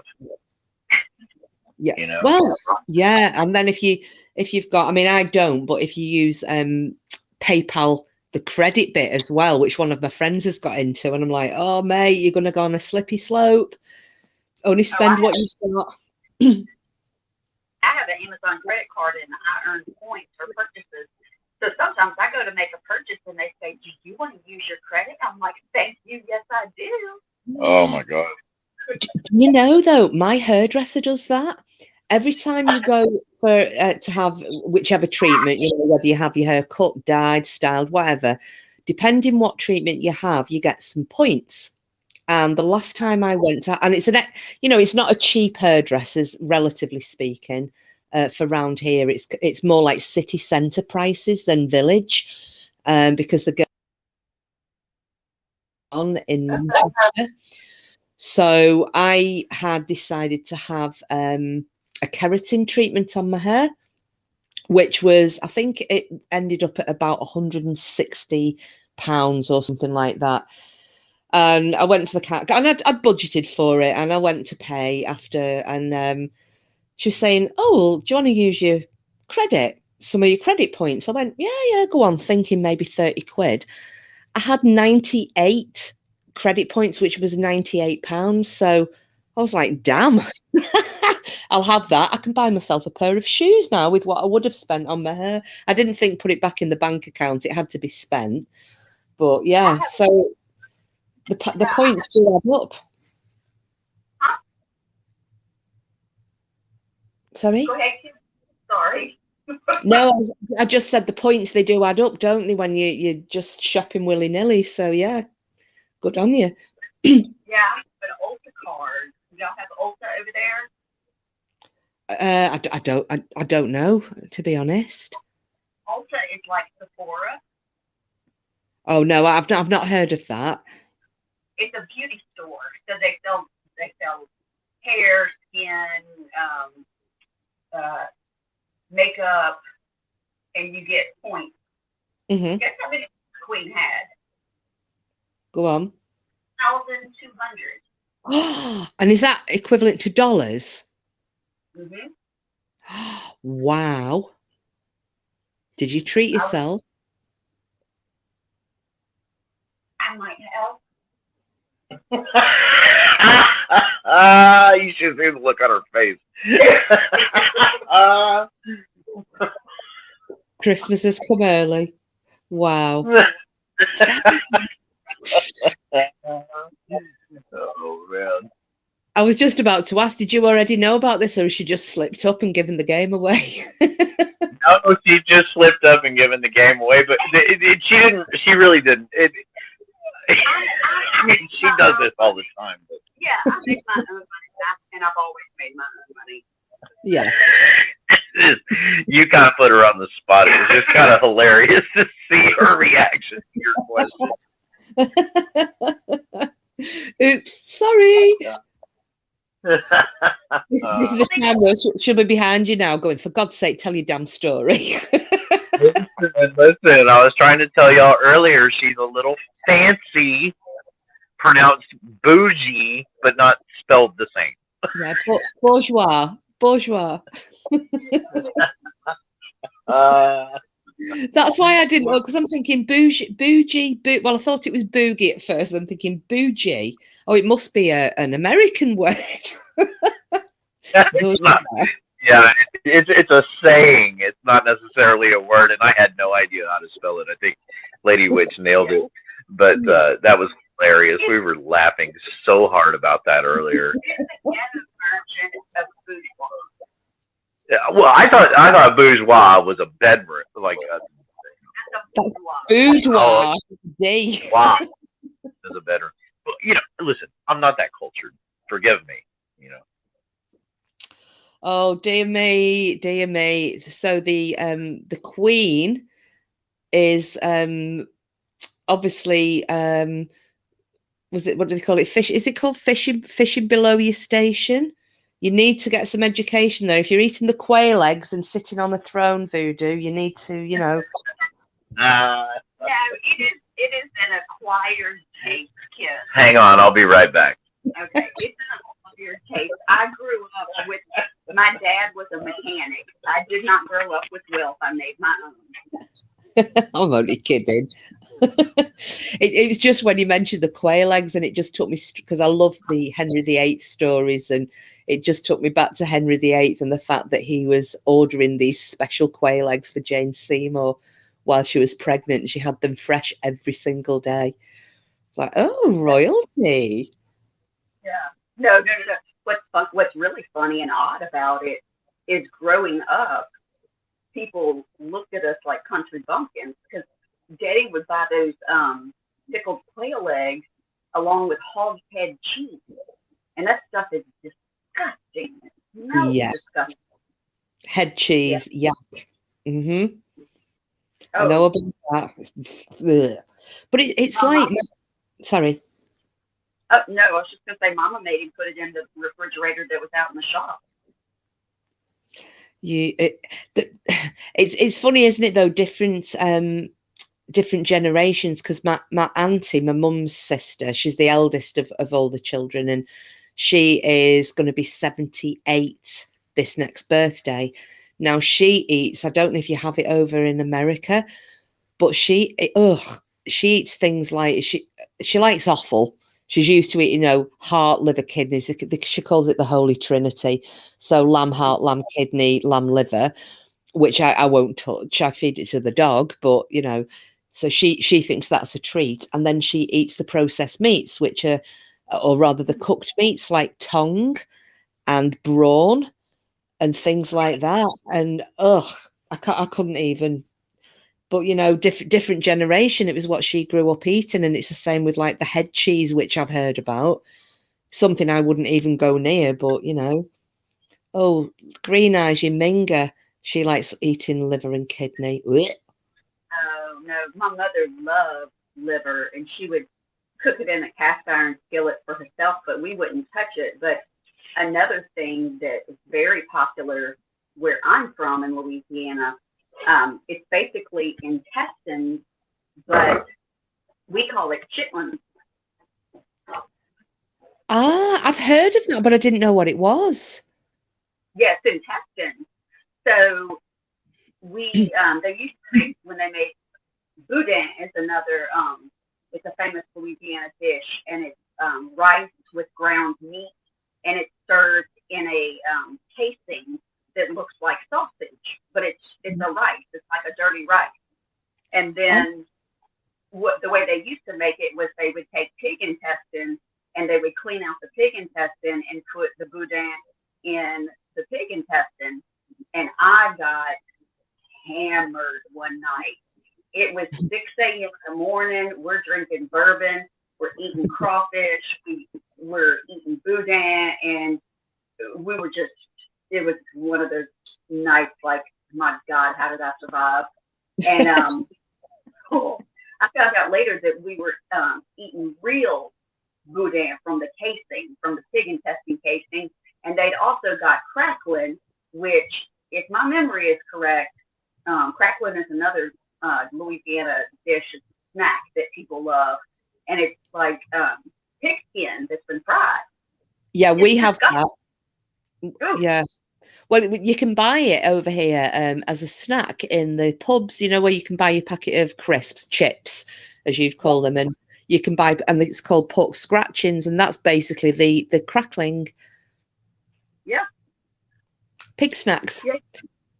So when Clown calls me posh, I just laugh because I'm like, if you only. Do you guys eat? Do you get tripe over in America? I'm not sure. What is that? Tripe is the inside of a cow's stomach. So it's got all. It looks like. Well, Green Eyes will know because she's up from this neck of the woods. Like the inside of the cow's stomach looks. It's like smooth on one side, and the other side it's a bit concertinaed, feathered textured. And that is, or rather it was a delicacy, you know, especially in the north of England. I can remember my granddad eating it, and it was boiled tripe with vinegar. I don't like it, but Green Eyes has put tripe and onions, its intestines. Yeah, it's but again, different generations and different things. But yeah, you know, it's like with a pig, isn't it? They said the only part of a pig that didn't get used was the squeak or the oink. You know, every single part of a pig is used. If it's not eaten by humans, it's eaten by your pets. Even a pig's dick, you know, that's a dog treat. You know, you buy bags of pig pizzles. So, but yeah, I you know, I couldn't eat anything like that. I would heave. But then again, I eat haggis, you know, and I know a lot of people wouldn't go near haggis. They think it's absolutely foul stuff. All right, yeah. I was listening to Cheryl and seeing we were moving the speaker to see if it helps with hearing. Yeah. Oh, you sound a bit closer now. Okay. Lady Witch said something about texture, and I'm totally with you. I cannot. Yeah. My mother and I used to diet when I was a teenager, and if she went on a diet, I went on a diet. And one of the common things was we would have grapefruit and cottage cheese, and I would beg her. I said, "No, Mama, please don't make no." And I couldn't swallow it. I had gag reflex. I cannot swallow cottage cheese. Good God. It's not so bad if it's cooked, if you cook it, I had a recipe for making a quiche. It was like a keto quiche, and you made the base of it with corned beef. So you kind of press that down into your tin, and then the filling is made with egg mixed up with cottage cheese, and then you bake it, and it is actually quite nice. It's not as horrible, because I couldn't eat cottage cheese on a salad, fresh out of the fridge, but cooked, it actually isn't that bad. Yeah, I've used it in Italian dishes to replace ricotta, and it does taste good cooked. I'm sorry, I've taken over Clown Story. I apologize. No, it's fine. We seem to have done a lot of food-related chat tonight, haven't we? Well, today was day 2 of I fast until dinner, and so kind of food has been on my brain. So I know that's. Are you doing intermittent fasting? Yes, twice a week. I have gained weight this year, and so I have to. Sugar is the devil for me, so I got to kick the devil out. Yeah. No, I try to intermittently fast. Most of the time, I will only have one meal a day, because I try to do an 18-hour fast, and then I'll have that 6-hour window, which I never manage to fill anyway. I probably eat everything I'm going to be able to eat within an hour. So I think technically I'm really doing a 23-hour fast and a 1-hour break. But I found that was the quickest way for losing weight. It's hard. Oh, how do I phrase this? I watched Dr. Eric Berg. I don't know if you watch him, but he says when when ladies get to a certain age, that intermittent fasting is, the best way to get your metabolism going. And one of my friends around the corner, she is, I think she's in her early 50s, and she struggled for years to lose weight. She's tried every diet, and she's now gone on to, I was just talking to her about keto and intermittent fasting, because I've done it for donkey's years, just because it suits my lifestyle. And she started doing it, but as a means to lose weight. And she's lost 2.5 stone already. And she said this weight has never moved off. She said it's been like this for 20 years, and it's now started to move. So, I think intermittent fasting is definitely the way forward. Yeah, the combination with that, and if I will simply stay away from sugar, and this year I've gotten more comfortable, and if I'll stay away from the sugar, I'll lose 20 pounds by the end of January. Oh, brilliant. Oh, we'll keep us. And it's good out, because Jen's lost a stone as well, hasn't she? Nuff. So, it's, and like she said, it's dieting at her age is hard, but it shows it can be done if you just cut out those certain things. And it's the carbohydrates are the killer, aren't they? Well, my question is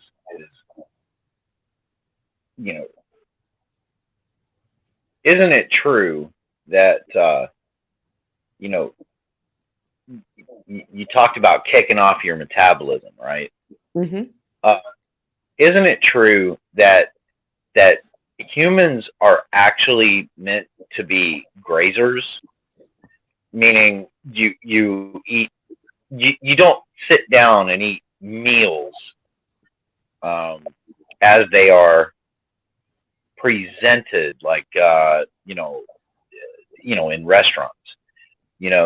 Over here in America, we have like this overabundance, and I've always, ever since I've been able to sit down in a restaurant and pay for a meal, right? I want this hamburger, but that hamburger, I can only finish 3/4 of it, no matter how hungry I think I am. And I think back and I think, well, had I been grazing on some peanuts or some other grains and whatever throughout the day, maybe I wouldn't have been so hungry that I would have gone to a Chili's restaurant and tried to eat, a huge meal. I don't know. I've always found my father-in-law used to, pound that into our heads that Everybody's different. humans were meant to graze rather than I can graze, feast. but if I graze, I look like a cow. Yeah, I think it does.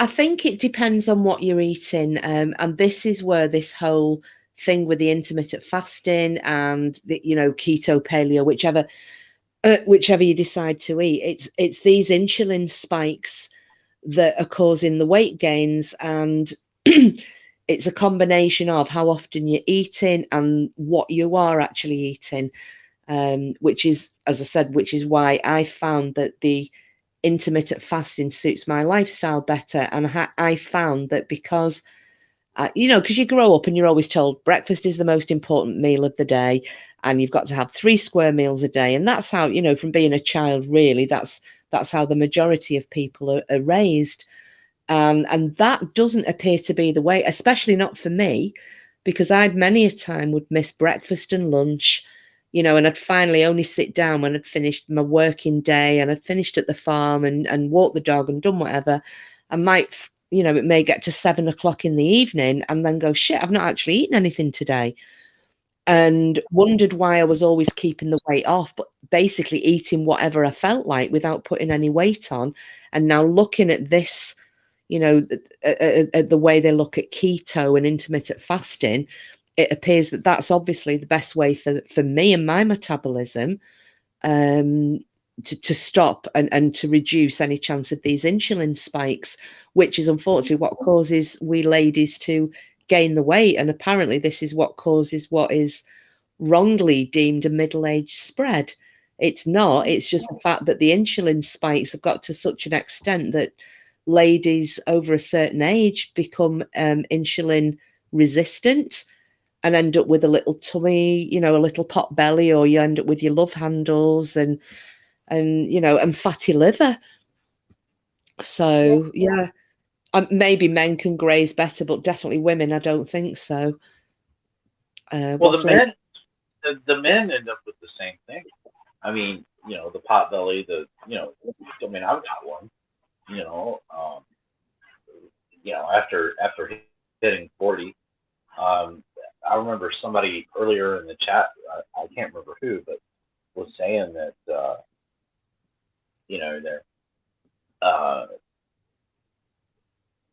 that about the weight gain, I mean, I think I was about 36 to 38 when I stopped. Well, I never had a problem with the weight gain.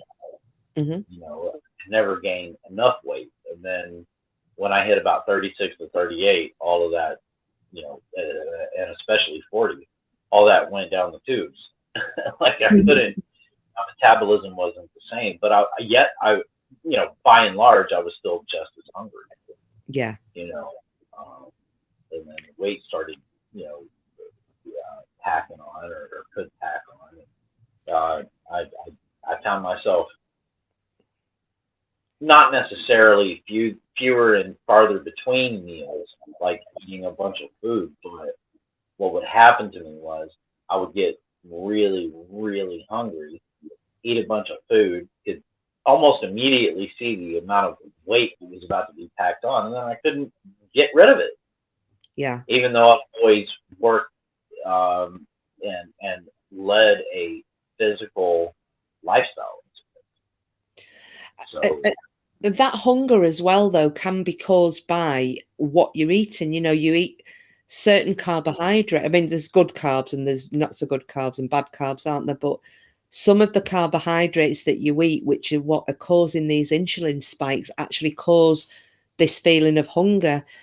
And you're not actually hungry, but which could be kind of what you're hitting there. You're feeling hungry, you get to that, and then you can't finish the meal off, but then you're hungry a while later. And yeah, and I found if I have and I've not cut carbs out completely, and it's coming up to Christmas, I am going to be eating whatever the hell I want. If I want to eat crisps and rice and potatoes and all the things that I don't eat generally through the year, I am going to eat them. But I'll guarantee that if I eat roast potatoes with my Christmas lunch and gravy and have Christmas pudding, a couple of hours later, I'll be starving, and it will be because of the insulin kick and the carbohydrates that I've eaten. I'm not actually hungry, but it's making my body feel that I am. So, yeah, it's very complicated, isn't it? I usually drop a little weight around Christmas because I see so many people gorge, and it's my own issues. But when I see people gorge, it grosses me out. Oh, does it? Yeah. See, I used to be a gorger. I used to be a gorger. There's no gorging here. No, Maybe we should do a community video for you, Voodoo, with all of us. You know, we take a video each of us stuffing our faces like pigs, make a compilation for you and go, every time you want a diet, watch this. I would really appreciate that because I will be back to my good side. But she's not. She's not fat at all. But I can't wear my clothes from last year, and that bothers me. Yeah, well. And my face has gotten full, and that bothers me. There's nothing I can do about that. But. I'm so glad you recognize that. You know, she's not. No, I know you. I remember you telling me what size, what dress size you were on one of, I think it was Bedtime's first live, wasn't it? We were talking about weight and height and what have you. So I know you're a wee one. Yeah. Oh, good for you, Lady Witch. All right. She holds steady. Okay. Lady Witch holds steady. I hold steady around the holidays. I don't lose weight, but I don't gain either. Yeah, well, good on you, Lady Witch. Fucking, you know, come February, I'll be feeling fat as fuck in my jeans and having to buy another pair. You know, it's so aggravating. No. Anyway, sorry about that. Okay, so I do just want to take it back to where we originally began. Okay. Which was you know, talking about your spirit and your soul. Mm-hmm. Clearly, they are separate entities, I suppose. You know, and you know, one can be separate from the other. I don't know how that works. I wanted to tell the story about when my maternal grandmother died. Mm-hmm. Right? And you know, so like in my mind, I guess, you know, I'm you know, reading the chat and listening to what everybody's saying, and you know, we were talking about kind of collectively as a whole about reincarnation and, you know, those kind of things. I don't necessarily believe in reincarnation, but I haven't researched it. Just let me say that. You know, I'm not a naysayer per se. It's just something that I haven't, you know, researched. Yeah. Ever, you know, and so when it comes to things coming full circle, like life after death, right? I'm very uneducated. All I have is an experience or some experiences. You know, I haven't told them all. And when you went live and were live the other night, and you know, Mrs.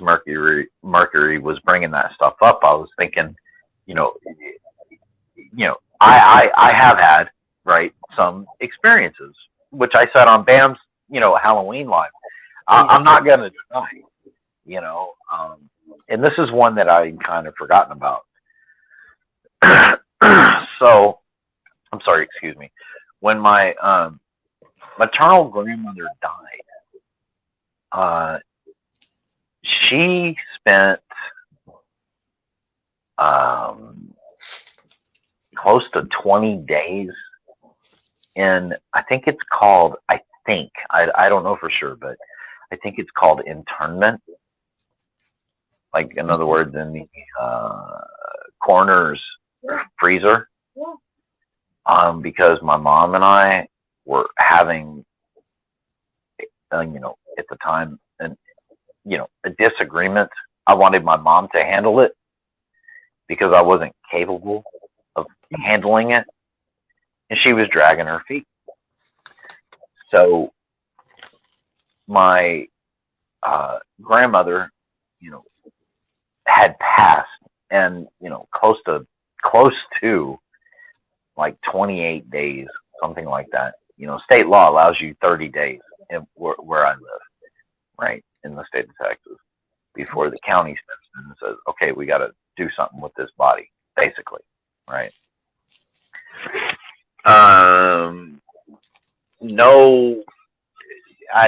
During that time, I had no,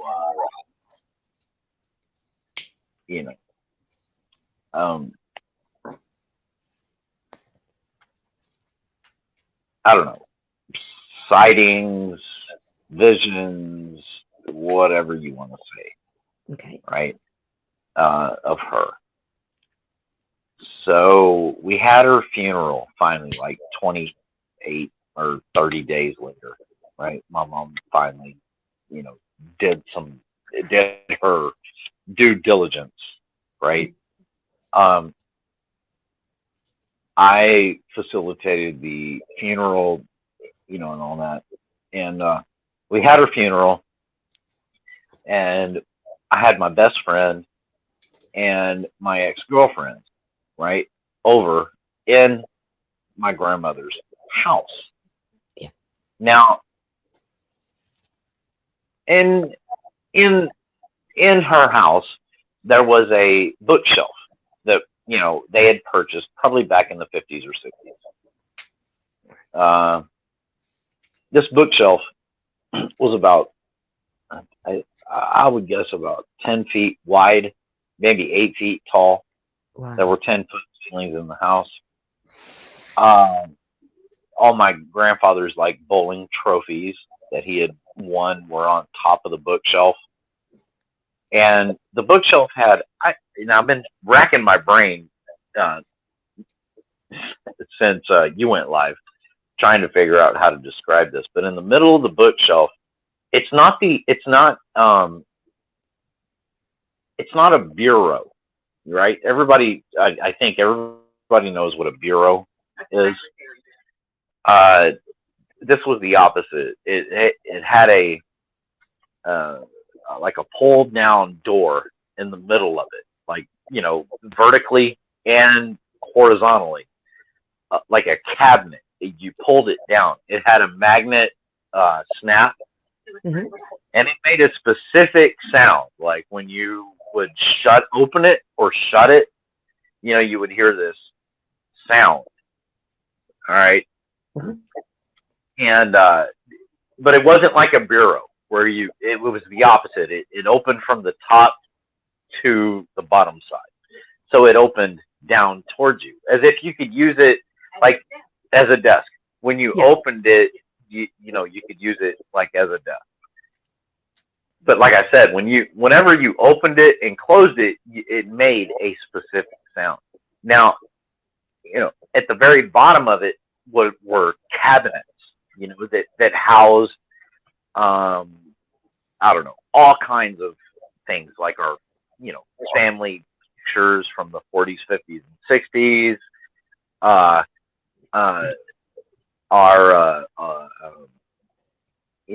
They had an old projector under there from the 60s, that had reel-to-reel movies. So they had, 8mm, right. They had that stuff under there, but they had a couch that was pushed up against the bottom side of that bookshelf. Okay. So, Mama, that's what I called her.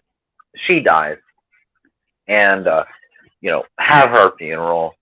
and all of that. And like I said, a long period of time had gone by between her death and her burial, right? Okay. And no weird paranormal stuff had gone on in between that.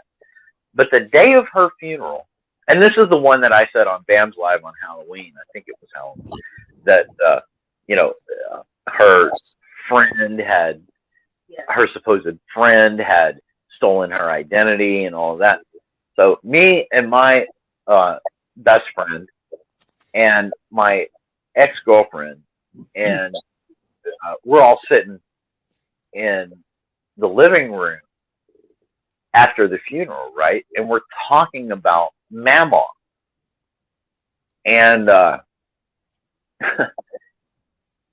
my best friend was sitting on the couch with his head right behind, or right in front of that part that folds down, right? Okay.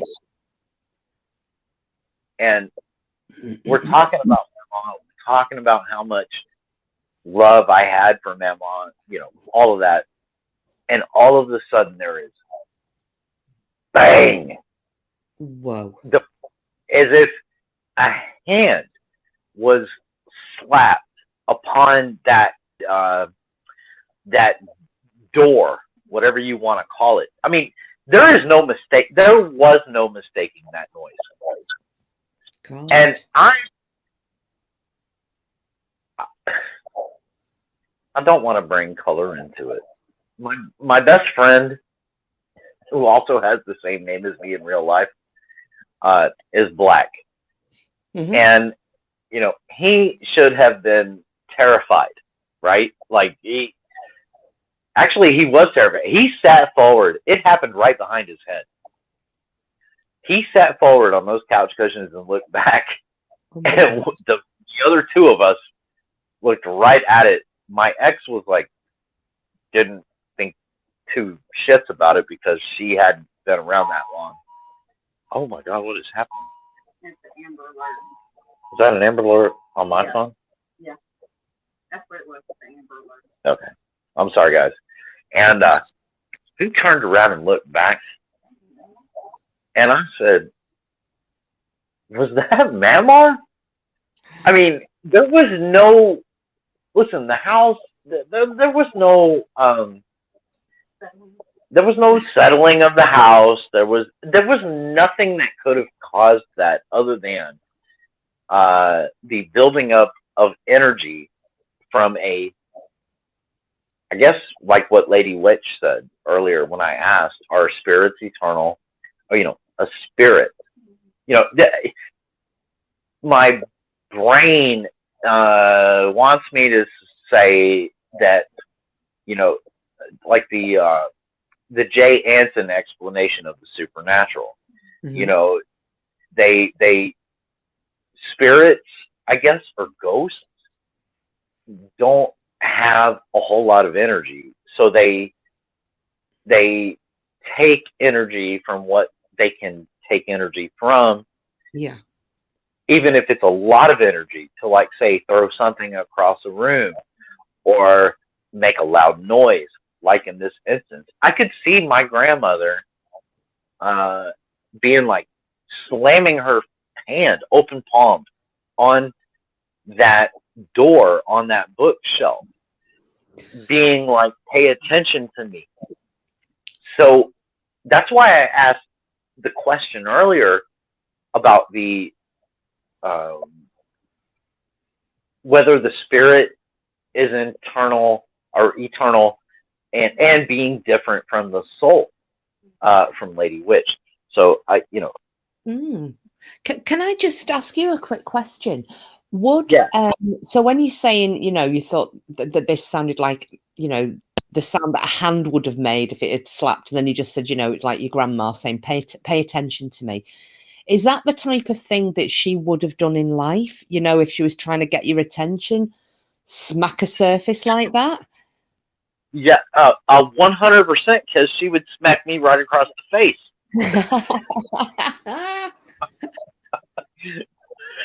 100%. Yes. Oh, yeah. So I could see where you would, even if it hadn't been on that bureau, that if you were talking about her and maybe she didn't like to be talked about, or for whatever reason, that would have been, if it was on another surface, that would have been something that you would have thought that is definitely her, because that is what she would have done if she'd been alive in this room and we weren't paying attention to her. Wow. I think it was her making her presence known. Yeah. That's what I really believe. Because, and I don't know how to, there's so much to say, right? Like, we're talking about life after death, right? This is not a near-death experience, so to speak. This is you died. She spent 2 or 3 weeks. I think it was 2 or 3 weeks in the hospital, dead. And I would not, doctor, pull the plug. And it's clear that she was obviously dead.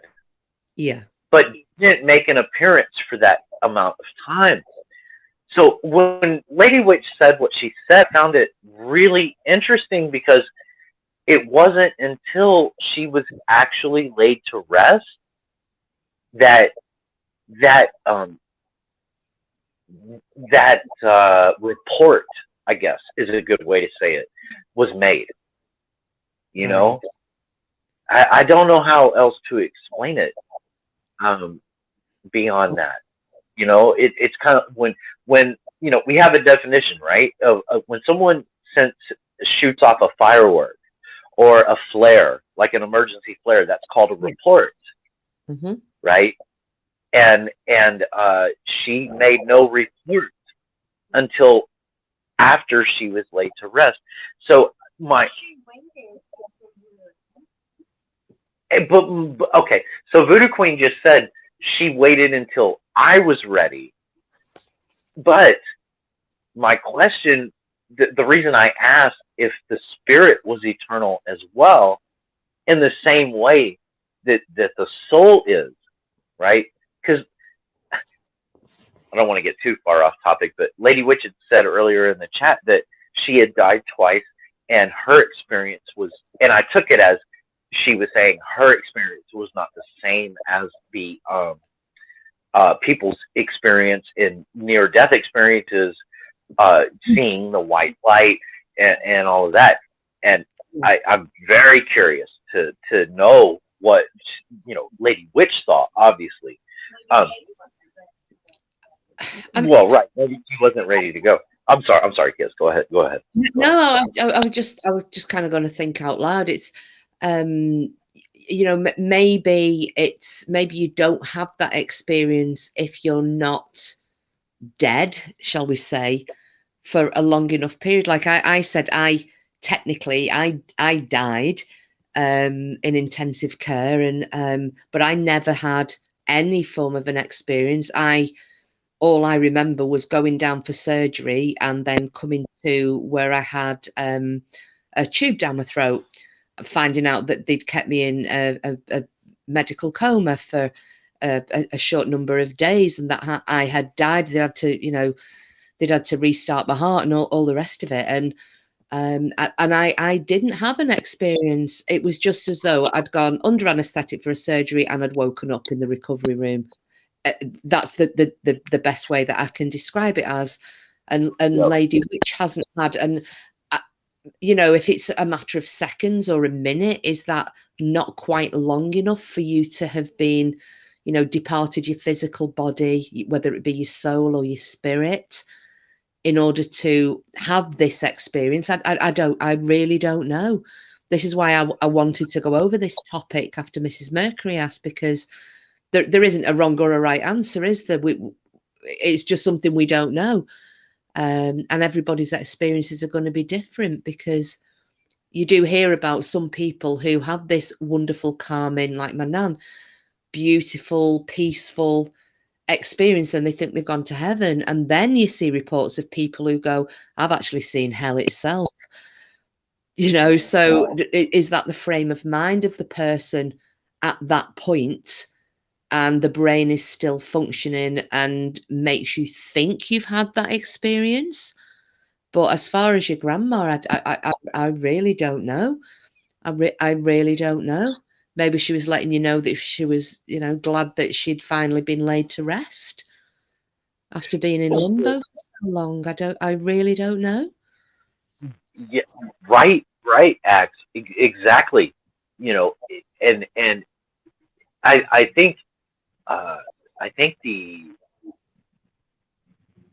existential question, right, going forward was, well, what, you know, where do you go from here? You know, I mean, like in that moment, right? I mean, she was letting us know that I am still here, but she doesn't continually let me know that she is still here. Yeah. You know, that's why I asked the question earlier about, you know, is your spirit eternal as well as your soul?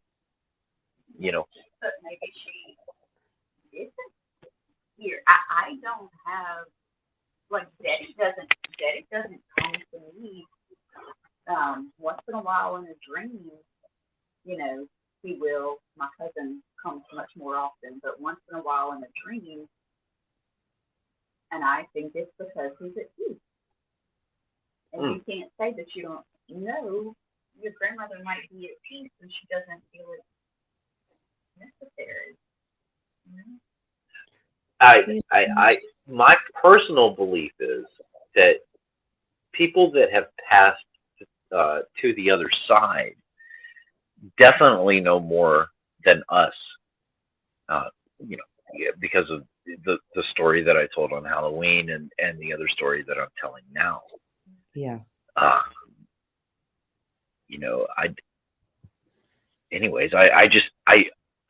found that topic we were talking about, you know, near death experiences and life after death, fascinating. You know, really thankful for Mrs. Mercury bringing that up. And, you know, I just wanted to tell you guys that short little story. I mean, it was one tiny, not tiny. I mean, it scared the fuck out of my friends and me as well, because we all heard it.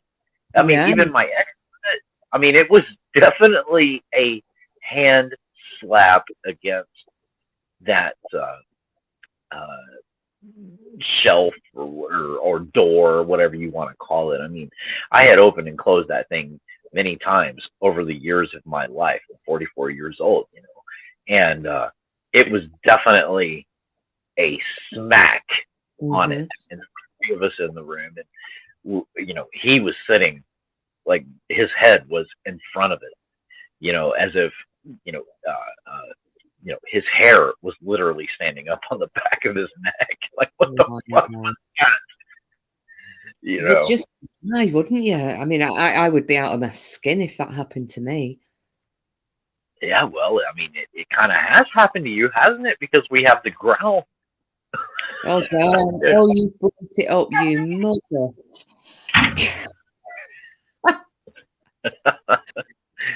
Listen, my opinion of the growl is not the same of yours. I know you're terrified, but you know, I think that I think that spirit or whatever that was just it was annoyed at the fact that it had to get up and do something like unhide your cards. Yeah, I'm wanting to veer with that. And this was actually funny. You know, I was saying what my boyfriend had suggested about doing the pencil on the piece of paper and leaving it at night, and I have been doing that. And then the thing about the candle, and it said put the candle in the doorway from the kitchen into the lounge because we know there isn't a draft there. And I said, well, I didn't do it last night because I thought, well, if Cooper needs to come down in the night and get a drink, he's got to walk through there, and he might, because he's got a huge tail. And what if he catches his tail on the candle and then sets fire to the house? And he just went, you fuckwit. He said, I meant when you're sitting there during the daytime so that you can actually observe if it goes out or not. I felt so stupid because I thought it's the one thing I couldn't believe that he suggested leaving a candle overnight on the floor. And yeah, it's just me and my interpretation of shit. So I need to rethink what I'm going to do. I like the pencil and the paper idea. I meant to type it in the chat, and I yesterday or the night before, whenever it was. Now I wanted to ask you to report back into how did it go? You know. Well, and Voodoo will probably laugh, and Lady Witch, I think, when she hears what I'm about to say, will probably pee her pants, because he said to me, it has to be a pencil, not a pen. And I don't know if you recall when I said, I don't know why it has to be a pencil. I need to ask him that, and I forgot. And I couldn't find a pencil, so I've got a MAC, the eyebrow pencils. So I went upstairs and I got my MAC eyebrow pencil, and I put that down, and I told him the next day that, I left the pencil down there and it was an eyebrow pencil. And again, I'm also a fuckwit for that, because he said, no, it has to be a proper pencil with the graphite, because the carbon, and that is what spirit will, they've got more affinity with it, and they'll move. If they're going to actually draw energy and use something, it's going to have to be a graphite pencil. So I fucked up all round. I've not put the candle where I should have done when I should have done it, and I used a MAC eyebrow pencil instead of graphite. Oh, Lady Witch thinks I'm bourgeois too. I don't have a common pencil. I only have eyebrow pencils. Well, because you're quote unquote demon, or really annoyed, can't be bothered spirit.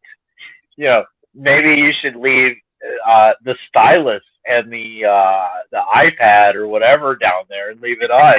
You know what I mean? Oh, can you imagine that though? If I come down and I've seen that there's something's been written on, wouldn't it be funny if I came down? Like Denny was saying last night, that all the phone numbers had been removed apart from this one called Bill, and she didn't know anybody called Bill. And imagine I've just been discussing this and calling myself a fuckwit. I came down and it was just scrawled fuckwit across the screen of my of my tablet. I'd just die. Oh, speaking of which, have you guys listened to those recordings that I posted? No, not yet. Not yet. It's just now got nighttime here, and I got to tell you, I'm not going to do it till tomorrow morning. As I was saying before, the first of those two recordings, and sorry for Lisa because she's just come in as well. I've put recordings on. I've pinned them in the chat, Lisa. Sorry, not in the chat. I've pinned them in the comments from last night's live of that Bill talking. Oh God, they're really freaky though. To hear that voice, and you'll actually, if you've never seen the photographs, guys, I think, Voodoo and yourself, Bedtime, to see the photographs of these young, the young girls being thrown through the air and what have you. But yeah, to listen to it, it will freak you out. I'm pretty sure it will. When now that you know the backstory, that this is a very old man's voice, if you just listen to it, you can tell it is an old man. It is not a young child putting an old man's voice on. So freaky.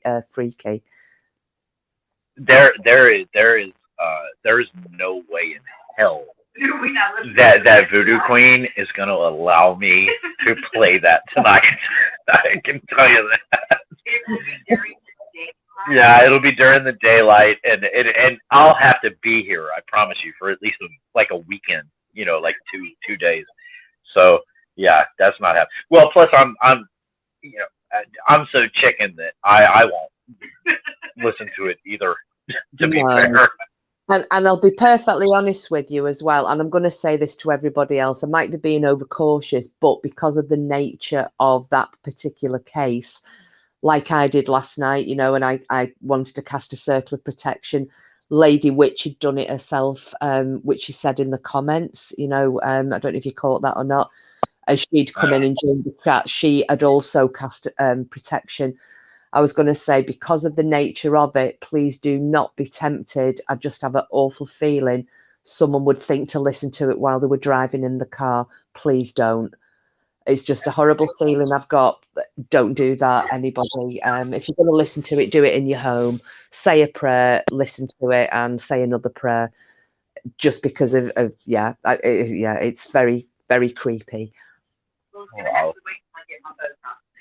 Yeah, and it's funny you said that about driving in the car. That's the time I would have listened to it. No. Please don't. It's one of those, and I'm probably being overcautious, but it was just, oh, dog, please don't start huffing. He's looking at the ceiling now. This is what freaks me out. He's now done that huffing, looking at the damn ceiling. Stop. Well, just consider yourself fortunate that we can all post links to your chat, right? To your videos to prove or debunk the fact that dogs never look up. Yeah. God. Creepy. God, I'm sorry. I'm kind of sitting here bunched on the corner of the sofa in a little ball going, I'm looking round now because the lights aren't on apart from the side light here in the lounge. So I'm sorry. I just went a bit creepy then. Oh, Green Eyes. That's it. I'm not listening. No, you need to have a listen to it, Green Eyes, but just do it on a nice, warm, sunny day outside. Right. Yeah, in holy water. But anyways, yeah, that was my story, and you know, I can see some of chat that thank you, Witch, and you know, appreciate you,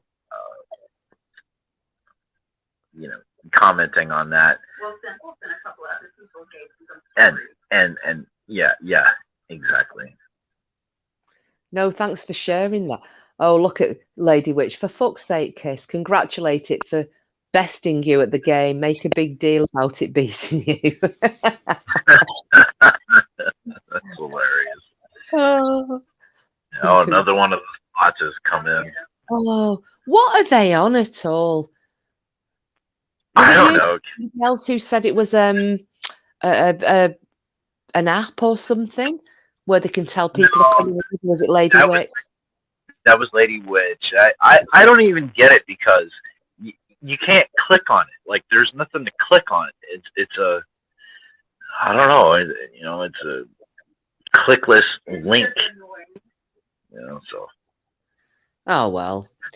If it's giving somebody in the world some little bit of enjoyment, then you know, brilliant. But no, I really appreciate you sharing that story with us, Bedtime Clown. That was, it's freaky, but yeah, it's just it's a multifaceted topic, isn't it? There's no right or wrong. Every story's different. There aren't, you know, there might be similarities, but every single story that different people have got are unique. And so the answers to what it could or could not be or may not be are also going to be unique. That's why I like this topic. There's never going to be a hard and fast answer, is there? No, and like I said, you know, to me, it was, you know, who is a skeptic, right? I mean, yeah. To me, it was her.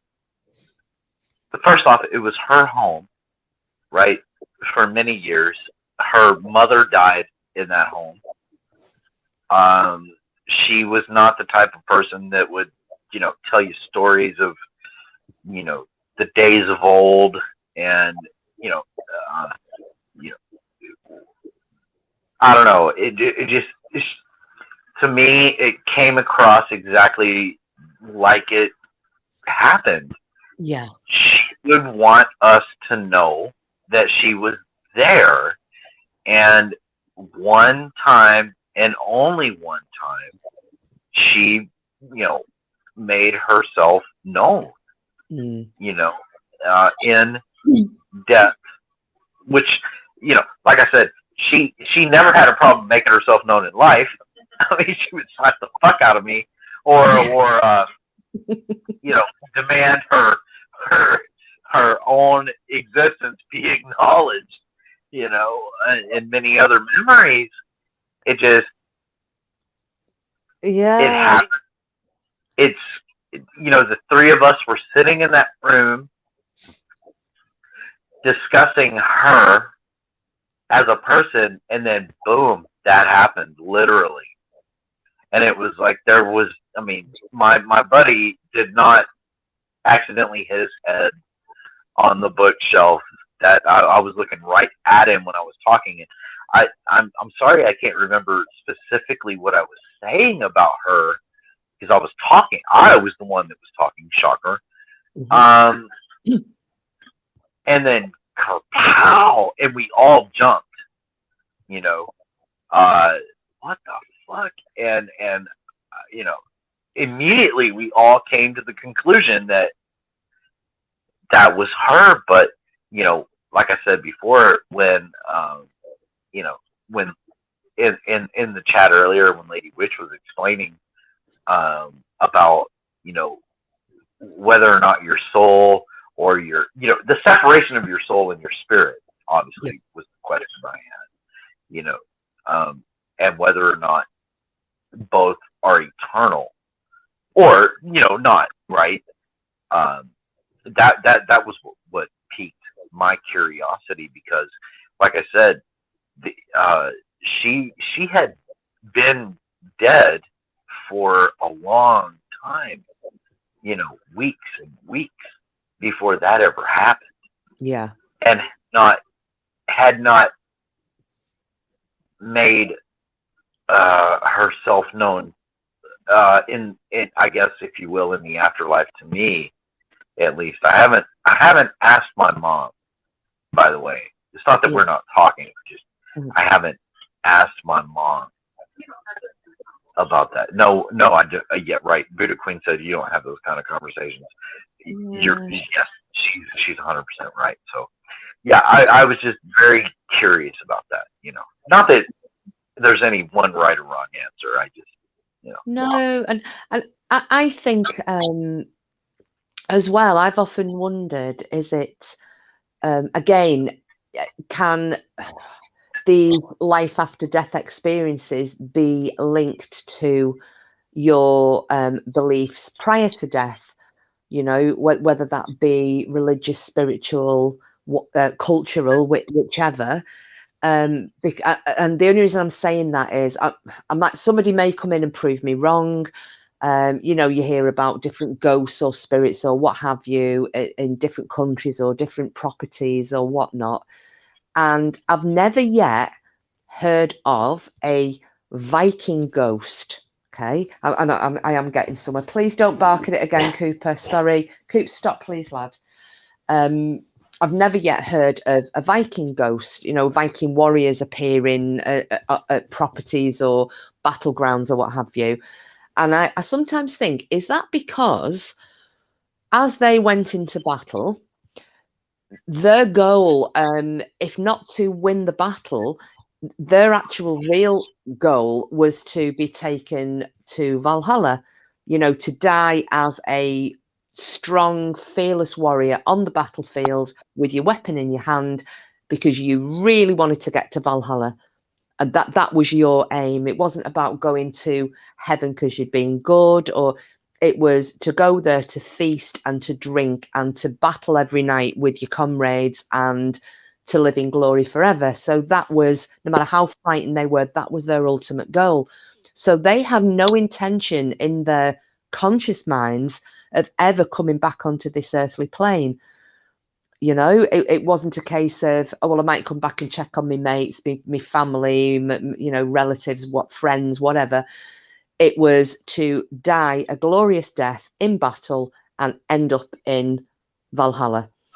So as a result of that, I think, is this why you don't maybe see Viking ghosts or spirits or souls? Because they achieved their ultimate goal, didn't they? And then you get maybe Buddhists who believe in reincarnation, and you get these spirits that are reincarnated, and then you get others who are Christians who really, you want to go to heaven and you're panicking because you've done you've stolen $1 out of somebody's pocket, let's say, and you might go to hell for that, and there's that little bit of worry in their conscious mind prior to death that may end up keeping them linked to the earthly plane. I don't know. It's something else I just think about, but I don't know what you guys think about that. If I'm just talking shit. Well, yeah, I mean, you bring up a lot of valid points. I mean, I'm so hesitant to speak on it because I don't really know what it is that I believe about that. I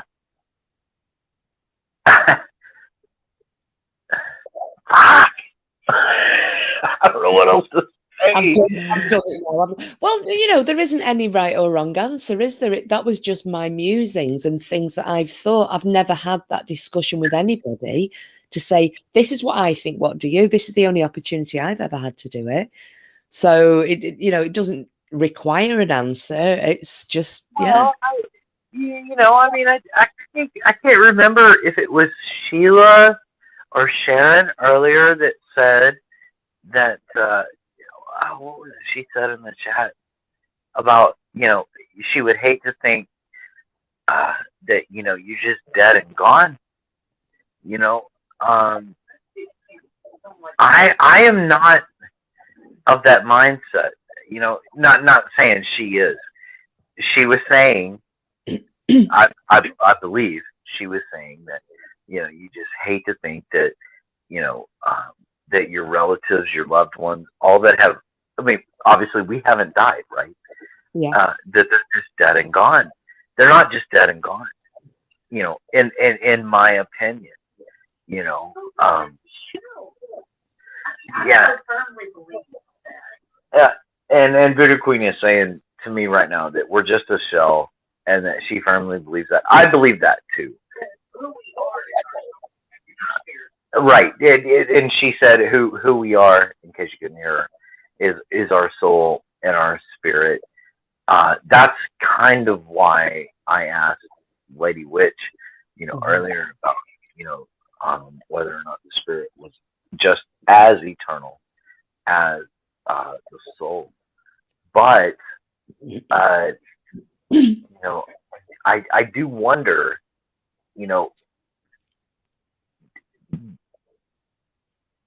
does our spirit,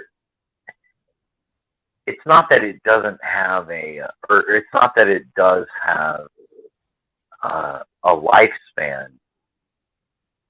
It's our soul that, doesn't have one, and I kind of got the feeling earlier that, I could be wrong about this, but I kind of got the feeling earlier that our soul can eternally, travel to a different place, and exist forever. But none of us really know about life after death, do we? Yeah. And the soul thing, I mean, I'm going to go off on another tangent, but back to when did the tarot readings the other night. If you remember, for Mrs. Mercury, the card I pulled out, the star card, but I was explaining that this was the twin flame card. And, it gets into the whole realms of your twin flame situation then, if you are or aren't aware. But some of the beliefs are, you've heard of your soulmate, and that's a famous, phrase bandied around. But your twin flame is that and so much more. And basically you can have you're a soul that has been split into two, and you're cast out into the universe. And I'm going to use you guys for example. So you're cast out into the universe at the point of creation, and bedtime is born into one body and voodoo is born into another, and you will meet in a life. But because you have you've got to reach a certain level of enlightenment, shall we say, before your souls can reconnect. So you'll then be reborn into the next life and the next life and it'll go on and go on and go on until you actually become aware, say in this life, that wow, as Mrs. Mercury was saying, I've actually found my soul, my twin flame. I know this is my twin flame, and we've gone through all these lives in order to overcome differences, attain enlightenment, and finally reach a moment of peace and happiness and balance where we can finally, after all these eons potentially, reconnect and stay together.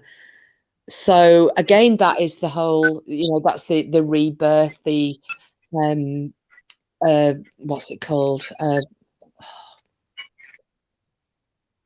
What's the flipping word? My brain has just gone completely blank. Being born again. You know what I mean.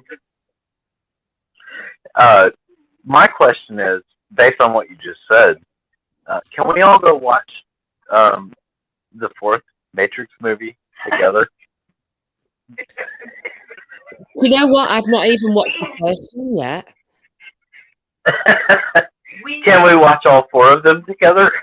Yeah, we should do. I think that'll fuck me up though, from what I've heard about it. Wow. Yeah, you just blew my mind, and Moonbreed's over here going, she's saying all kinds of stuff. Because I do agree with you. I can see that.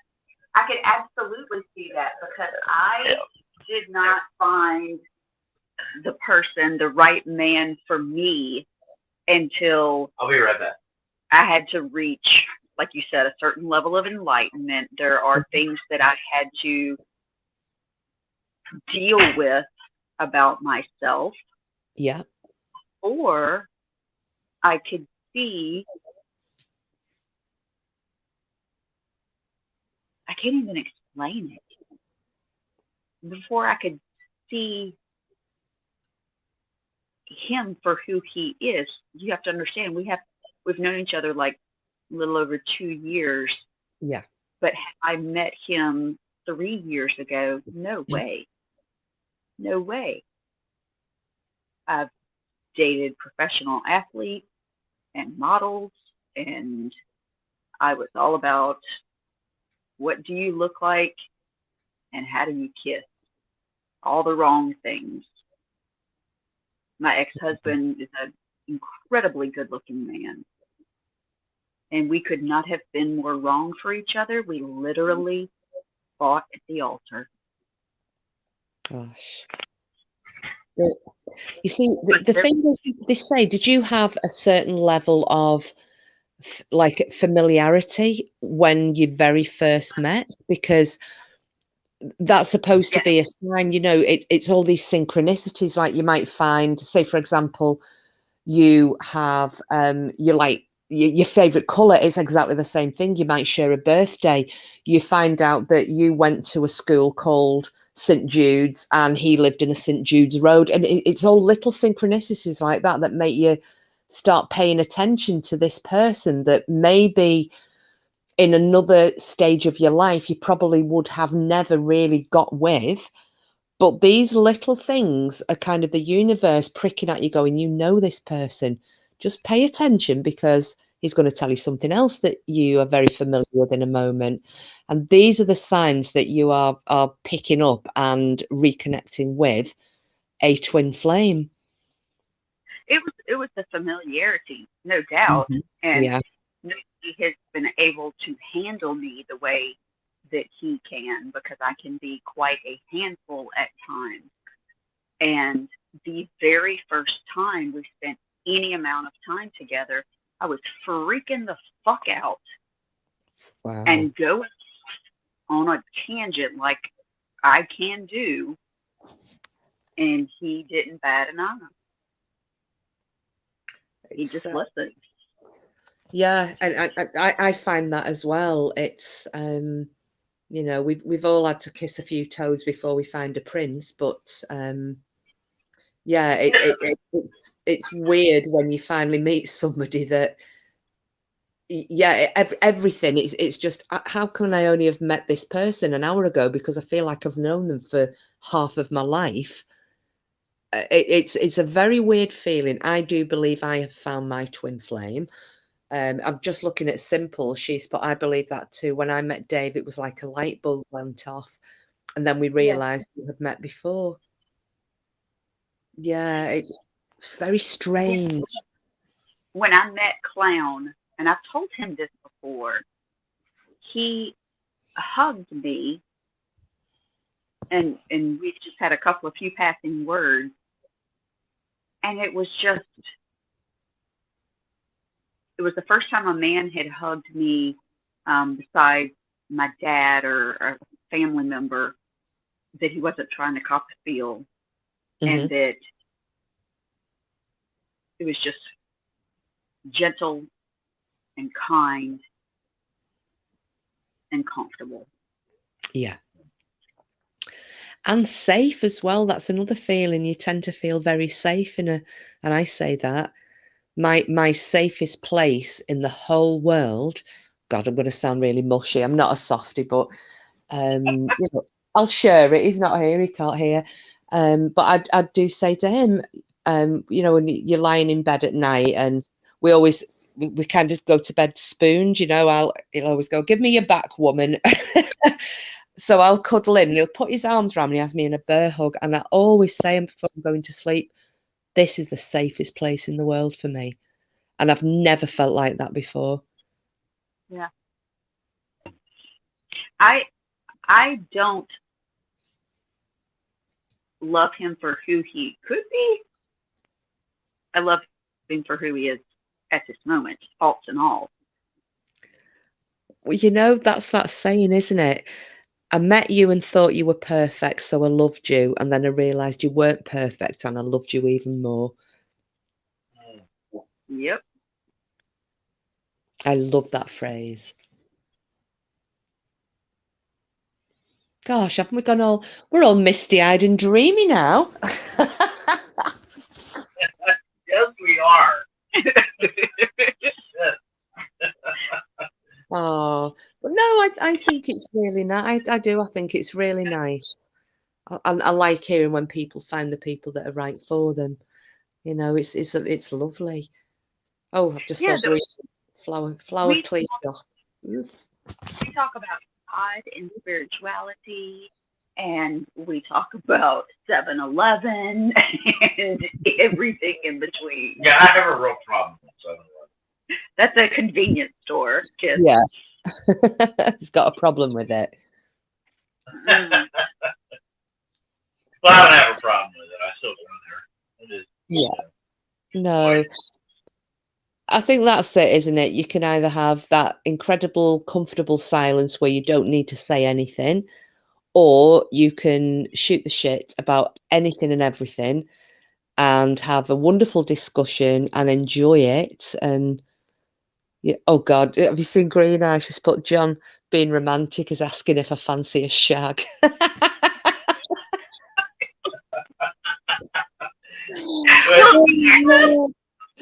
Green Eyes. That's it. I'm surprised he's not just come. The romantic phrase is walking in and just saying "drop and blossom." Is he an Aussie or is he a Brit as well? Very long, right? Well, he's not home yet. Oh, he's not home yet. Sorry, what was that? Sorry, I missed that.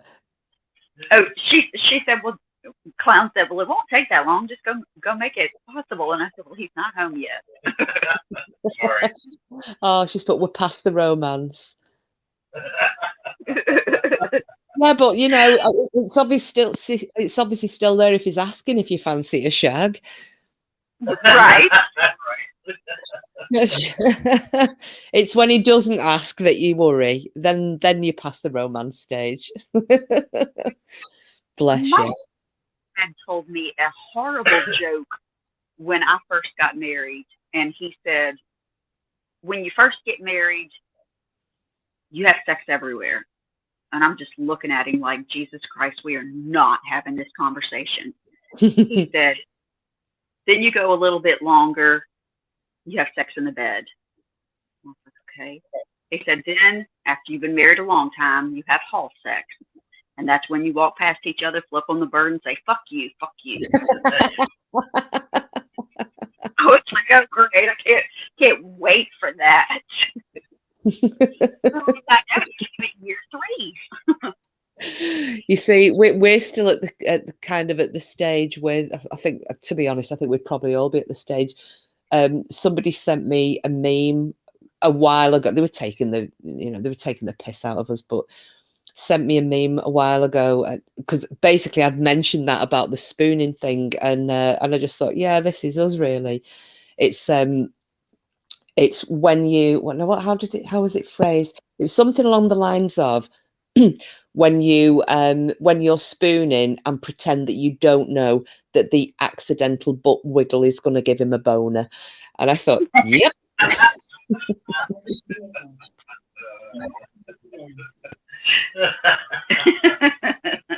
Yeah, I get it. And we've all done it, ladies. We've all done it. Yeah. It's amazing how fast that butt can move, too. I've had that before, though, just lie still, don't move. And I think, nah, go on, I'll just see. And then I'll see. I want to know I've still got it. Oh, very nice. But geez, we're both on our 60s. They will have to put a tent in his coffin lid.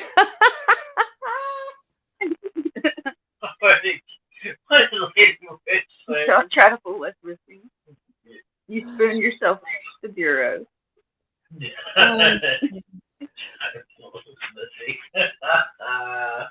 Dear, oh God, this is brilliant. Flipping point. Anyway, that's good. Yeah, you guys are ready for bed. Thanks for listening to my, story. It wasn't bullshit, but it was good, baby. No, it was very interesting, Bedtime Clown, and I really appreciate, and I know the other guys have really enjoyed listening to it. It doesn't matter, how short or how long it is. We all take great interest in everybody else's stories. So, but yeah, I am. God, I've done 5 hours and nearly 18 minutes. That is my record. So yeah, I'm flagging slightly now. So I think, how long have I been? God, yeah, 8 o'clock it was that I came online, wasn't it? And it's now 1:30 in the AM. So yes, Green Eyes, you did. You once again brought the conversation down into the gutter. So, but it's all good. We like it. We like it. It's fine. Oh no, well, yeah, I think if I probably wrap it up now, but thank you so much, guys, for coming up.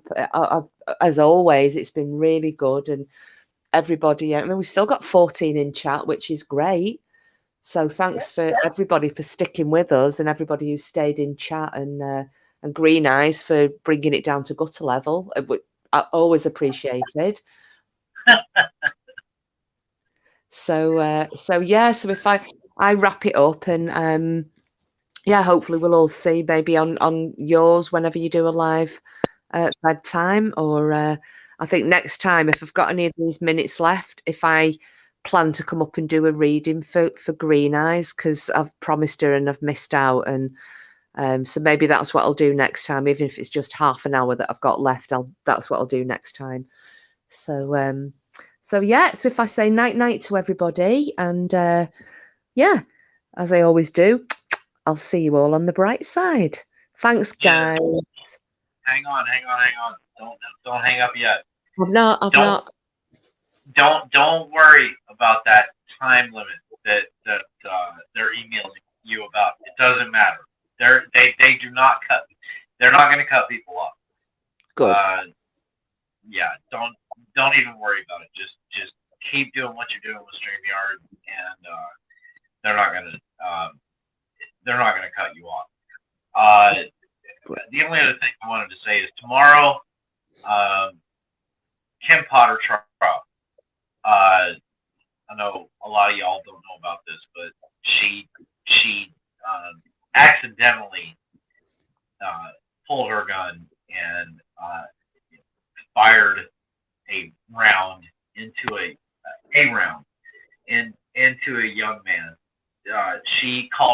boy, knowing that,